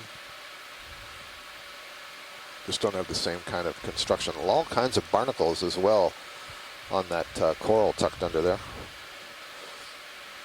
Asako suggests that's Madrepora and not Lophelia, so Madrepora would be a different genus of these branching stony coral. Yeah, no, I'm good with it. We got an identification, so I'm ready to move on. I don't think I can do much more from here.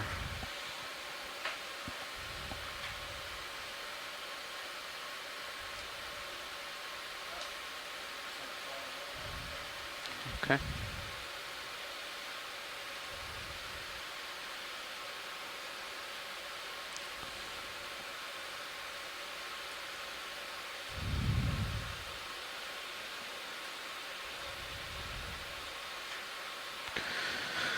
All right, and we said we want to follow this ridge right here, right?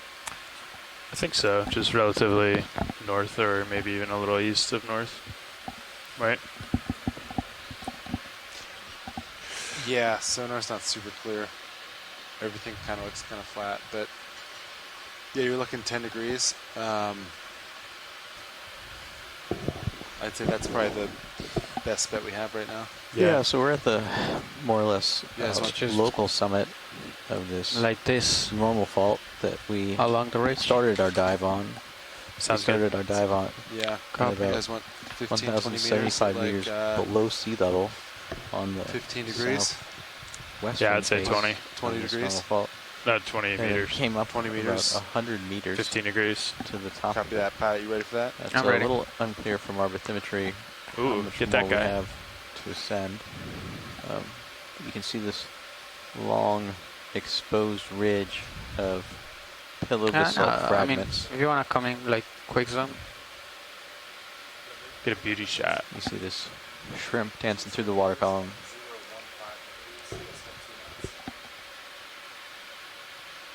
And this exposed ridge of pillow basalt fragments. you can zoom in so Given the all skates the are out currents of that view are coming if you want. the ocean bottom currents that are coming up and over this There ridge, you it's pretty much swept clean most of the marine snow and detritus from this area, and this has given a lot of exposed rock for these corals and sponges to adhere to. The strong currents also provide a lot of opportunities for them to feed. And so we're going to continue along this little exposed ridge, looking at these communities and maybe seeing how far it extends. Can we get the lasers back on when you have a chance, please, too?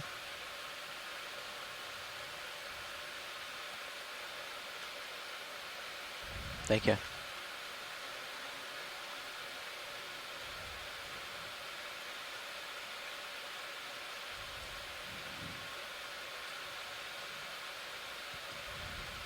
Yeah, it's really amazing how quickly everything below maybe the top 2 or 3 meters that's out of this more exposed surface current or ocean bottom current, how much more sediment and marine detritus there is.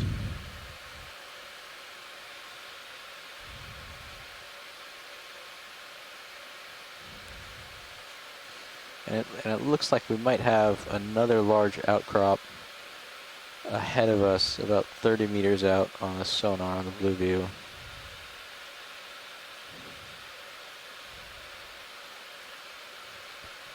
I'm guessing it's kind of a continuation of this ridge and then another of those large pillow fragment outcrops.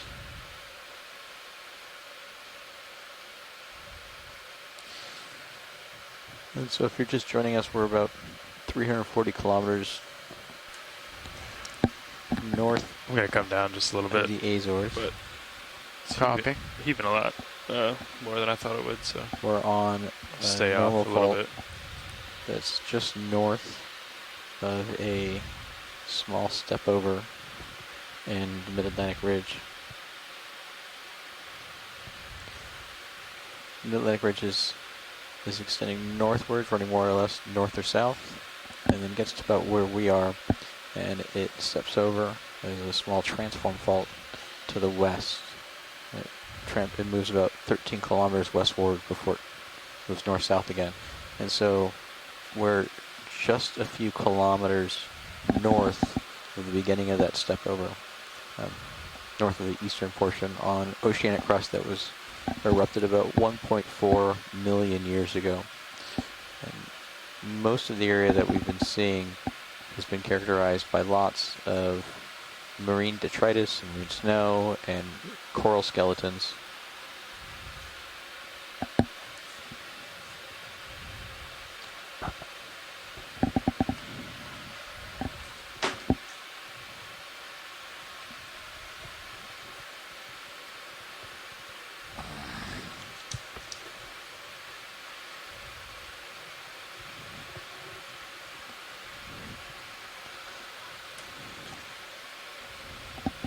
Ashton, I have a geology question. I got a geology lie for you as an answer then. How did you know the other day that the feature we were diving on was a volcano and something like this is not? So the way we can really tell is from the bathymetry that we collect beforehand, and then our understanding of the general structure and morphology of these mid-ocean ridge systems. So the Mid-Atlantic Ridge, quick zoom video on the more or less is oriented north-south with that long trench that we see in the general geographic background of the bathymetry. Right there. With this valley in it that's about 8 kilometers wide. And so the feature we dove on the other day was this substructure within that valley, so right in the center of it. And those volcanoes tend to be very elongate in the north-south direction, ridge parallel, and then really compact in the east-west direction, ridge perpendicular. So it's a topographic eye. It's right in the middle of the ridge. It's a pillar volcano. That's kind of the features that we look for. This is, outside of that rift valley, but in this tectonically active zone. And this feature is a little strange because it's a little older and it's a little bit more eroded. But in general, on the side closest to the ridge, once we're outside of that valley, these features will be really steep on the side closest to the ridge and then start to fall off and slope away from that ridge. And that's kind of indicative of one of these uplifted and then uplifted on the eastern end and downdropped on the western end normal faults.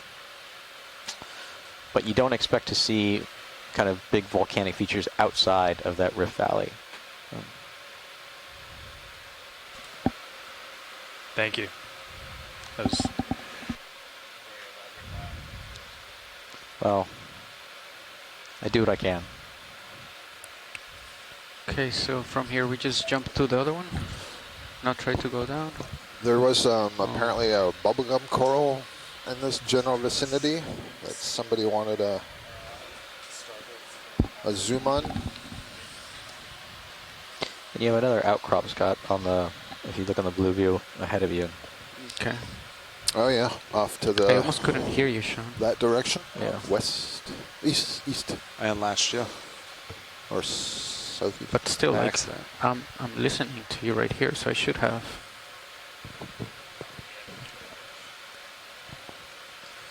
Pilot, just before we leave, I think just down below us there might be some bubblegum corals, which are kind of thick-branched, reddish.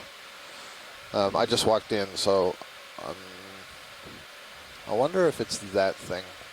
I wonder if it's the bright white thing right in the center, branching. Looks like it's sticking out of a sponge. Let's come in, video.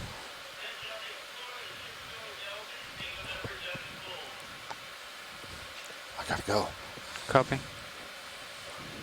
Which one are you talking about? Now it's just up above left of center, but I'm not convinced that's it. Oh, right on the lasers. Yeah, right. Okay, go ahead. Right below the lasers, kind of Video. pinkish. Yeah, that's actually it. pretty That's far out, so. Okay. All right.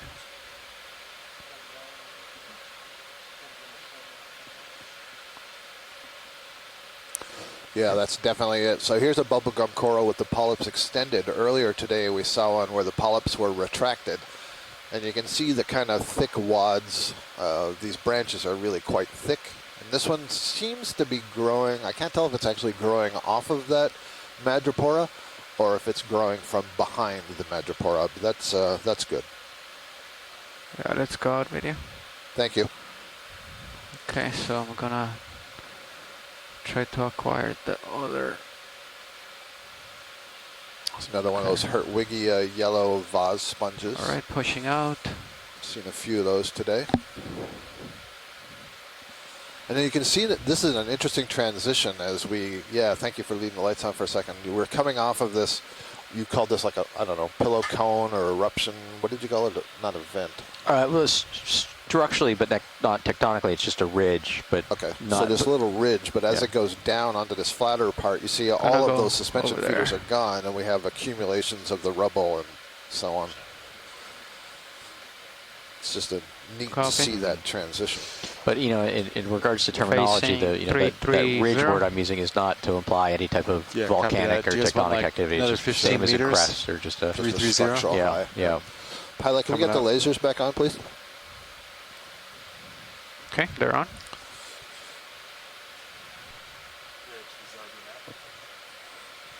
Yeah, and so looking at the bathymetry, I think that we have a decent more that we can shallow potentially.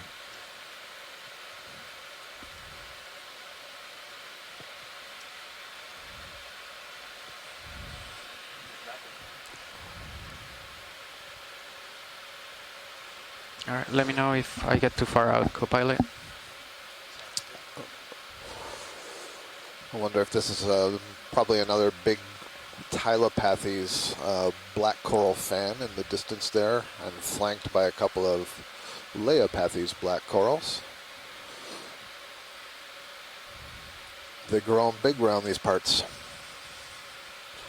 Lots of sponges. I'm not sure, maybe the madrepora. So you were talking before about the branching on the corals, or whether it was genetically controlled or possibly environmentally controlled.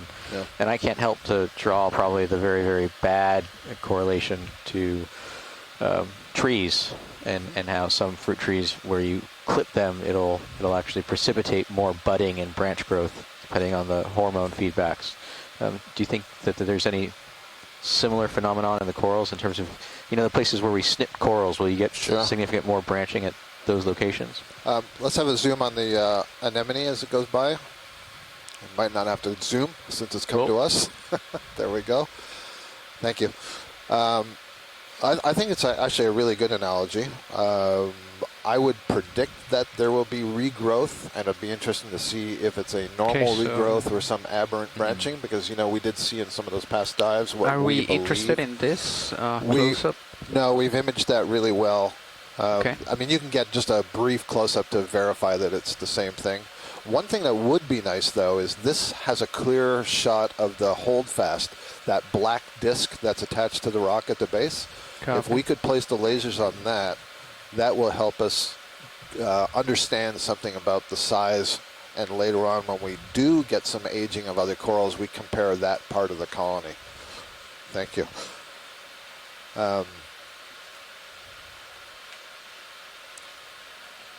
Often you can recognize species of trees. A maple tree grows different from a holly, from a Bradford pear, that sort of thing. So there is some genetic control, or like a cypress tree. It's a good example. Do you want any shots, video? And the canopies grow differently just by the variation of the tree. But they're not all identical, right? Yeah. So the branches go in different angles depending on how much sun they're getting. So maybe there's more branching on one side of the tree than the other. So I think that is what I mean about local control of hydrography versus genetics. And then on top of that, you're right, the clipping, because it's asexual and the tissue is still alive, can grow back. So one of the magnificent things about this black coral colony, I believe this is Tylopathes again that we're seeing, is you can see that it's playing host to dozens of comatulid crinoids, or feather stars. I also see a hermit crab on there. And it looks like they're all on the upstream side of this. So before we were told the current was coming across the ridge from east to west. We're kind of pointed almost due south right now, actually.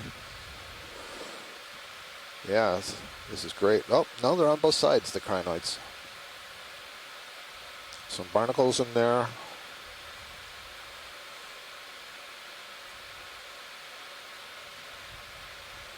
And I apologize because I was talking. You got the lasers on that holdfast?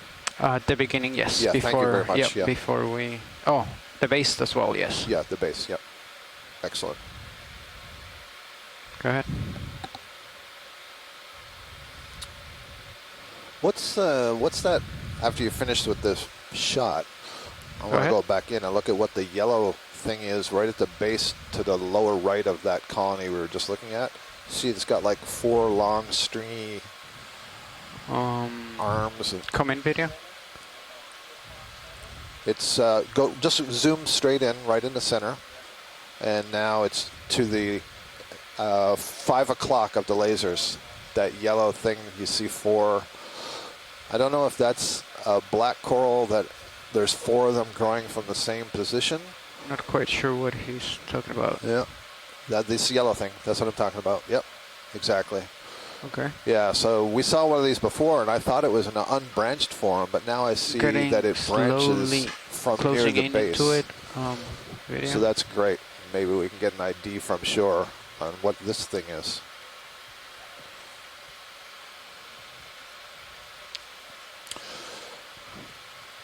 Fernando, what do you think? You want the challenge of trying to clip this big blue colony, just get a little piece of it and suction that?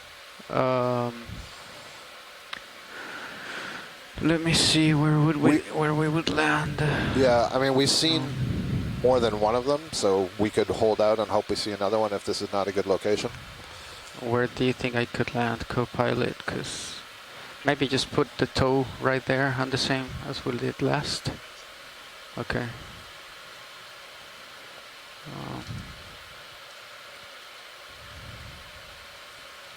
So is that a good distance? No, I'm a little bit too far away, right? Okay.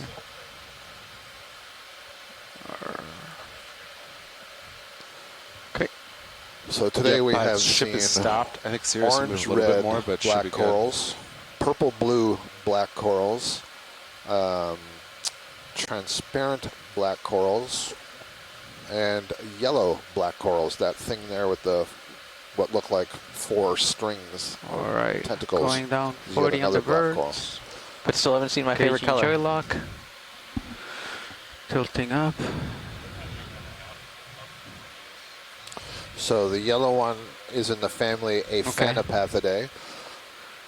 Hold on, I'm moving quite a bit still. Your auto heading is not engaged.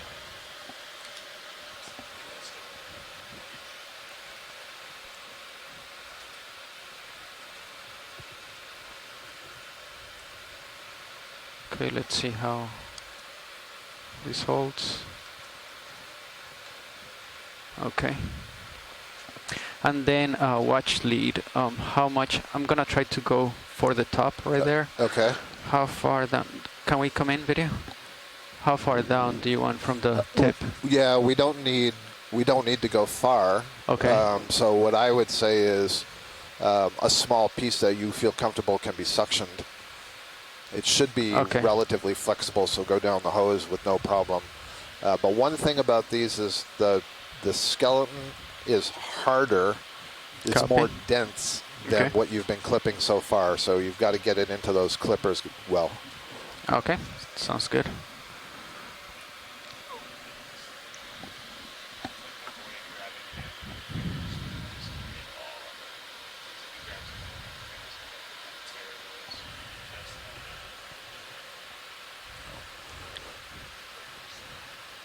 Okay. Okay, I'm thinking about like that middle one, hopefully a little bit to the right. I'll just move a little bit and get it centered. Okay, so same as before. And then we have mini Zeus. Hydraulics are spun up. Okay. All right.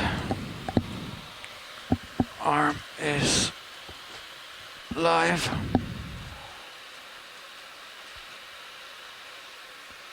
Okay.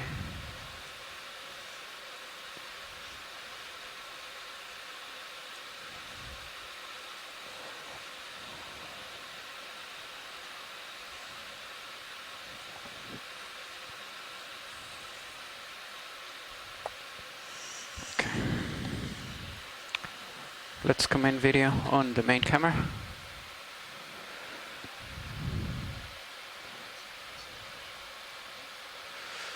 Should I try to go for the one on the left so I have a little bit more?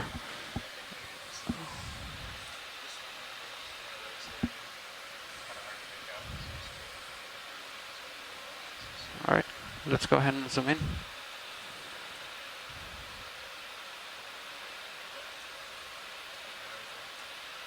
Okay, let's keep going. Video.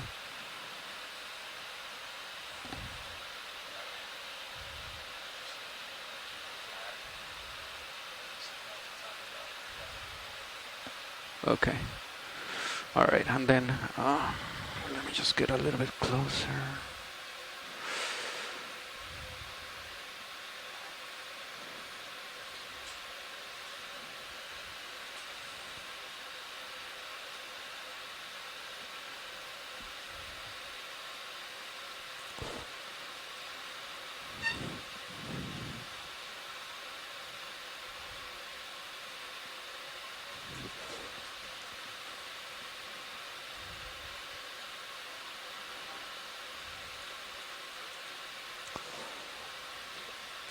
What? Your survey one, yeah. Go for it. Okay. Tylopathes with a Y. Yep.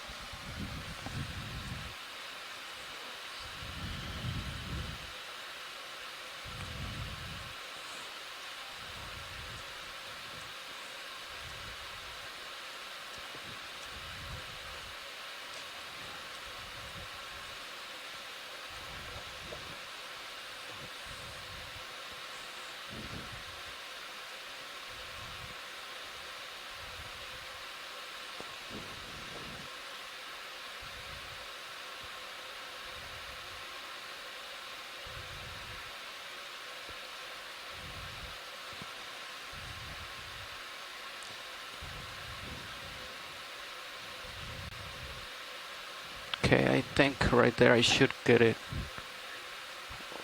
with okay.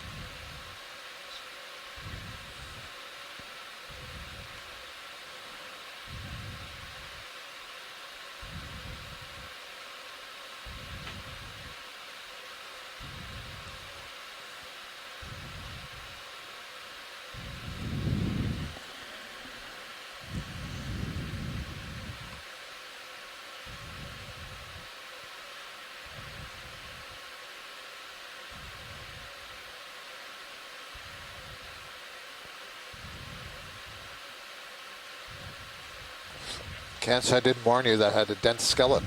Okay, let's come out video. It's impressive.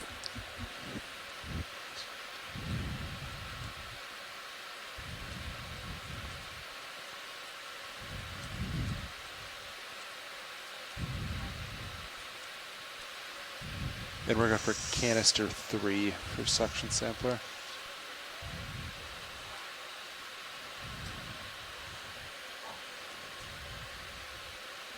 Okay, so grab lock right there. All right, indexing out. Okay, releasing J lock.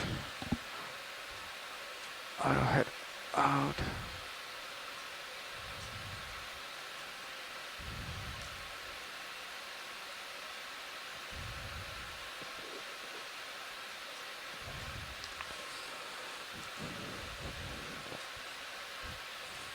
Okay. Have good bottom Survey lock. 1, this is watch lead 2. Alright, I think we're stable. We can push the drawer out. Request to put a small piece of this in formalin.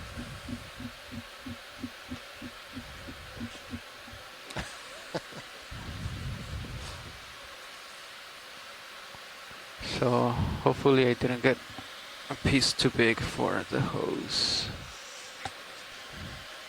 He said it was flexible, right? So. And pilot just had heads up, your auto heading's not in, so you might spin. Unless you, yep, just want to let you know. Thank you. All right. Yeah, pilot, I feel pretty confident that this is flexible enough that it will fold up. Copy.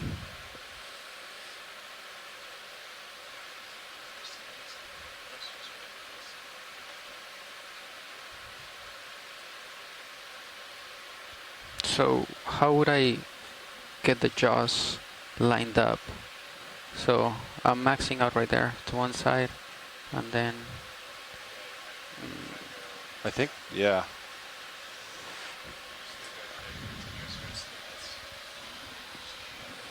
copy. All right, let's come in on Minisus.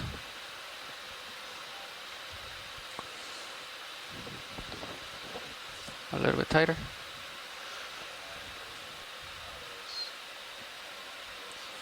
Copy. All right. Okay, that's good video.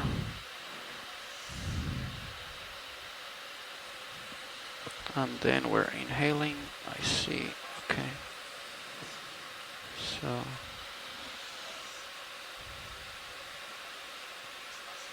All right. Right there, we're good, right? That Navigator. looks good to me, yeah. You can already see suction starting to take it. Copy. All right. Opening slowly.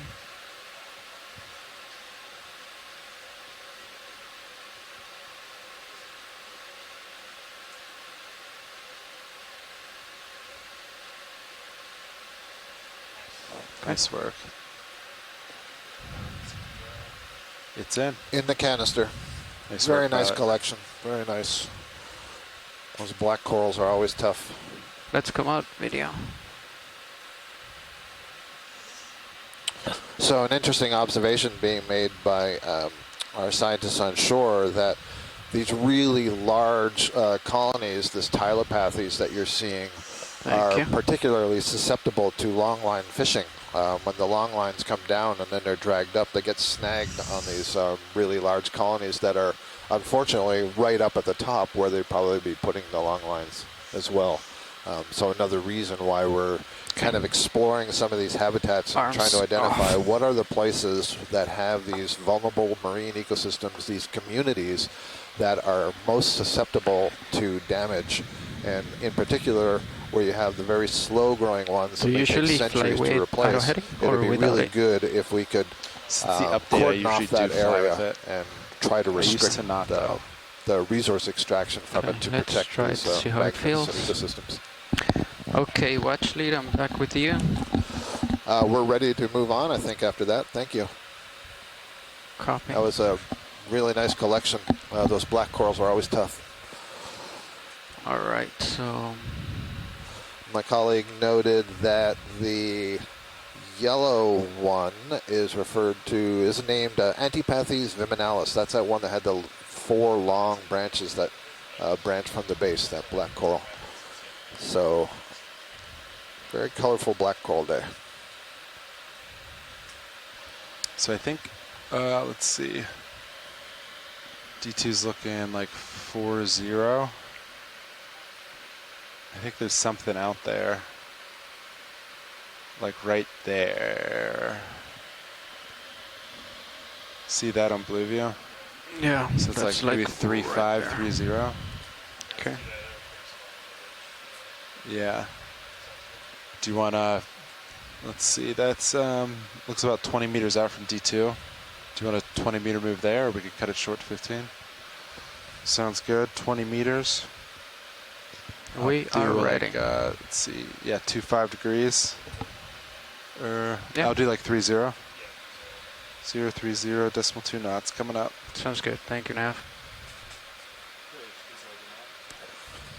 Are you able to get a zoom on this large colony that's at the bottom center? The red one, right? Yep. Yeah, of course. This is a new one for the day. I'm wondering if it's another black coral for sure, and I'm wondering if it's the genus Telopathes. As far as I know, there's only one species in that genus, Telopathes magna, the magna referring to its size. The only other thing I can think is that some giant Bathypathes. So this will be interesting. Can you get the lasers on, especially on the base? Excuse me. This one's huge.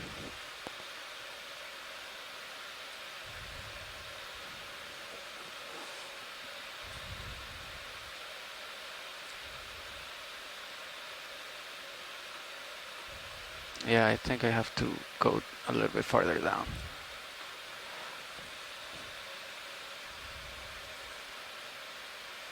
There we go. So that's that's close to 10 centimeters across. Just that black disc that you're seeing, that's the holdfast for this black coral. You can really see that shiny, smooth black skeleton that is otherwise underneath this tissue that we usually see. This is really cool. That's a full shot right there. So the Telopathes that I remember seeing do have some sub-branching, and I don't see any sub-branching on this. So this just might be the genus Bathypathes, and it's just a very, very old one. Very cool. Pretty some stable of the polyps, here, so look how long these tentacles going in are. if you want. Or is that maximum? Copy. I noted this yesterday with this particular family of black corals. The polyps are really narrow and they're stretched out along a branch. And so remember, as we're zooming in here, each polyp has 6 tentacles. And because they're so stretched out here, what you actually see are 3 pairs distributed along the length of a branch. And in the central pair, they will have the swollen body with the hypostome, which is the raised part of the polyp that has the mouth on it. I remember when I first encountered a Bathypathes, I could not, for the life of me, figure it out how the polyps were organized because of this weird stretching.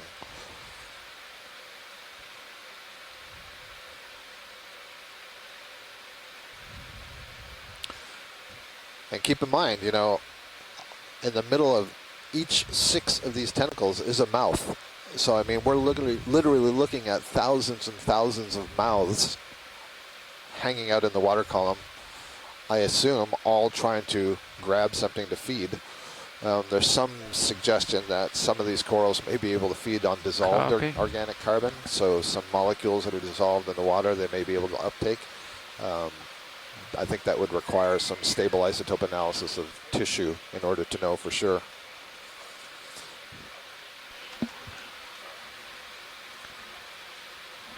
Can I lose the serious view just for a minute? That's a great view. Yeah. My video's finished. We're good. Thank you.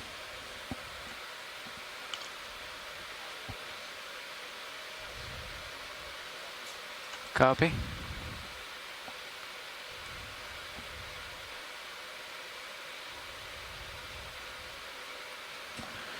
All right, let me know when video.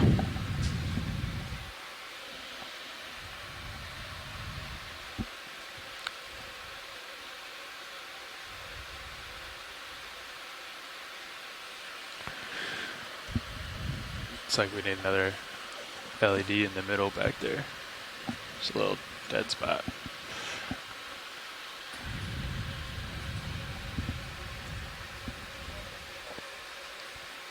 So the consensus is that is a very large Bathypathes. Lots of sponges down here in this terrain we're going over right now. Our depth is 998 meters.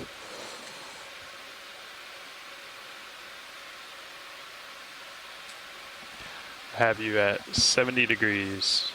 This is the second one of these large kind of amphitheater sponges that we've seen. We zoomed on one of these before, and if we could have the look at the back of this large sort of dinner plate, the brown thing that's on it. Just curious what's sitting on the back of the sponge. So just rotate to the right and just look at it from the other side? No, I want to be on the top here. Yeah, I want it on the top side. It looks, from here, it looks like an anemone on the top of the sponge. Anemone? Wasn't Okay. that what the pink thing is in the center of the sponge? I don't think so. Oh, okay. Your eyes are better than mine. That's an Okeanos. Oh, what a fantastic view.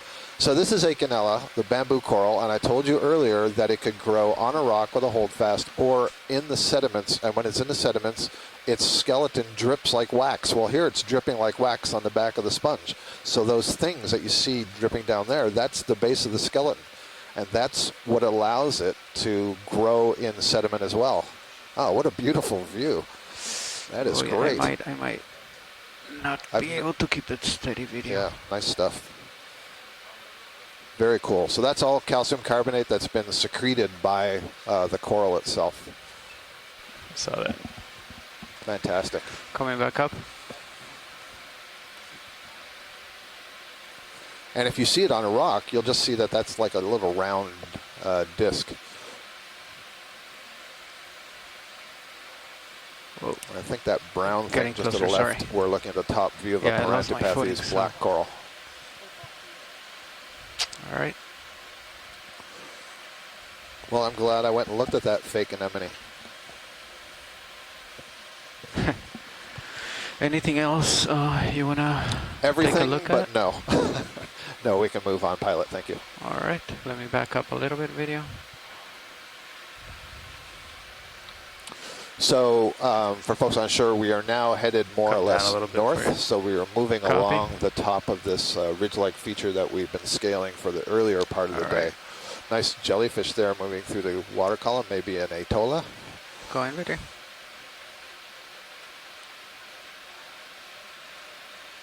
Oh, yeah, it's getting away. No, I'm actually not I'll dropping. take it back. I don't think that's atolla. Let's come out. Yeah.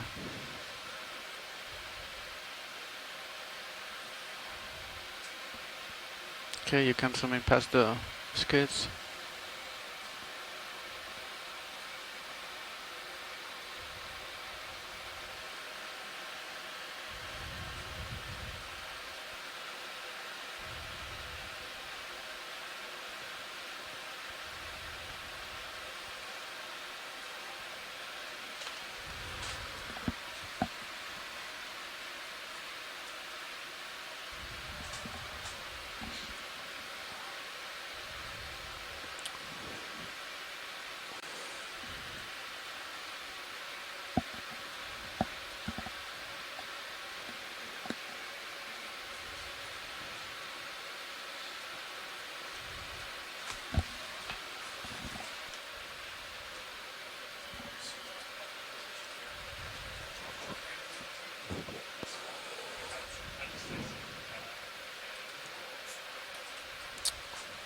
Beautiful view. Beautiful diversity. I think there's another one of those large purple Tylopathes black coral in the background.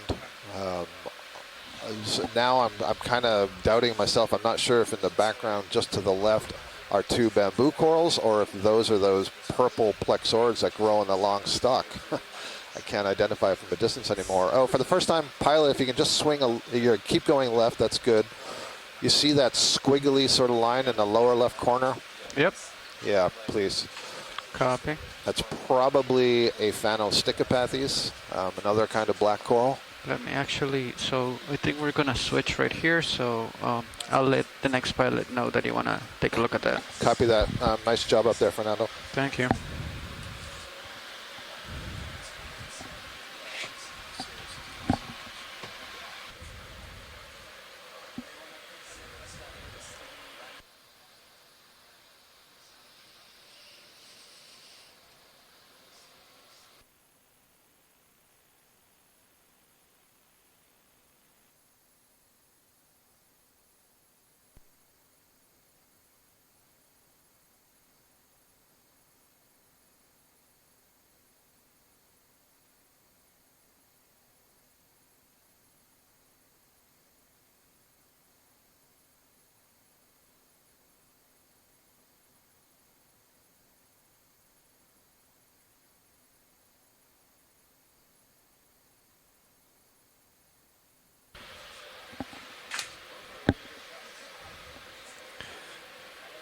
Co-pilot. Pilot. How we doing? Good. All right, watch lead. I got in the pass down that you wanted to look at this coral that I'm about to put the lasers on. Yeah, the squiggly line there. Okay. That's the one. All right, video when you're ready. Yes, indeed. Another black coral. You can see at the base there where it's attached to the rock by its holdfast. It's missing tissue on the bottom, a few centimeters, and you can see the black coral skeleton through the tissue. And otherwise, you see that all the polyps are aligned on one side. You can see their tentacles extending there. And we used to call these stichopathes, but I think this belongs to the clade that has been shifted over to the new genus Okeanos I think that was just published earlier this year. Sure. So good image of that. I think that this is the first one of these that I've seen today.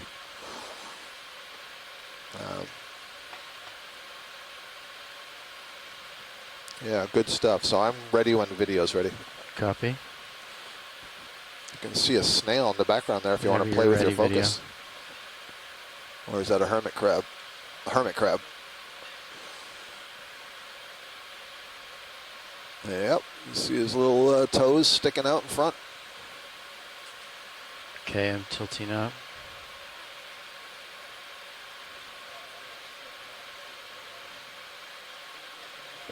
Okay.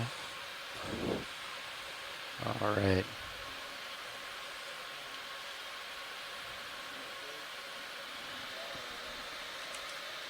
Copy. All right. Nav?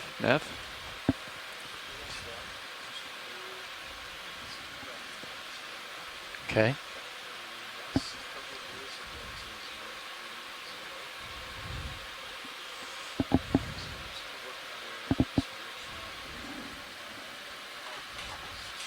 Okay.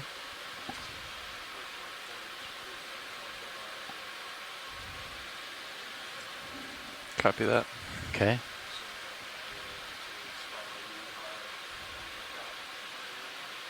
Yeah, I'm just kind of swinging it around real quick to take a look with the sonar. We've got a good view of the tether. Sirius is currently looking 030 and Delta 15. Oreosomatids, the Oreo fish drifting through here. Urchins. Yeah, that sounds good. Yeah. Look at all the urchins here. It sounds good to me. Yep.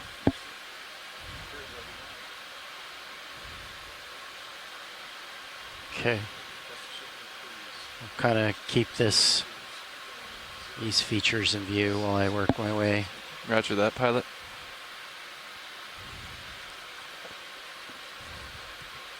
So, pilot, if I understood correctly, or pilot in video, if I understood correctly a little earlier, there's a little bit of iris control problem. But if it could be lightened up just a little bit.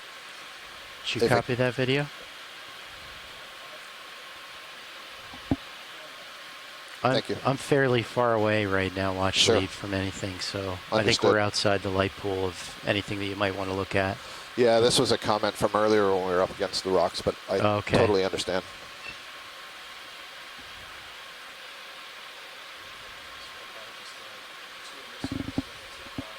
Okay.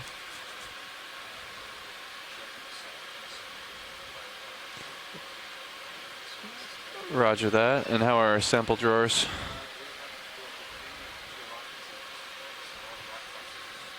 Copy. Starboard outer, copy.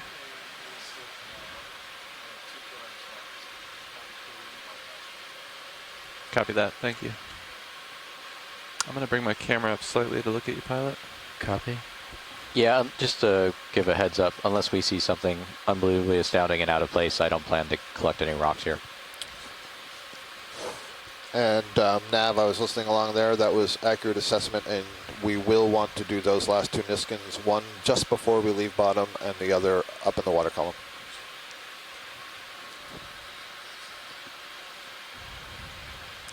Lots of Okeanos colonies, these bamboo corals coming that down are a little bit. Kind of orangey brown in color. Copy. I've seen them all over this flat. Oh, there's a new fish runway. on the lower right at about 3 o'clock, 4 o'clock. New for the day. Let's get some good imagery of this one. Must be some kind of Sebastes scorpioniid or something like that. What was your suggestion? Yeah.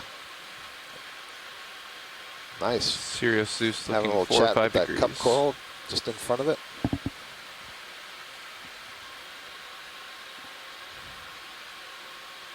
Okay, I'm working to go back up. Video. Should just be a moment.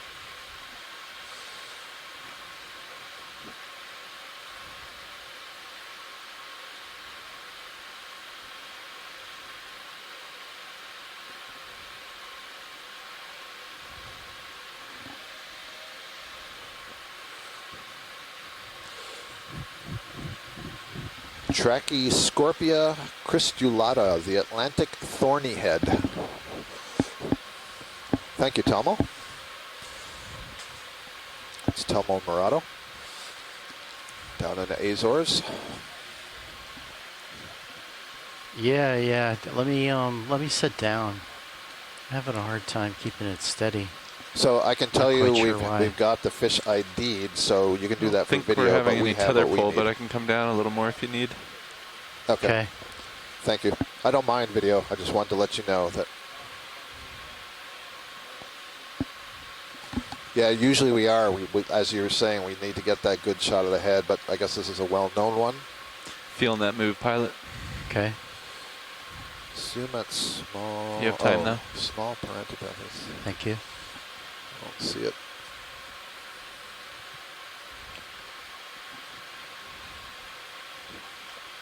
Again, lots of diversity, really good abundance up here.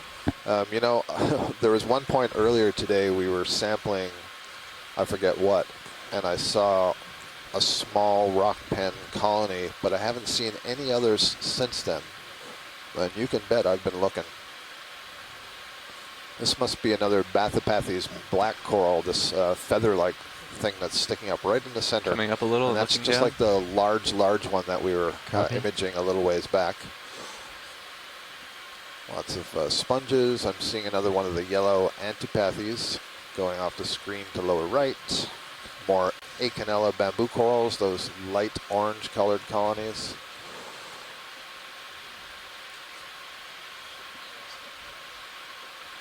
Copy that. Thanks, Nav. You are on the left side of my view, pilot. In the water column drifting Thank towards you. center. I guess it's a fish, but I'm not certain. Oh, it's an Oreo. That's okay. Yeah, it's another Oreo. I should have realized the way the fins kind of wave there. We're good with the fish. Copy. Thank you.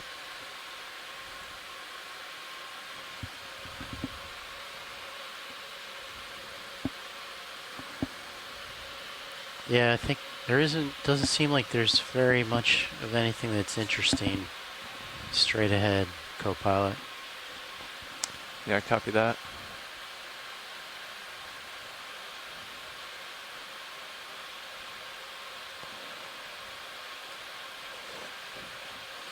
that feather-like black coral that I just referred to as Bathypathes. It's apparently Bathypathes pseudo-alternata. You can change your heading as well. Roger that. I'll come left a little. There's a little bottle brush next to it that was a Parantipathes black coral. If you can pilot in this overhang, the left side, I think I see something purple tucked under there, and I'm not sure if that's a fish or not. Do you see what I mean?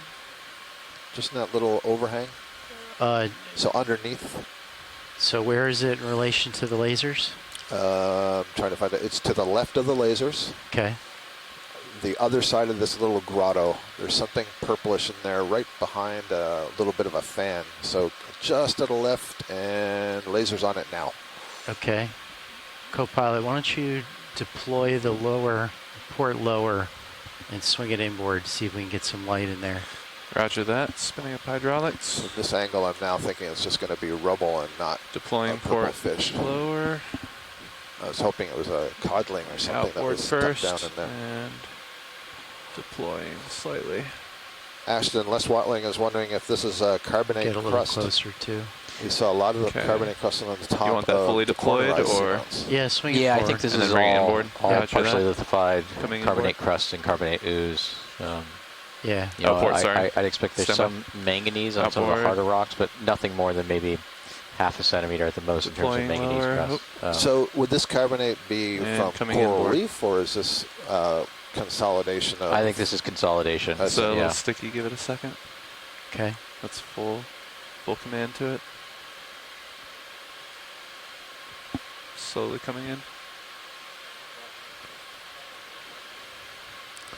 Well, I would suggest if we just do the quick zoom, I can tell you if it is something of interest to spend time on. Yeah, so it's not a fish. That's a Parantipathes black coral, so that's fine. I didn't expect there to be corals growing underneath that ledge. Thank you. There's also a cup coral. Oh, we can see it in the starboard banana. Yep, that's full inboard. All right, you can swing them back out then. Roger that. Coming back out. It's what? I thought it might lighten it up a little bit. Yeah, there's two of them. One that's got all the tissue on it. The other one I think might be dead. A little bit more to achieve that. Roger that. Still lots of these isolated Lophelia and Madrepora colonies. They're the ones that reflect pretty bright white or a slight beigey color. Stand by. Those are the Stony corals. I mean, there's so much in this view, it's hard to describe everything.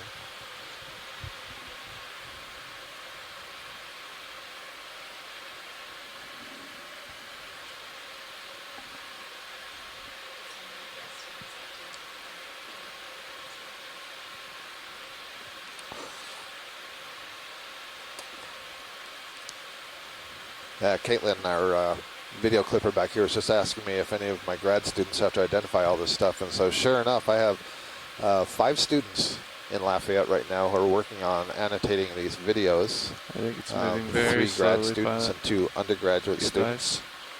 And that would be James Aubrey, Pashna Ganguly, and Mary Dury are the graduate students, and then Elena Hebert and Chelsea Hunt are the undergraduate students. And so in particular, those undergrads have had a crash course this summer in identifying deep sea invertebrates as they prepared for this course, this cruise, excuse me. So good work by them.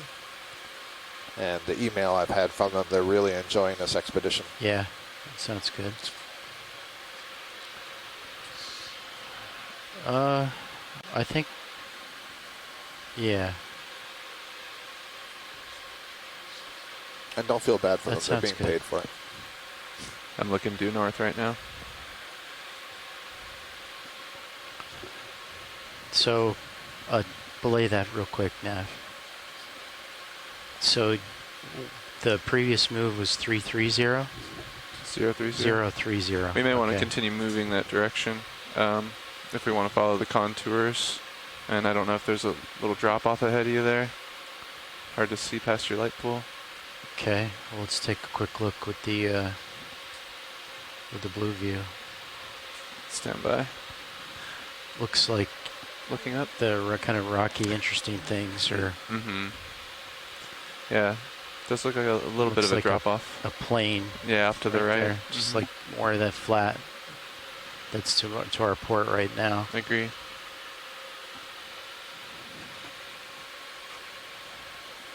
So yeah, 360 or north 0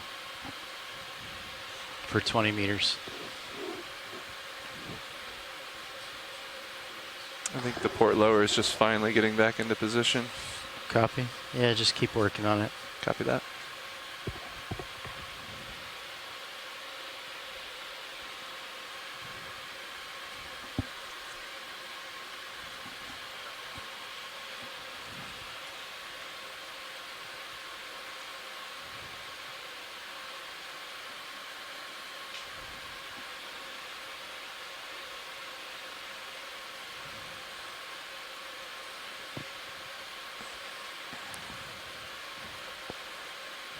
I can see, you know, in the background there, that's, I think that's right pretty now good we're for now. turned towards Securing the hydraulics.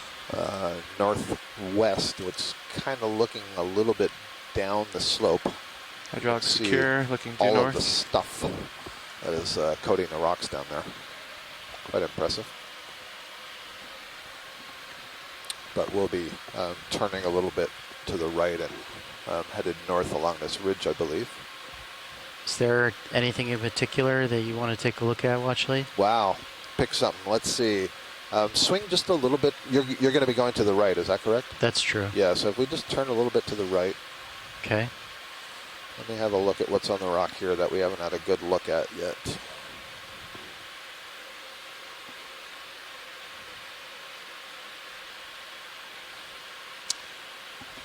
Perhaps the yellow fan thing just in the center.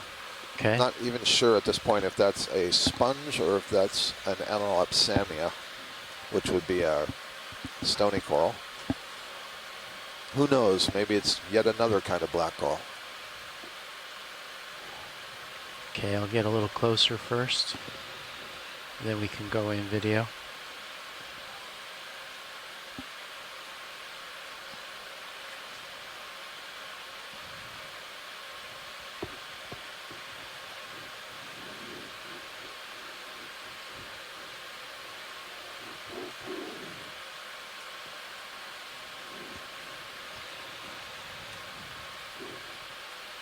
Okay, video when you're ready.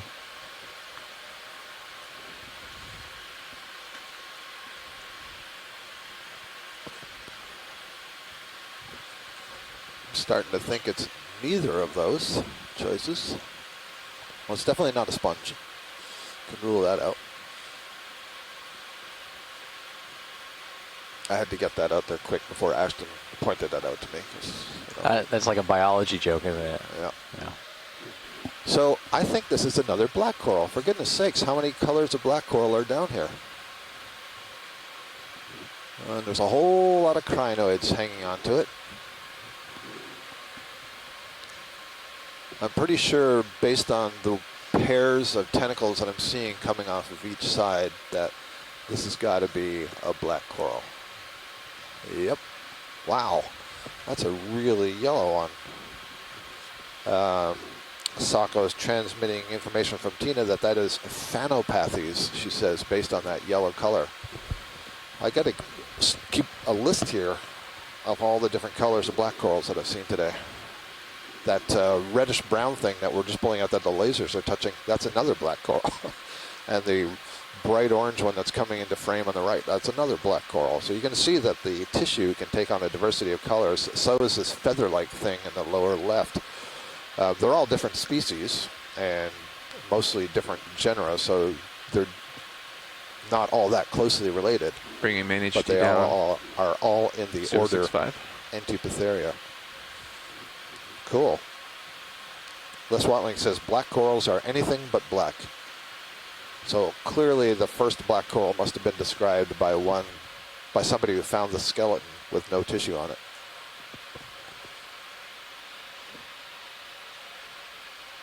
We might have been calling them all yellow coral.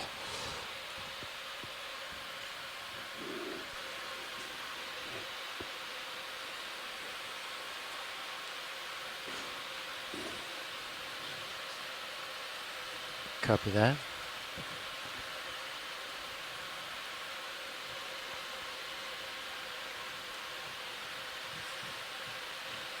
All right, we're ready to begin our move, our transit here again.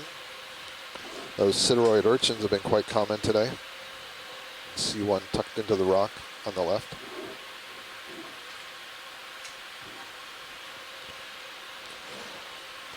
Some of our scientists are on shore are noting this, and I've seen this for a couple of different things now, that some of these corals that are very colorful, when we collect them and then we preserve them in ethanol, they turn black or they turn blue, and that's an indication that the pigment that is providing the color is in the soft tissue and not in the hard parts, whereas others will retain their color because that pigment is associated with the hard parts. Impressive view of that urchin. We've got a crab up above it. Looks like a brachyurine crab of some kind. I personally am interested in that fuzzy white stuff that's on the upper right. That looks like the primnoid thuarella again. And then arising from behind it is a purple plexaurid or Gorgonian sea fan. Yeah.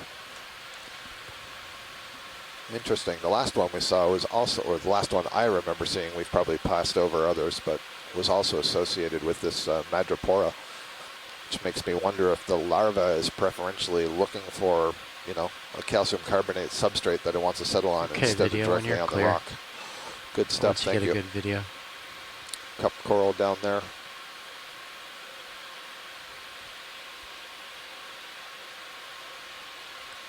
Does anyone on shore know those crabs? Give me a name. I think Sirius is stabilizing. Copy.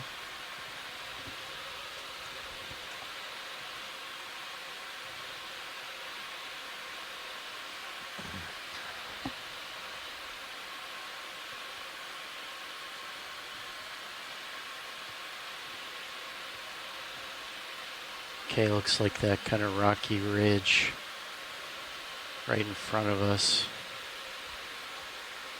Gonna adjust the mini blue view there. Let's see. Yeah, agreed.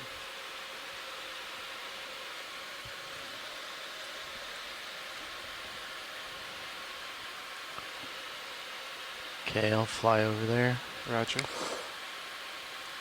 I'll come down a little bit. So, pilot, I'd be happy if we, kept contact at the bottom, simply because there might be different kinds of fish on these flat parts.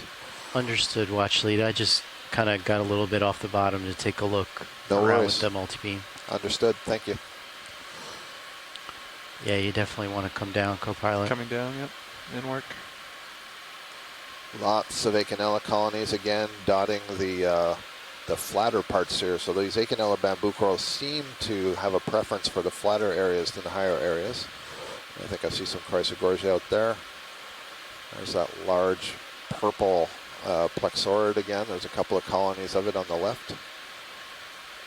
Another one of those umbrella or hood or amphitheater sponges. Actually two. There's two of them on the left, and there is one out of screen now on the right.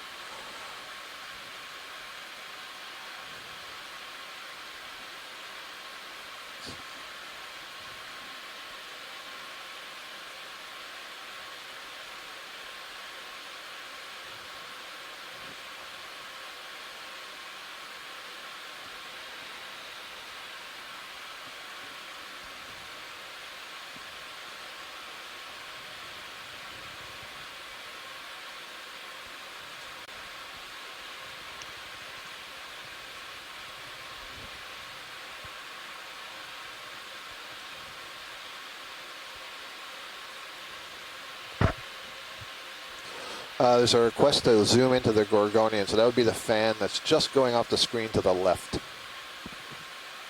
Copy that. Carlos, my thought on approaching that was that it was the Anthothelidae, but we'll see what kind of a view we can get of it. Oh, wait, is that a fish sitting on the rock?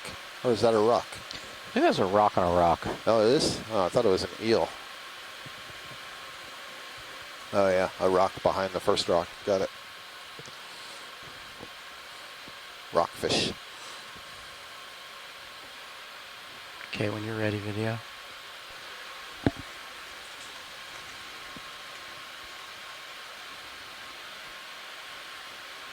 Now this is giving me more of a Candidella sort of vibe, which would be a kind of primnoid.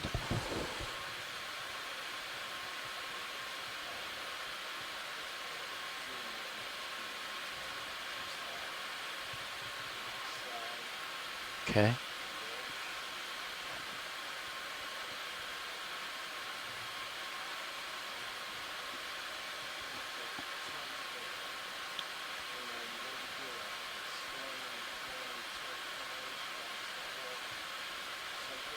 Okay.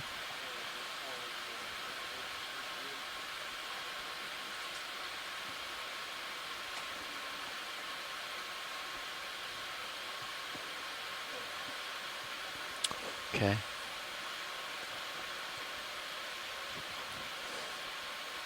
I know I asked you to turn up the lights before. Can we turn them down just a tad? I think this is a bamboo coral, and it's just a little heated. We can dim the fogs too if needed. Yeah, let's start with that. Understood. Yeah, that's good. Yeah, I can see it now for sure. So this is a bamboo coral, almost assuredly in the J3 clade, probably Jasonisis. I can see that it is branching from the nodes. It's got a pretty classic, the high reflectance of the light is probably due to all the scales, scale-like sclerites that are embedded in the polyp wall and in the coenenchyme. Coenenchyme is the name of the tissue that joins all of these polyps. Okay, back up for a second. What's a J3 clade? There you go. You got me. So Les Watling and my students and I have for more than 10 or 15 years now been examining bamboo corals around the deep ocean in the Pacific and the Atlantic, South Pacific, and been doing genetic analysis of them. And one of the things you can do once you get the DNA sequences is you can compile all those sequences into what they call an alignment to make sure you're comparing always the homologous or the apples to apples comparison of the sequence. And then you do an analysis and you build what's called a phylogeny. It's kind of like a family tree. And that family tree allows you to say which of the species that you're looking at are more closely related to each other and which are more divergent. And then that allows you to ask these really interesting questions about how certain characters evolved, have they evolved more than once, and so on. Each major branch on the tree that then puts out more branches is called a clade. And so we have not yet finished all the taxonomic work and the manuscript writing that's required in order to put names on those clades. And so temporarily we use just the clade name. So clade J3 is telling us it's a branch of the phylogeny, an evolutionary lineage that has a number of species that are all related to a common ancestor. Camera down to we have at least one of them in that group that has been described, Jasonisis. And in fact, Les Watley and his student, just during the cruise while we were at sea, their latest paper came out. I think we can. And there's a second species in that clade that has been described, and that is called Dodecaesis. And so we have two names now in that J clade, and eventually we'd like to have names on them all so we won't have to use that clade terminology anymore. It's a great question.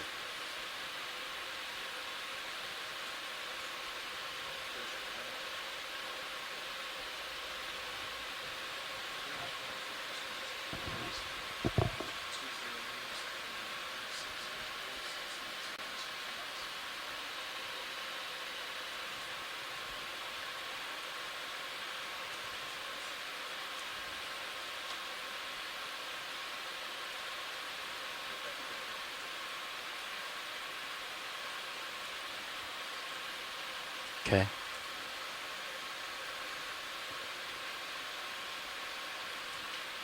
Sorry, I tilted down on you right after you did that.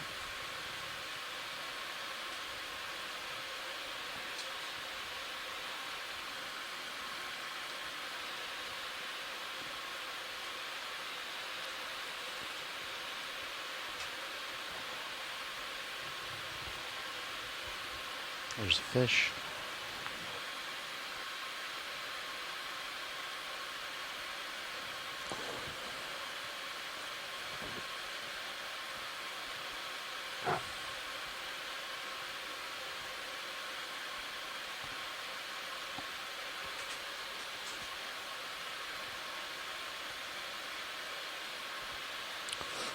I think that fish was the family Moridae. Antimora, perhaps. I've been getting different common names for that. Antimora rostrata. The one I'm looking at here says violet cod. I heard, I think, blue Antimora yesterday. What's this in the water column? Yeah, absolutely. I think this might be a salp chain. And probably it's that or it's broken off from siphonophore. So if it's a salp chain, each of those 3 balls would be a pelagic tunicate. And they do grow in these chains. It's basically a colony of separate individuals. And they are filter feeders that have this barrel-shaped body. The bright white that you see would basically be their guts. And you can kind of see, yeah, on that angle, there are these filters on the inside, the sort of more gray-like structure. And you can see there's an opening at 2 ends. Beautiful video. Yeah, that's great. So that's definitely a salp. And so they channel water through the body, and you can see, oh, seriously, exquisite. That is great. You can see those filters that pick up the organics, this marine snow that's in the water, and that's what they feed on. And they can form these pretty long chains. So they're related to the sea squirts that you might see if you go down to the seashore. So yeah, it's got really close to us. It might be, yeah, that's what I was thinking too. And a few days ago, we saw a high-period amphipod riding around in a hollowed-out salp. So there's the live salp right there. There's the... Could go in on that fish. Yeah, let's check and see if this is indeed the Antimora. Sure looks like it to me. Yeah, yeah.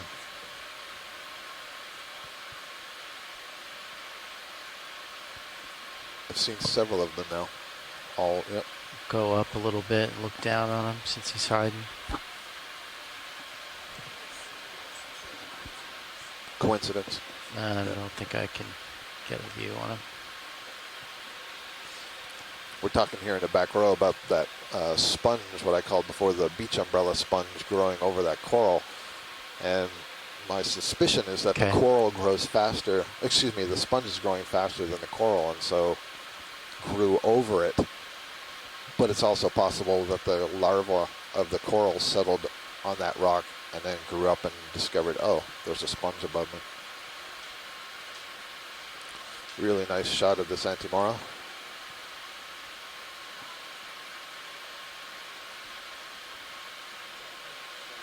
Okay.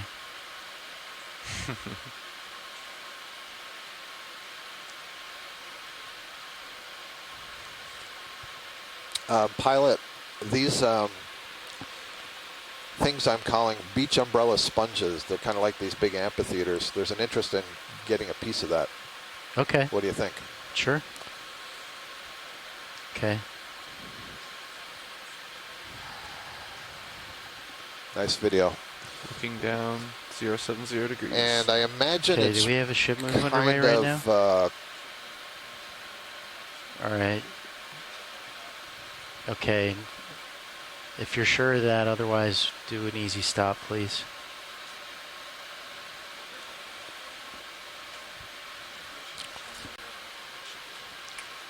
And pilot, just for context, we've seen lots of these sponges, just so if this is not a good position for you, we can get the next one.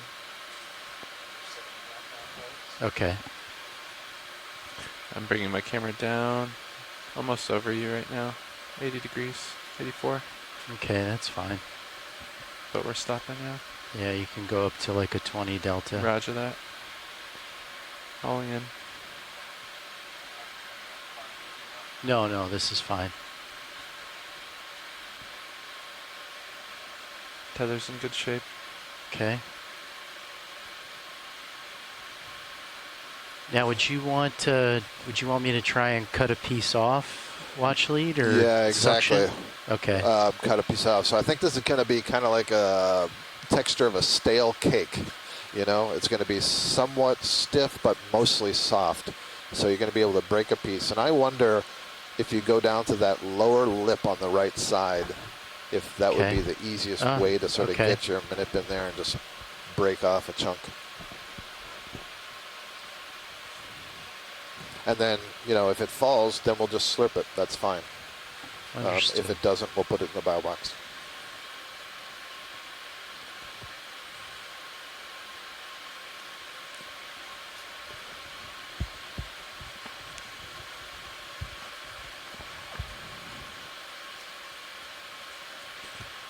Looking down. Let's see if that settles out. Yeah, looking down 90 degrees. I can turn as we settle as well. So getting back to that that fish we were just imaging, which was a morid. Spin the HPU up. Roger that. The information I'm getting from shore is that it's more likely Lepidion. Which boxes do we have? Eques. Okay. Rather than Antimora rostrata. So still in the same family, but a different species, and that's based on the pointiness of the nose. The nose on this one was not very pointed. The nose on Antimora rostrata is quite pointed. Thank you for that input. Okay, thank you. Thank you, video. Yep, no problem. Follow.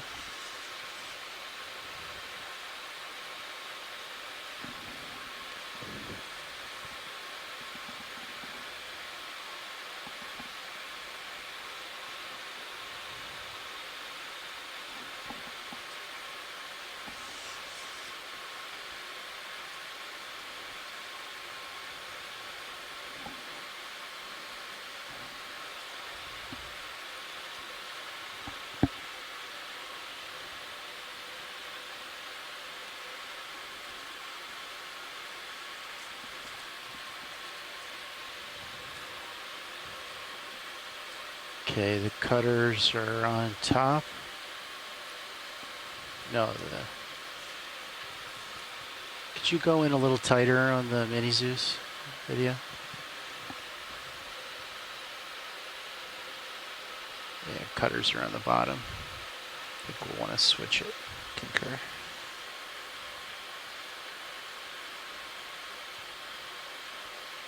Yeah, looks nice.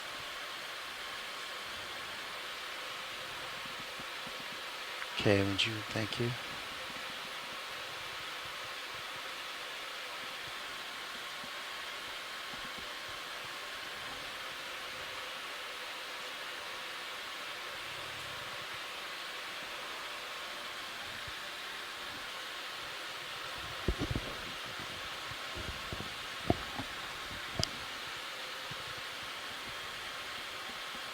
Yeah, kind of. Wrist is acting a little funky right now. Oh, I think I might be, okay. Jaw rotates, sticking a little bit.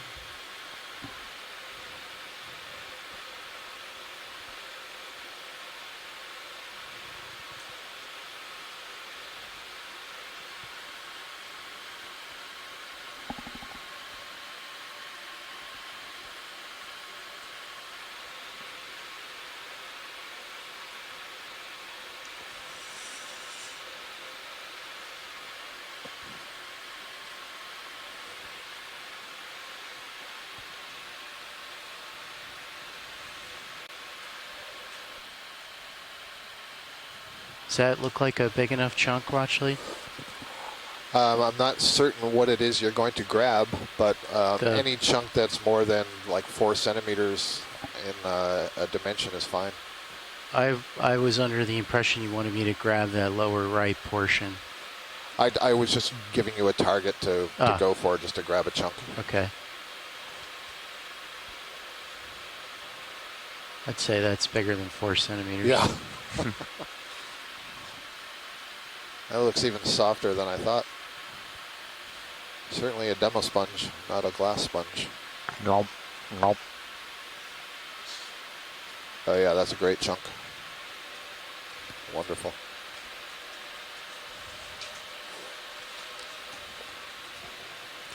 If you want to... Is that too mangled or? No, no. They're using microscopic parts of the internal part of the sponge for most of the ID.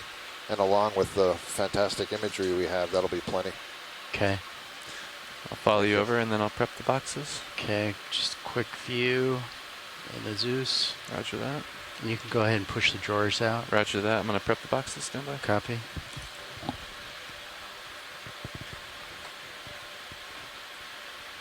Ready for drawer out? Yes. Coming out.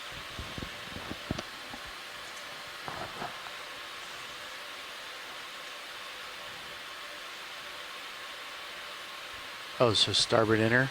Starboard outer. Oh, starboard outer. Okay. The only box we have left. I'll come over.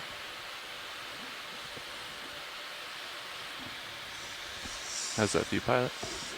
Looks good.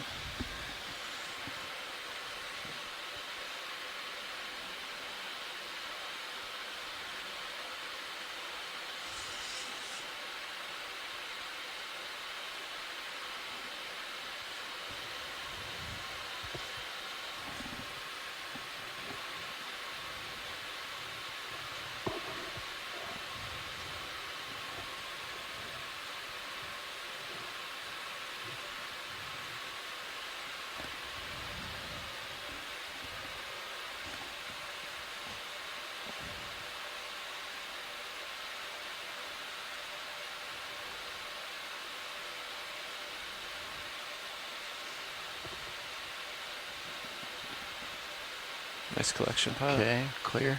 Copy that. Nicely done, pilot. Bring in. Thank you, Watchley.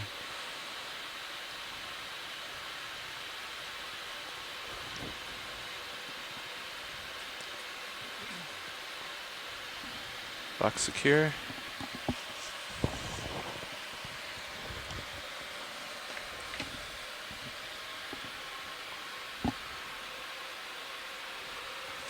Take back my camera. Yep. Thank you. Nice work. Thank you. Securing hydraulics. Okay. HP off. Gonna back up a little bit, and then we'll swing to starboard and keep going. Sounds good. I'll push out, and then you could come down. Copy.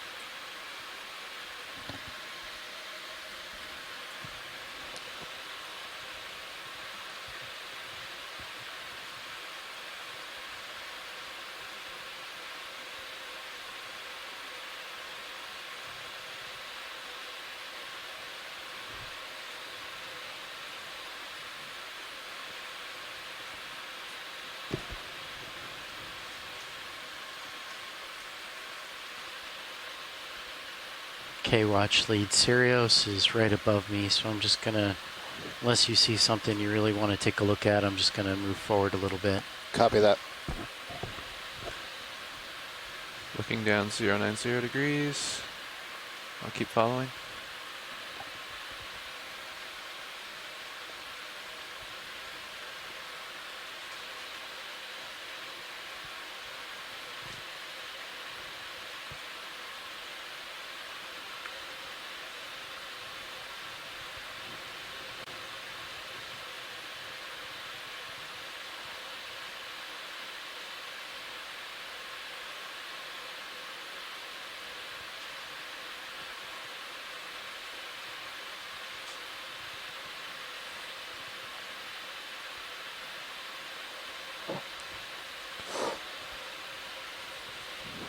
Another whip-like bamboo coral. So up. Earlier we were looking at one and I was talking about, you know, at what point does it start branching? So that's a whip right now, but maybe it's going to look like the one that we see in the far distance to the right in another 10 years. Curious to know what the signal is.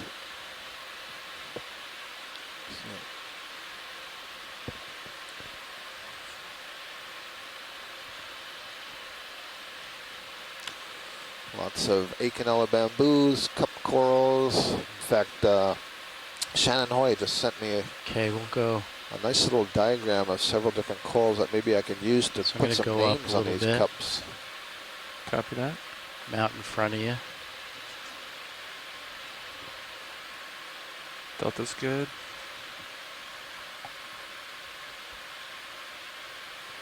Would you like me to turn to face you? No, that's okay. Copy. We'll go on the outboard side of this, or on the western side. Copy that, pilot.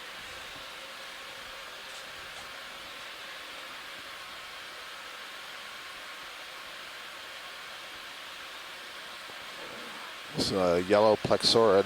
We did get a piece of a yellow plexaurid earlier. That's what's on the top of that rock that we just centered on. Just gorgeous. And there's the that really interesting to me, this yellow black coral down there with the 4 long branches, and they all arise. Those branches all arise from the base. They don't seem to subsequently branch, so they often look like the arms of some brittle star or crinoid or something tucked down in the rock. Oh, can we have a look at that large urchin that's on the right side of that rock? Is it the pin cushion thing? Yeah, the pin cushion.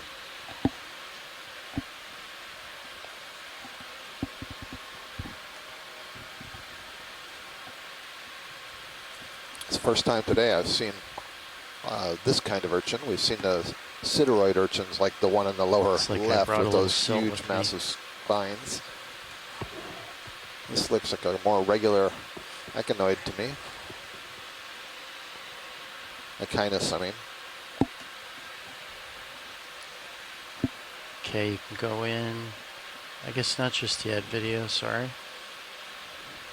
All right, when you're ready.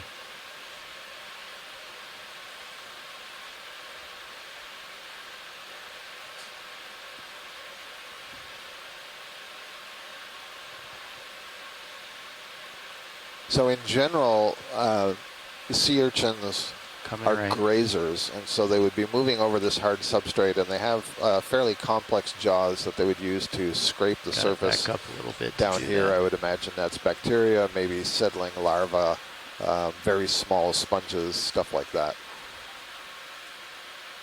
You can see they have fairly long tube feet. I can see some of them waving on the top surface, but then if you look at the upper part, you see they look like lines that are securing them to the rock, and that's probably exactly what they're doing. Pay out, you see they're really straight. Copy that. Let's keep an eye on the heave. Tether's right under me. Is, yeah, we've got a 20 now delta. They say that there's a chemical that acts like a glue, not that it's suction. You can also see them all along the left margin there. That's great. And you see the other ones waving. You can see the sort of white tips to those tube feet. Yeah, I think. Really nice view. How's that? That's better, thank you. Manuela Ramos is saying Okeanos esculentus is possible. If you go wide real quick, I can put a toe down. Did you want to get a closer shot of this watch lead? I don't need a closer shot of the urchin. I don't mind if video wants it, but I'd like to get a shot of that coral, the fan, that's just to its front left. Front left? Yeah, just slightly below it. Oh, okay. Yep, so in the same position. All right. All right, you can go in video. I'll just float for that. We got interest from a couple of different scientists on shore about whether, well, exactly what this is. One suggestion was that it was a bramble bamboo coral, so I'm looking closely to see if I can see nodes in the skeleton. To me, it doesn't have the structure of the bramble. It's too planar. No. Yeah, I mean, you can try. I got my toe on this. All right. Okay, you're gonna have to go wide for me. Wow. Hold on, there's this. It's right on my port toe. I was trying to push up against it, but it wasn't really working out that well. We'll keep our eyes out for another one of those. Yeah, I kind of fell off the perch I was on, watch lead. We can go in from a higher angle, like if you want to get a closer look at that. Yeah, there's a lot of interest because it's been fairly frequent and people aren't sure what it is. Okay. So we'll go back in, thanks. Okay. All right, I'm going to go back in video.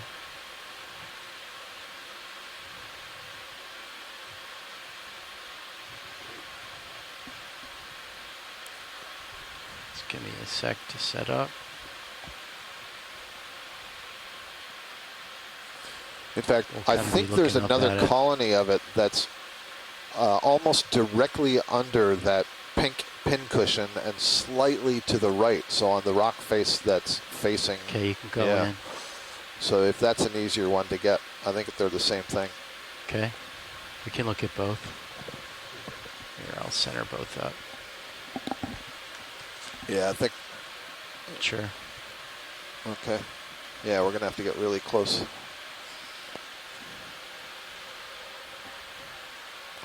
Yeah, I don't think it's a bamboo coral. I really don't. Okay.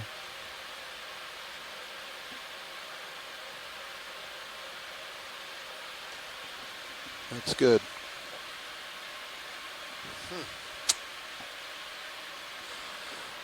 Well, I'm stumped. I'm not sure what it is.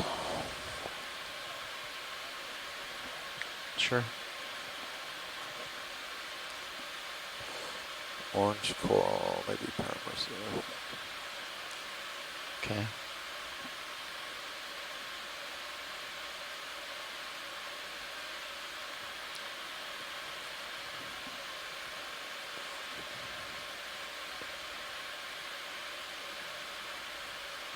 How much bottom time do we have now?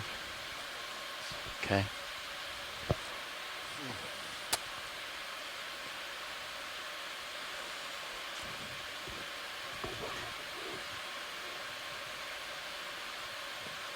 I don't think I've been this quiet all day. No. I don't know what it is. A taxonomist hard at work. Yeah. I went online. I wanted a good definition of what taxonomy is. I think the best one I could find is, and correct me if this is not right, but it's the study of organisms and how you file them. And how you what? File them. Thanks. That's good. But if you had a drum, so just before we go, somebody else has called out a yellow. I'm not sure what they mean. Zoom on the orange coral. We think it may be a Paramercia. I'm not sure which one they mean. No, those are zoanthids. I mean, we can look at those, or maybe that's Iguchisamia. The yellow thing, so who's asking that? Marina. The yellow thing in the background there, that's a black coral. Okay. An Antipathes black coral. We got that ID'd earlier.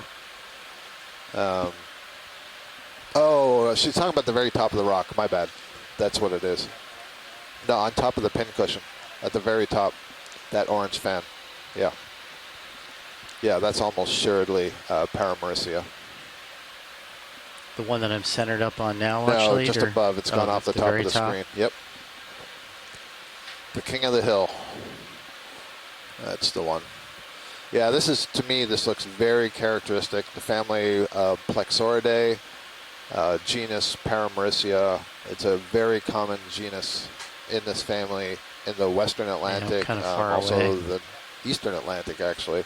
Lots of different species, and very hard to identify the species by video. Perhaps they have an ID based on its locality. One thing I find interesting is there are brittle stars. Okay, I was going to say there's often brittle stars or snake stars associated with these colonies, and you can just see the back of the arms, so the body of the snake star must be on the other side of this. There's at least one anemone growing on it. So that's good. Yeah, I would agree, Carlos. I think this is different from the one that we sampled earlier. Okay.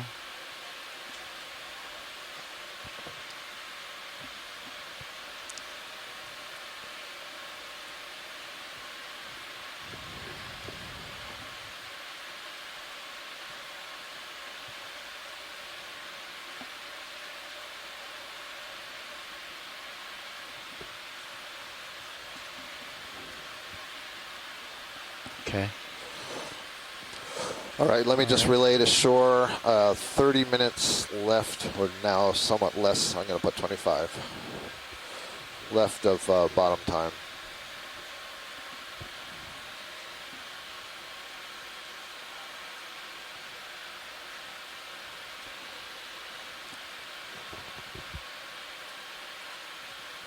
All right, the message is relayed. So the question is, do you want to continue along this ridge to see, how much of this community is there up here, or do we want to continue zooming?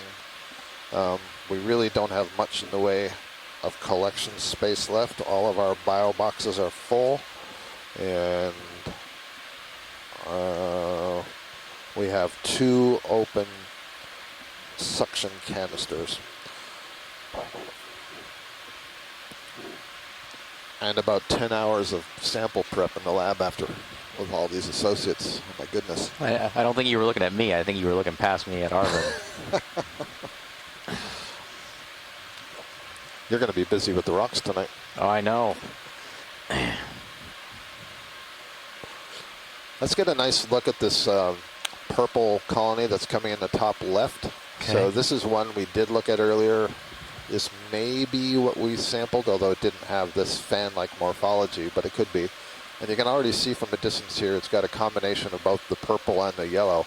And I can tell you that in the canyons along the east coast of the U.S., Norfolk Canyon and Baltimore Canyon, I've sampled paramecium that range from purple to yellow and are mixed. And so we found all of those within one genotype. They're a lot shallower than this. Setup coming off bottom?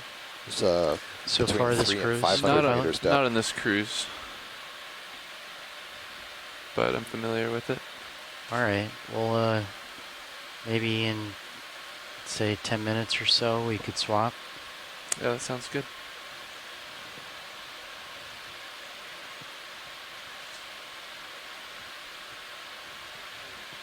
Okay, you can go in.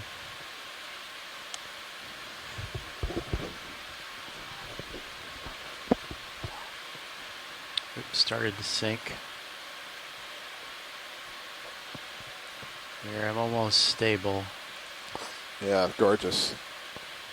So again, I think what's going on here is we have purple sclerites. These are the calcium carbonate hard parts that give the main stems that purple color. And then we have a yellow pigment that's in the tissue that gives the polyps their color.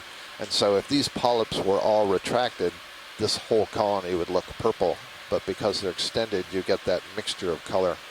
Here's another one of these colonies that we were just imaging close up before. Underneath it, that we still don't know what it is, and there's all kinds of discussion raging in the chat room about it. And Les Watling had another hypothesis that it was the genus Dendrobrachia, which I think would be really interesting. They're an unusual octocoral that has a bit of a spiny skeleton. I've never actually seen one live, which would explain why I couldn't identify that one.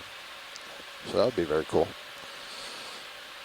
All right, thank you for that. And when video's happy, I'm happy. Okay.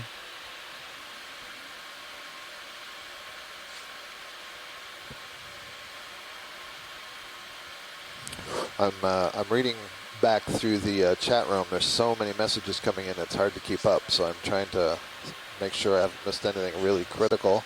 Asaka Matsumoto is saying that. What direction do we want to do? Another north or perhaps there northeast? were selenogasters around, and I certainly have seen selenogasters. Those are the aplicofran molluscan worms that feed on the corals. I haven't seen any recently, but definitely today. So looks like and there's we did some collect a couple of specimens. I think on the north. first dive, pulled them off You're one of the corals. pointing 7-8 degrees presently. Yeah, and then I'm seeing Carlos all says this that stuff. orange So which would be more or fan less that we were north, looking right? at closely before, the one we suggested was paramecium. Yeah, roughly. Is pretty common. I don't know if Oh, no, I'm sorry. Yes. You're right. It might be a little easterly. In these depths.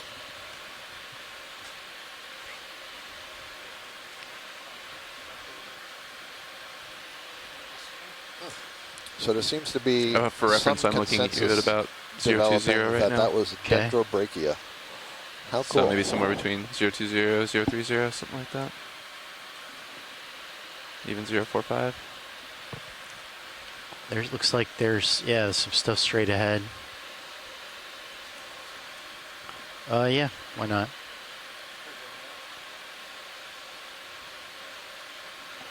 You don't see any Yeah, it looks like all the local highs on Sirius is off to east. Concur. Okay, we were just popping them off the bottom watch lead to take a look at the sonar. Understood, pilot. And okay. You're almost at the end of the tether here. All right. Well, if you feel, I think now is as good a time as any. If you want to change positions. Sure, sounds good.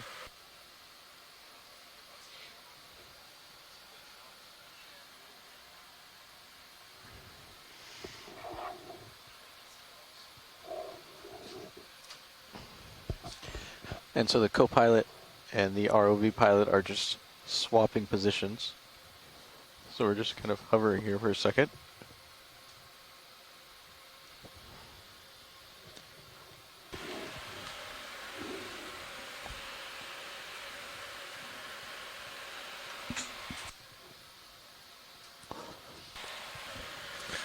Nav. Roger that. And what was the length of that move, the range? 20 meters high.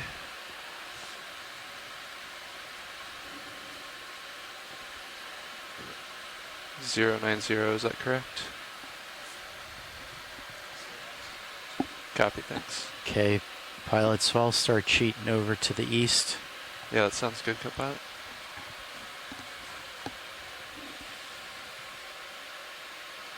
I can lateral a little towards you if needed.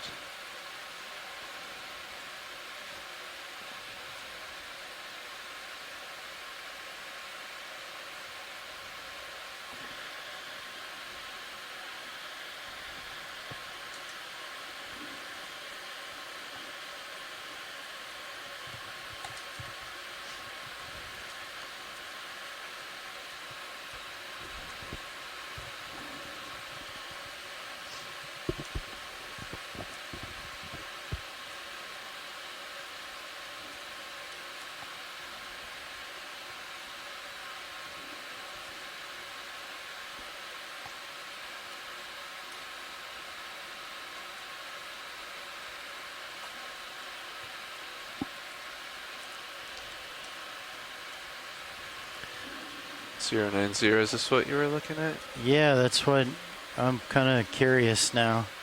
Roger that. It's more in line. Maybe if you tilt up a little bit or get a little bit farther off the bottom.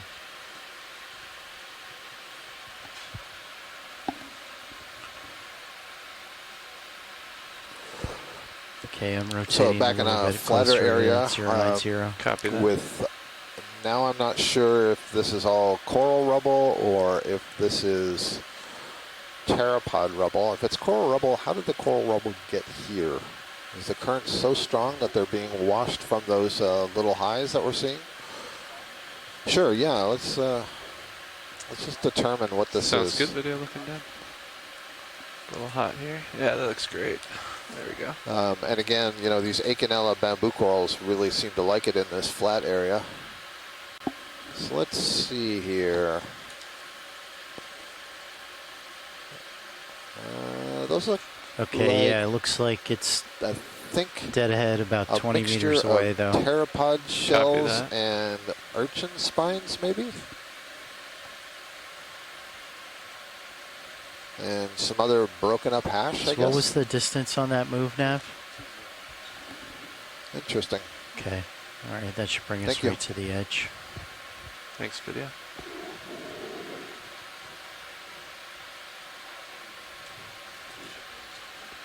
All right, I'd say put another in.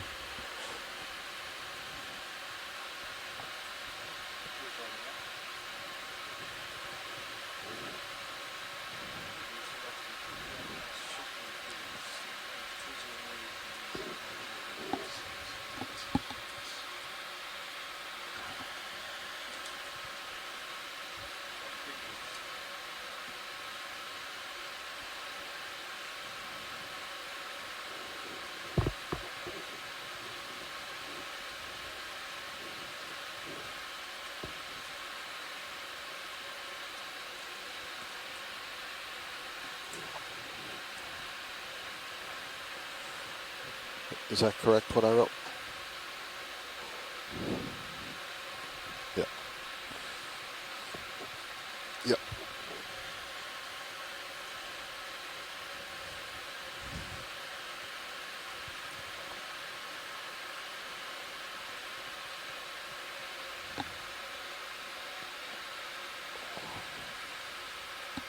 I can't help but be looking for more weird track marks like we saw the other day. Yeah, no, I think that's a good idea, although the paper and where we were, they were all deeper than 2,000 meters, so they would be new up here. Yeah. Oh, yeah. Right on the horizon. My mind's going to be unsettled until I get an explanation for this. I think this morning I saw somebody, I don't know if it was in an email or if it was in the chat, that they were more convinced that there was something akin to beaked whale feeding, where, you know, you've got a cetacean that just sticks its nose in. But 2,500 meters, it seems pretty deep for one of those whales. But the shape, it seems right for that, you know? Yeah, have to be a very precise beaked whale.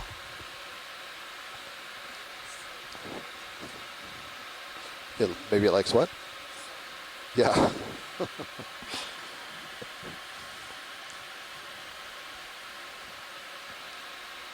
I'm seeing straight ahead, just before the rock pile, something sticking up like a feather. It's black from the bottom. I see that too. Watch it all. Yeah, what is that? Creep towards it. Thank you. No problem. Probably a Parantipathes growing off of one of those little cobbles. But just in case it's a sea pen, we'll have a close look. Coming into the light pool here. I mean, take a zoom on it here, video, when you're ready.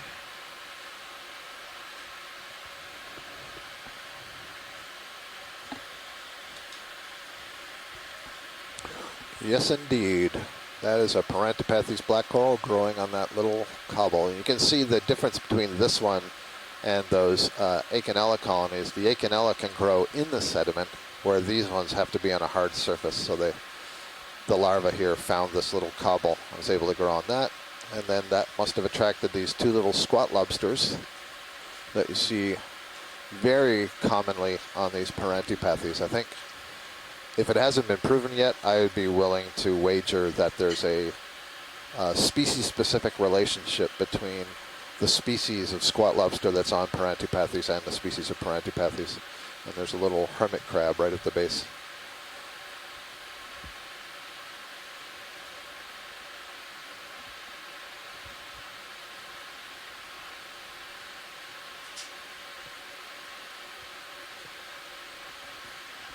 Would you like any more imagery of this watch? No, we can move on. Thank you. Copy that. Full wide, thank you, video.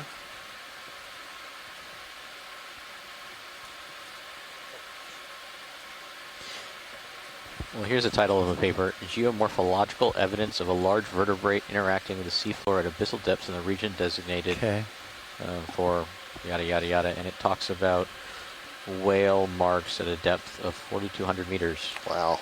So it looks kind of whale like marks are the these? strike of this is around 45, I'd say. Cuvier's beaked whale. Yeah, that looks about right. Let's have a look at this large colony that is coming into view on the center. Copy that. This is a nice one. This might be, I'm going to guess from a distance that this is the bamboo coral we saw earlier that we suggested might be Ectomyces, but this is a much bigger colony of it. Yeah, they talk a lot about beak whales in this paper.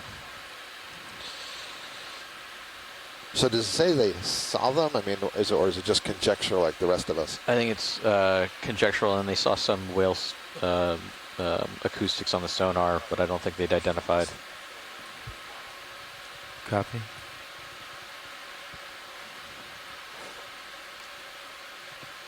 Sorry, Nav, were you speaking to me, Watchley? Thank you, Nav.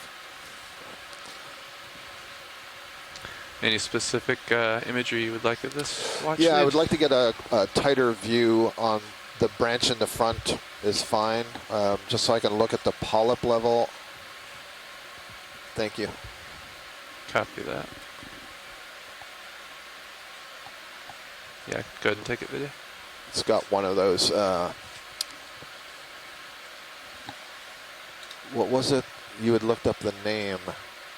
No, Stenodactyl, something like that? Somebody had put the name in the chat, yeah. Right, and then you were suggesting the steno referred to the hooks on the back, I think. Yeah, so in this case, all of these sternostylus, yeah, the polyps are extended, and so I can't tell if they have that volcano shape when they're retracted. But yeah, that's good. Let's look at the branch in behind because we got more of a side view to the left. Left, copy that. Thank you. Yeah, great. So you can see some of those white lines that are moving through the polyp body wall. Those are the sclerites that are embedded in there. And what we can see is that they kind of curve up the axis instead of being straight up and down or perpendicular to the axis. And the other thing I am seeing is there are not really long, prominent needles sticking up through and around those tentacles. So that's all useful information. Let's see what Les Watling has to say. He's still talking about the beaked whale.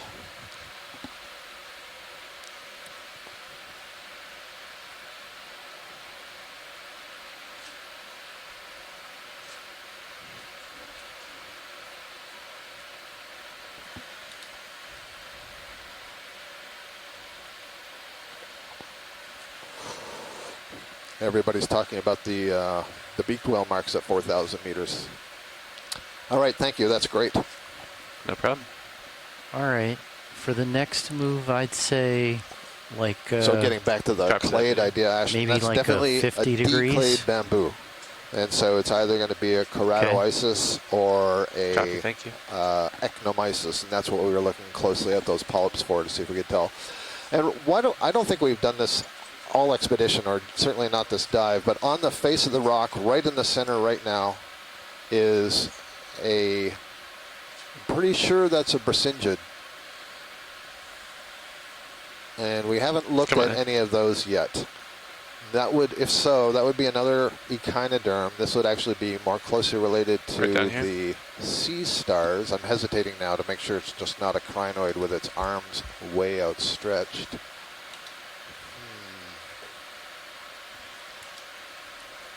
Okay, Nav. Sorry about that. Go ahead. No, I was wrong. That's a crinoid. Okay, I can tell it's a crinoid because you can see underneath it those thin white lines. Those are the cirri, the feet-like structures that are holding it to the rock. What's nice, though, is we're getting a top-down view, and that dark slit that you see in the center would be the mouth. And then on the right side of that, using the volcano theme, there's a little raised cone, and that's the anal cone. And so because of the shape of the body and the way it sits on the bottom, both the mouth and the anus open up on that same side, and it's curled. And so the anus is raised up on a cone so that it isn't basically defecating into its mouth. It's a way to keep them separate. Oh, and there's another example of the dripping down waxy holdfast. I assume there must have been an Acanella in there at some point. Look at that. Cool stuff. Yep. That is very interesting.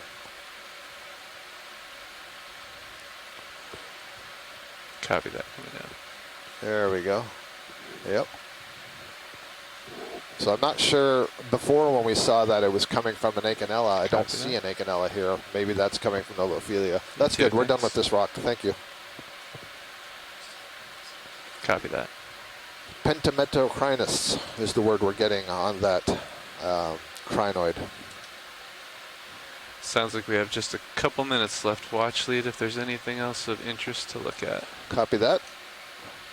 Oh, there's something of interest to look at. It's the problem is choosing, right? That's absolutely true. Let's go for that little bushy white thing just above the spiky ball in the center. Copy that. Thank you. This will be our last close-up, gang. Let's see if this is anything different. I'm going to move a little closer here, Brian. It's been a pretty successful day, if you ask me. Get a little more light on it, hopefully.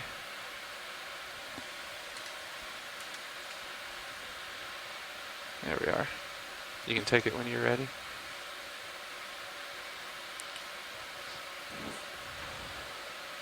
Okay, this would be very interesting if we found something new right at the end of the dive. Kind of sort of wondering if it's a hydrozoan.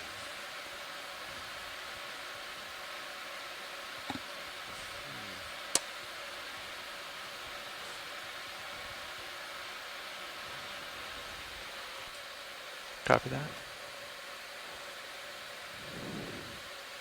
Thanks. I think this is what we were looking at earlier that stumped us, and I'm equally stumped again. So that's a perfect way to end. Just to say that there's still some mysteries down here, some things to be collected, and that's great. So it's definitely an octocoral. I'm gonna guess maybe, I don't know. I don't even know if it's a plexaurid.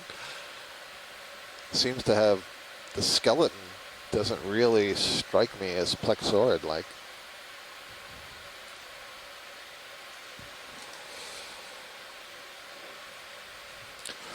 Yeah, Carlos is saying, yeah, they're wondering the same thing. Nobody can place this.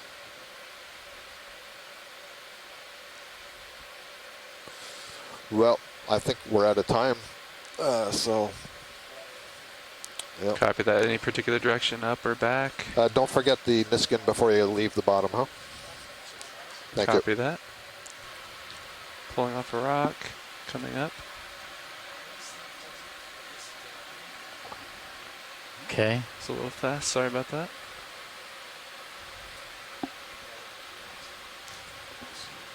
Roger. All right, watch leads in survey 2. Stand by for the Niskin firing. We'll fire the Niskin in 3, 2, 1. Thank you. We just took another water sample before we leave bottom. Pilot, I'm going to. And we will do one more. Stow the arms. And, when we move up in the water column, maybe back you through could the take a moment to think about what kind of deep strategy you scattering want layer. for And so that'll give us coming off bottom. 5 Yeah, roger that. water samples for eDNA for the day.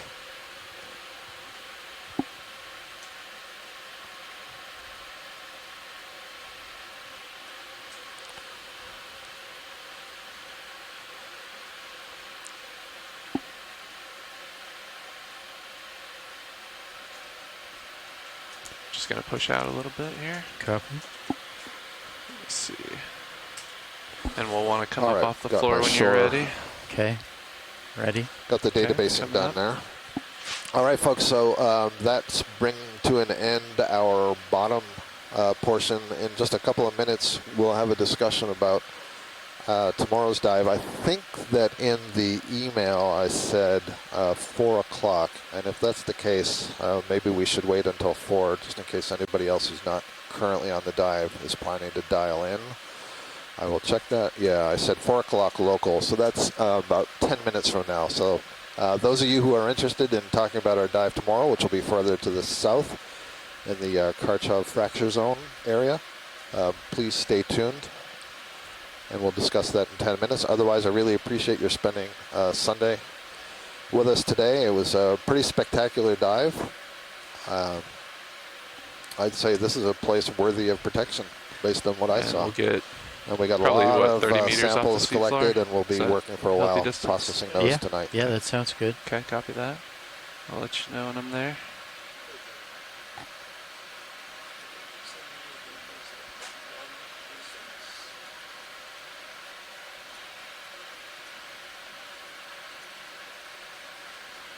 It's looking good, co-pilot. So I'll stop at about 30 meters above the seafloor. I'll have you go ahead and keep coming up a little bit. We'll we'll get into about a 20 meter delta if that works, and I'll back under you. Sounds good. and then we'll work the turns out. All right, I'm holding at about 30 meters. Okay, I'm continuing to haul in. Copy that. I'll slowly start to back. Auto heading engaged.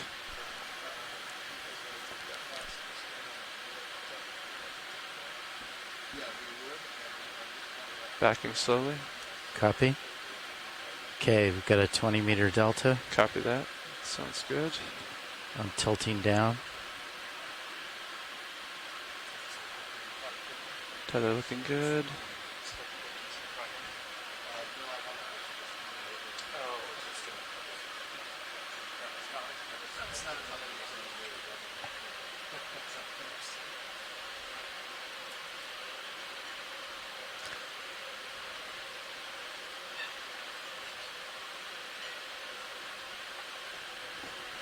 Tilting down. Copy that. I'll get right underneath you here. Looks like you're 090. Yep, correct. Copy that. I'll hold directly under you. And which way is Sirius going to need to turn here? So Sirius has a positive turn, so I should turn to port. Turn to port, okay. And I have a negative turn, so I will turn to starboard. Yep. And then push out. Okay. So I'll let you align with the ship. Okay, I'm turning now. Roger that. And I will make a slight turn to starboard.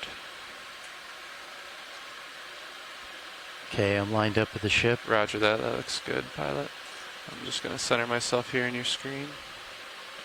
And I'm looking approximately aft of the ship here. And I'm going to begin pushing out. Okay, I'm rotating back. That's full back. Full back, copy. And I see you've got me up in the tighten there. That looks nice. Okay, I got pushing out.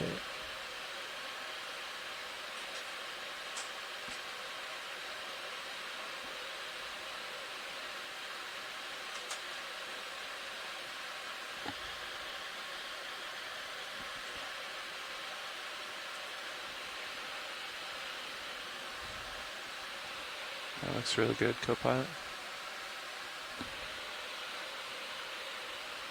Continuing to push out.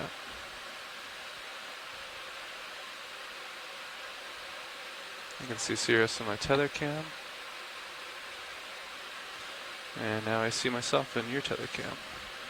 So I'm going to come up a little bit. Copy. And continue to push out a little. Coming up.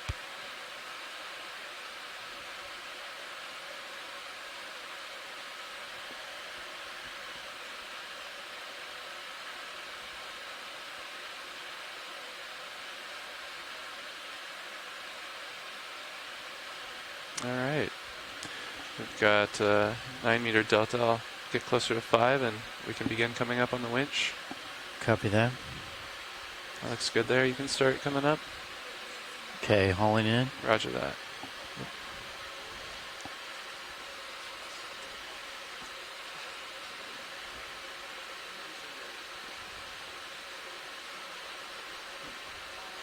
Dial my Z-bias in.